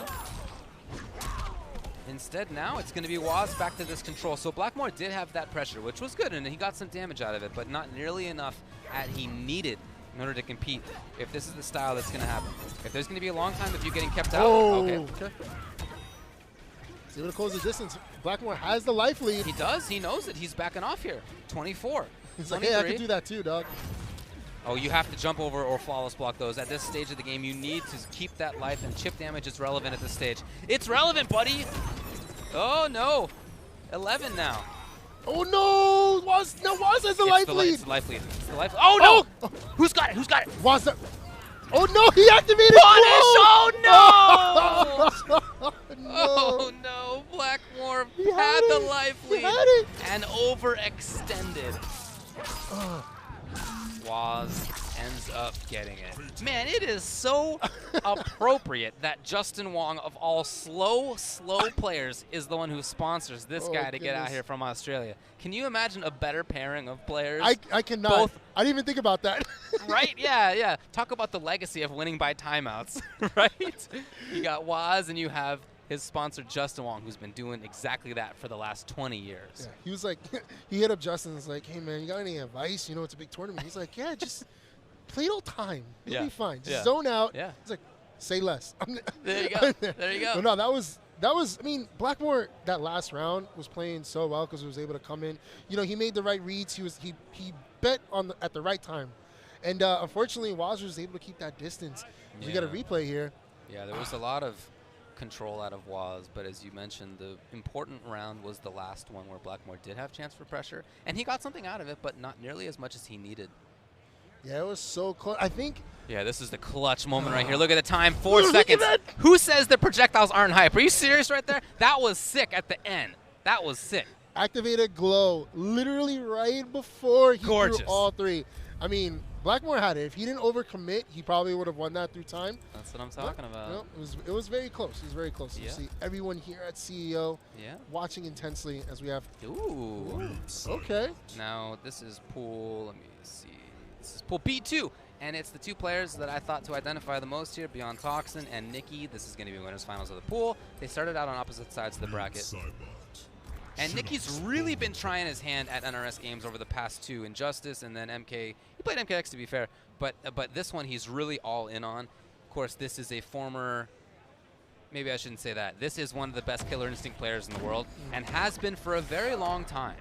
So he's got the skill, he's got the talent, and he's really trying to apply it here in MK11. And we get the noob Cybot mirror. Both are like some of the sickest entrances. Oh, he doesn't need him. All right, Bihan, tell him how it's about. All right, going right into it. Seems like no button check here. Okay, Nikki wins the air-to-air. So Toxin fighting his way back. He has to do the breakaway. Yep. Yeah. And then the long delay. And what a confirm. This is bigger damage now. Of course, doesn't have more meter. See, that's the dangerous part, right, about Noob Cybot is if he forces you to do the breakaway. What? Did you see the counter poke? Are you serious? Oh, no, not looking good for Nikki being in the corner. But he's one of those characters that if he forces the breakaway, if he opens you up again, then you're eating everything. You just have to play perfect defense if you're going to get caught up, especially against someone as aggressive as Toxin as he takes round one in game one. Treating projectiles here. Trying to push him towards the corner. Oh, jumps in. He gonna open him up. Will there be a break? Yes. Yeah, has to be. If he gets opened up again, gets the sweep. It's his turn to pressure here. See, I don't even know which Noob Cybot's like making all the noise. The one with the armor is Nikki. He gets the grab. Oh, his Nice wake-up neutral teleport didn't work, but that's probably for the best. Did not punish the whiff grab. Oh, punish! That really could have been bigger for Nikki, but it's almost around here. Not quite. Oh, that is! Dang, that was like the max. Yeah, Noob's grab game is really nasty. 14% like usual. I just thought that wasn't going to be 14%. That was my error. Toxin starts off with a grab. Both have full meter. Gets another one. We're switching sides, though. Oh, it gets the crushing blow. Trying to keep that distance. Doesn't want to get caught. Put in the corner. Does Toxin rolls out the way. Oh, all right. Gets interactable. Yeah. Both with the neutral Oh, jump. there's a punish. And not into big damage. It's that combo has such a specific hitbox. Nikki cannot get frisky here with his life. Both Cybots are pretty even as Toxin gets the grab, putting Nikki in the corner. Gets another one, and that's going to be game one Toxin. It's just a lot of strong stuff by Toxin, but as you said, it actually was pretty close towards the end right there. Yeah, both players Nikki are with a good heavy showing. swingers. Round one, fight. Nikki's got a lot of talent. Ooh. Catches him on the jump! I mean, come on. Force the breakaway. Oh, gets caught again, though. You're going to eat all of this. Keeps him in the corner. Punishes him, trying to press a button. Oh, so disgusting. Gets the restand. Cannot get a full combo because no more meter. There it is. Oh, I thought that was going to kill. It's not quite enough. Nikki in big trouble, and that is it. Match point, Toxin. Toxin did that super quick. Doesn't want to give Nikki any room to get any offense. Gonna teleport to get out the corner, but Toxin switching sides again. Gonna open him up. He does not have enough meter for the breakaway. Restand. Nikki in trouble even still. Is there a whip punish here? Not quite. Good tech on the throw. Ooh, tried to punish, but the spirit ball just hitting him right there. He really wanted to get something there as he was falling from the jump. Nothing though. And just like that, Nikki in trouble again. Look at Toxin. Yeah, Nikki has no defensive meter, so anytime he gets caught at all, it's game over. It's definitely over. Nikki can't get touched. He knows it. Ooh, good duck. Gets the grab, he countered. Can Nikki make this happen here? No anti-air. Ooh, try to punish the Punish! teleport. That really could have been huge. That whiff punish to try to get a fatal, but nope, and that does it beyond Toxin. Toxin moving out of pools. He's gonna go, of course, for the fatality. This one's so sick.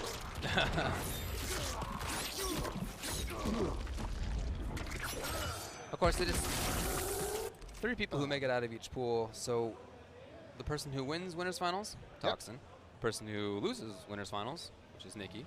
And then one person makes it out from loser's side as well. This is to avoid double jeopardy and the like, which is pretty common otherwise in tournament brackets. So I really like that that has become more and more common here at CEO. The way that they've been running it the last couple of years is like this. I really appreciate that. Shout outs to Max and everybody else who does the brackets for CEO, Combo Breaker, and a couple of other runs.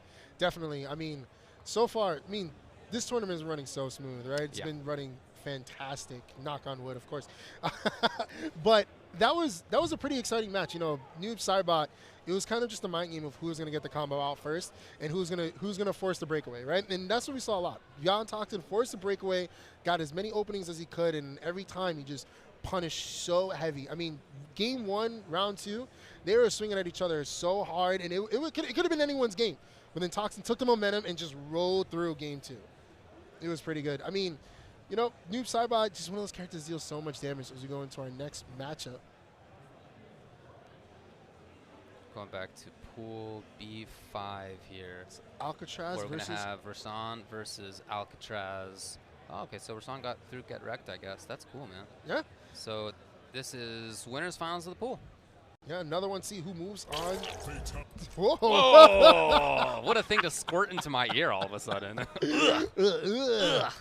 Oh, who was that? That was Nikki, you know. Like, that was the end of the fatal or the fatality. Ugh. God, since we've seen the sounds in Mortal Kombat are just so awesome. Yeah. The sounds, everything. And it's like one of the games that's just like so beautifully disgusting. Like you see everything and it's beautiful, but it's also like gross. And it's great. So what we love about Mortal Kombat. See Alcatraz playing a very dominant Sonya all tournament so far. Yeah. Is he picking Baraka? Is Rahan? We'll see, Rasan, yeah. No. Kung Lao. We'll see if he sticks with it, though. Kung Lao is another one of those characters that's just so fun to watch. Him and Liu Kang are like my favorite characters to watch because, like, you know, like, I don't know, I just like characters that make like those, like he does that too, and he's just like, and of course, you know, the Z hat is like one of the sickest moves. I was talking about it earlier with Chef and Aquaman. It's one of those moves that like you look at and you're like, wow, I should really punish that. But you move any step, like you are the one that's getting punished for thinking you can. Yeah, you gotta do it fast. Did he go with that variation though? No, he went with Lotus Fist. This is the one that has the orbital hat. So he didn't actually bring out Z-Hat. You tend to see Z-Hat, like you were saying. Yeah. But no, he's got orbital hat instead, which is a good move. It's just really expensive. It costs a bar, both offensive and defensive meter.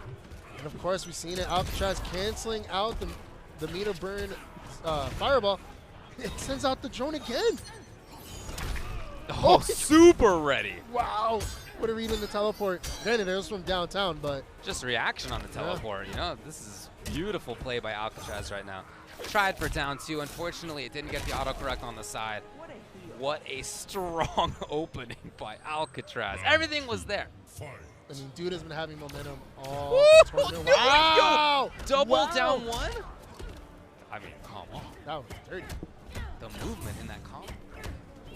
Alcatraz applying that pressure in the corner. Rasan has to find a way out. Oh, gets the grab. Target down. Oh, okay. Oh, nice second to throw.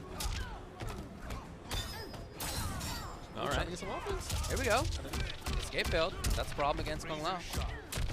Ooh, putting Alcatraz in the corner. Here's Alcatraz, though. No defensive bar for his opponent. He can really run wild. Ooh. Oh, wake-up stance switch, which means he wanted a wake-up roll. As you were. And Alcatraz backing off slightly, or not. Or Or not. the meter burn able to connect on the roll. Going straight back to fighter select. Wonder if he's going to switch it up. I mean, Alcatraz is looking so strong. He's killing it out there today. Yeah. I mean, his Sonya's been super scary. Yes. Will there be a switch after all? He's thinking about it. You could see, would he go Huh? Collector? Huh? Collector. Oh, okay, wow. All right. I've never seen anyone be like, you know what, man, this matchup's tough. Let When me it go to comes Collector. Yeah, exactly. Yeah, I need to counter pick. Gonna counter pick with Collector. This one's gonna be interesting. Or maybe it's just a fake out. Who knows? Yeah, we'll see. We'll see what he locks in with here.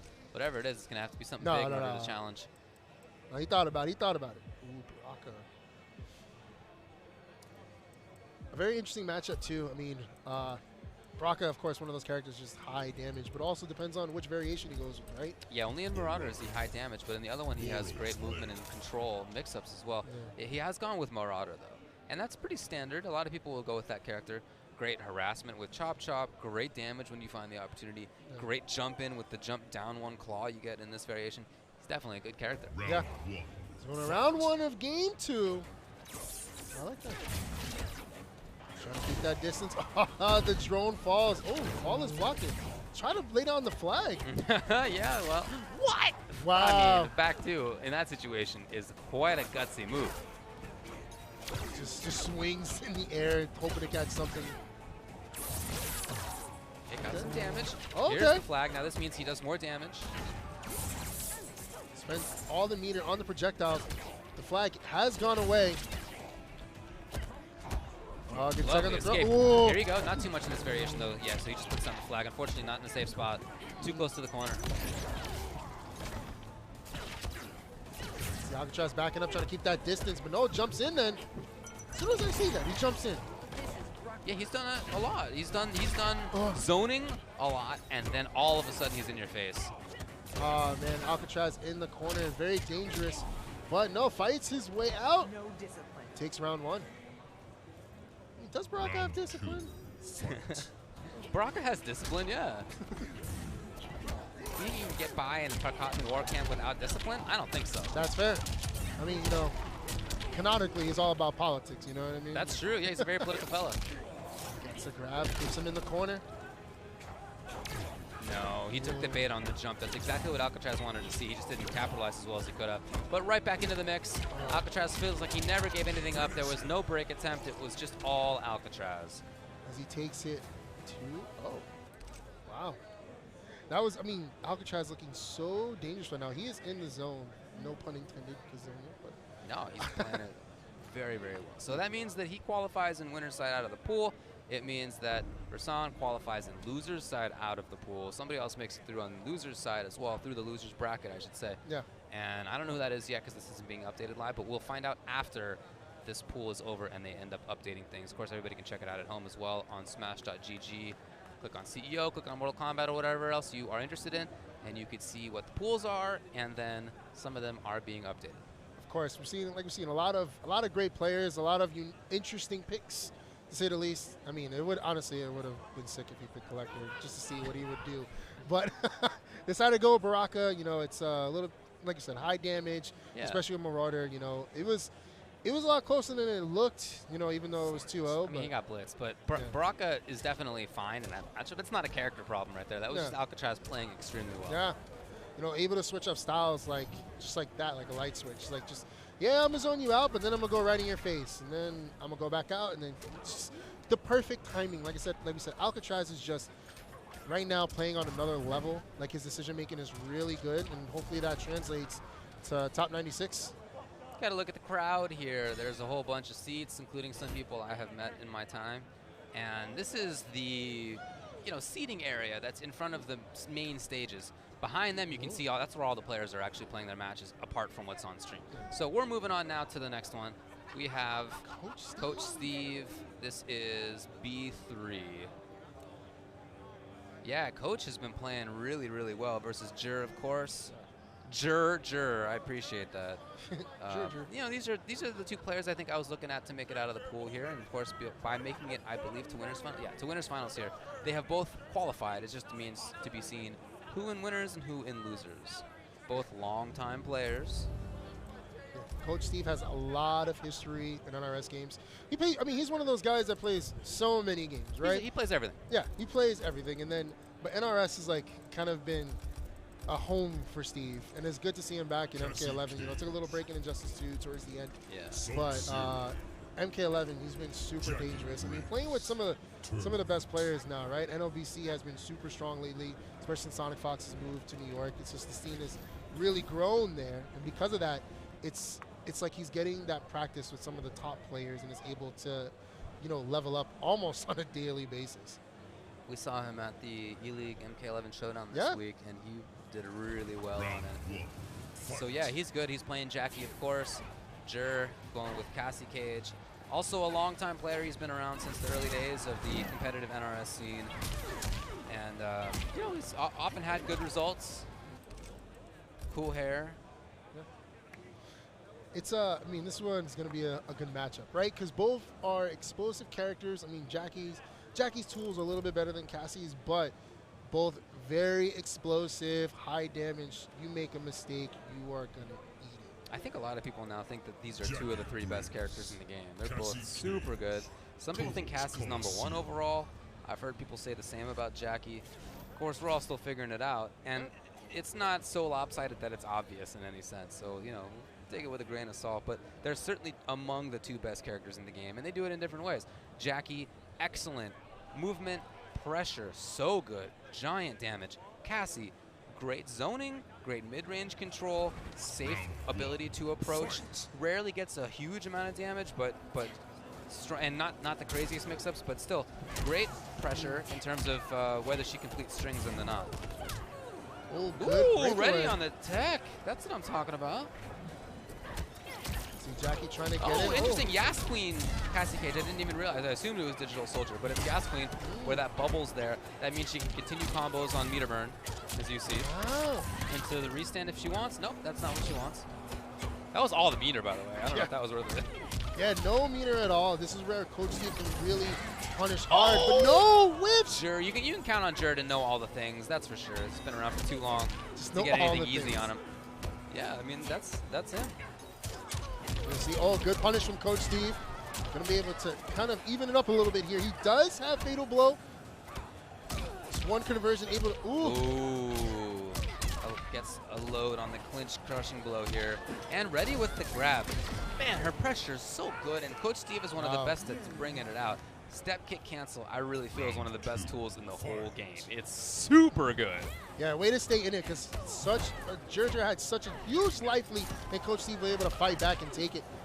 Oh, no, confirm. I'm surprised right there. So I said that this was a zoning Cassie, and it's not. It's not quite as much. I mean, that's part of it, but it's not Digital Soldier, which is where you have the low shot, the kneecapping special move. Instead, you have the big bubble. But she still has great buttons, of course. Well, swinging, just trying to catch each other right now, but Jur is in the corner. Quit it! Quit it! What a good push. No, Out both of there. so good defensively right now. Oh, it finally gets opened up with the grab. Put in the corner. Oh, flawless block. Ooh, no punish! Ooh, throw escape. Will there be anything here? No, he was maybe looking to tech the arm bar before the leg. Punish on this, of course. Puts him in the corner, getting a lot of damage here. Maintains corner control rather than loading the clinch. I like it. See, Jurger does have fatal blow available to him. Ooh. Hold on, Jur's still in this. Not anymore. What a beautiful delay by Coach Steve. One of my favorite things about defense in this game is that ability to slightly delay and really mess with your opponent's string timings. Beautiful by Coach Steve. Yeah, that was that was the most solid neutral we've seen so far. I mean, both players were playing incredible defense and incredible offense at the same time. But finally, Coach Steve was able to open up and take game one. Here gets the grab, first hit, props. He'll fight so hard for it. Coach Steve able to open up Jur with the staggers. But Jur getting the grab, putting Steve closer to the corner. Steve trying to fight his way out. Oh, this makes Cassie so good. She can close the distance so quickly. Huh, into the bubble again, okay. Goes to the Into what? Ah. But her own grab comes out.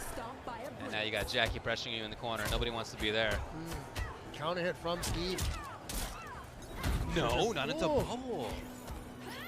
So grab again, putting Steve back in the corner, who does have Flatal Bull now. Jumping to the other side, switching sides here. And oh, good again. tech. Beautiful. It's like Jer knows this matchup so well. Oh, yeah, clearly.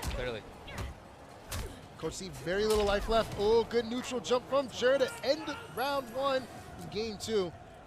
Round 2. Fight. Coach Steve does has his back to the wall. Cassie trying to close the distance. Steve trying to jump in.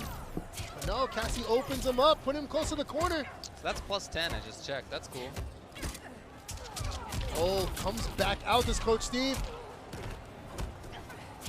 Oh, whiffs, but no, not a full punish. Oh, and then, well, there is one on Coach Steve's side. Into the corner. Lovely. Will there be a break? Yes. After enough, Coach Steve gets another one. Oh, Coach Steve! What a keep up by him. Oh, and he walks punishes. back to the perfect spot. Just As holds it she in. just drifts down to the ground. And now it's match point. Coach Steve. Fight. Ooh, punishes. Not far enough for the crushing blow. Coach Steve is in the corner fighting his way out. Good positioning for Jer. But Steve just swinging out. Gets the dash punch. I think that was the first time he had done dash punch after the end of that string. Yeah. Stance switch, aka wake up roll, screwed up. Ooh, stuffs. Jackie for trying to come in. What can Jer do now? What a throw escape. Will there be escape again? as well? Yes. So good at teching that. Both players just trying to find an opening. Ooh, good stuff from Jer. Both players don't want to make a mistake. No, you could really see it in the way that they're feel playing it. here. Oh, yeah. Oh, gets the punishes, Jer. Very even right now. Coach Steve hoping to wake up and press buttons right there. No. Oh, Uh-oh, Jer in trouble. Here's Coach Steve, gets the snowball, and then nothing. No, Lanzy's punish, and no punish there very much either, only down 1. Didn't believe because it's such good defense. Whip punish, this is huge. This actually may be it. Yes, goes to the fatal blow. Perfect setup. Is it enough, though? That was unbreakable, I want to point out, because there was no launch, but I don't know if it's enough. Oh, it is. It is. Sure takes it. It is. By the skin of his teeth. 1-1. Jer in trouble. No, that was definitely a super good game right there. I mean, Jer able to close it out. I mean, and the crazy thing is it did so much damage, and you notice Steve actually was able to defend every single time in that little mini game during the fatal blow. But it was still enough as we're tied 1-1 going into game 3. As you mentioned, winner moves on to winner's side out of the pools. Round 1. Fight. Here we go. So this is gonna go. This is a big one. Try to get a Lanzy's punish, but that jump 2 from Jackie's gigantic. Yeah, did not believe again. Ooh, good wake up punish. I think first wake up, actually. Ooh. So we're mixing things up a little bit here. Jer more intense on the buttons, plus 10 as we said before. Okay. Textbook every time. So what Jer's doing is keeping his combos fully unbreakable. He's always, I don't know that he's launched once. And that means that all the damage that he deals, although it's not an absolute ton, it's unbreakable damage, and that's rare in this game. Ooh, good tech from Steve. Oh, neutral jump from Jer. Steve does have fatal blow available. Tech on the grab. What's he got? Ooh. Armbar this time. Gets Jer it was twice looking for in a row. leg. He's gonna get another grab. Oh, so even right now. Oh, escape Ooh. failed, and I think that's it. Yes. Oh man, now Jer is match point. Oh, this one has been so intense. I mean, both players don't want to overcommit because they know they're gonna get punished for any harm that he gets in the crushing blow. It's not often you see max range after back 2-2. That's cool. Goes to the neutral jump. Good defense from Jer so far. Took his turn, but no, Coach Steve gonna be able to punish. Yeah, it's Coach Steve's turn at that point, and I guess Jer tried to press the button, but it didn't work. Here's Coach Steve now, harassing. Almost there. Oh, Yes. man. No, hold on. I spoke too soon. such a commanding life lead. It was going to be very difficult for Jer to come back. But now we're going into round 3. And both players still have Fatal Blow available to them. They do, and it's match point for both of them as well. Try to get the whip punish. No! Jer, unbreakable. Ooh, just waited That's patiently. it for the bar, though. And so Coach Steve turns it on.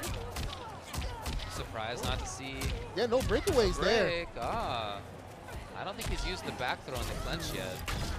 Here comes Coach Steve now. See Jer trying to fight his way out the corner. Yep, that's one way to do it. Both players, once again, gets Dude, the the grab. range on that was actually crazy. That had to be like max range. That was definitely max range. And the grab again. Oh, boys. Coach Steve is in trouble. You know that this character, Jackie, can make it happen instantly, but will he get the chance here versus Jer? Oh, and he has Yo, that's a crushing blow. That Let's was go. disgusting. He's got to get out. Oh, he went. No! He went for the Fatal Blow on the landing. That was so disgusting. And that means Jer's defensive bar is all gone as well. So terrible situation for him right now. Not much life, no bar, big trouble. Fatal Blow available, though. Oh, if he can confirm into it. Oh, that may be it. That's it. Jer ends up doing it. goodness. Jer ends up doing it. Oh! And he wants that handshake. He wants to get off of that stage. Oh Whoa! my God. Jer comes down from the north and does it here in Florida. My God. What a match. What a match. What You a can even match. see at the end there how much life was left on his character. Oh my God. But a pixel was left.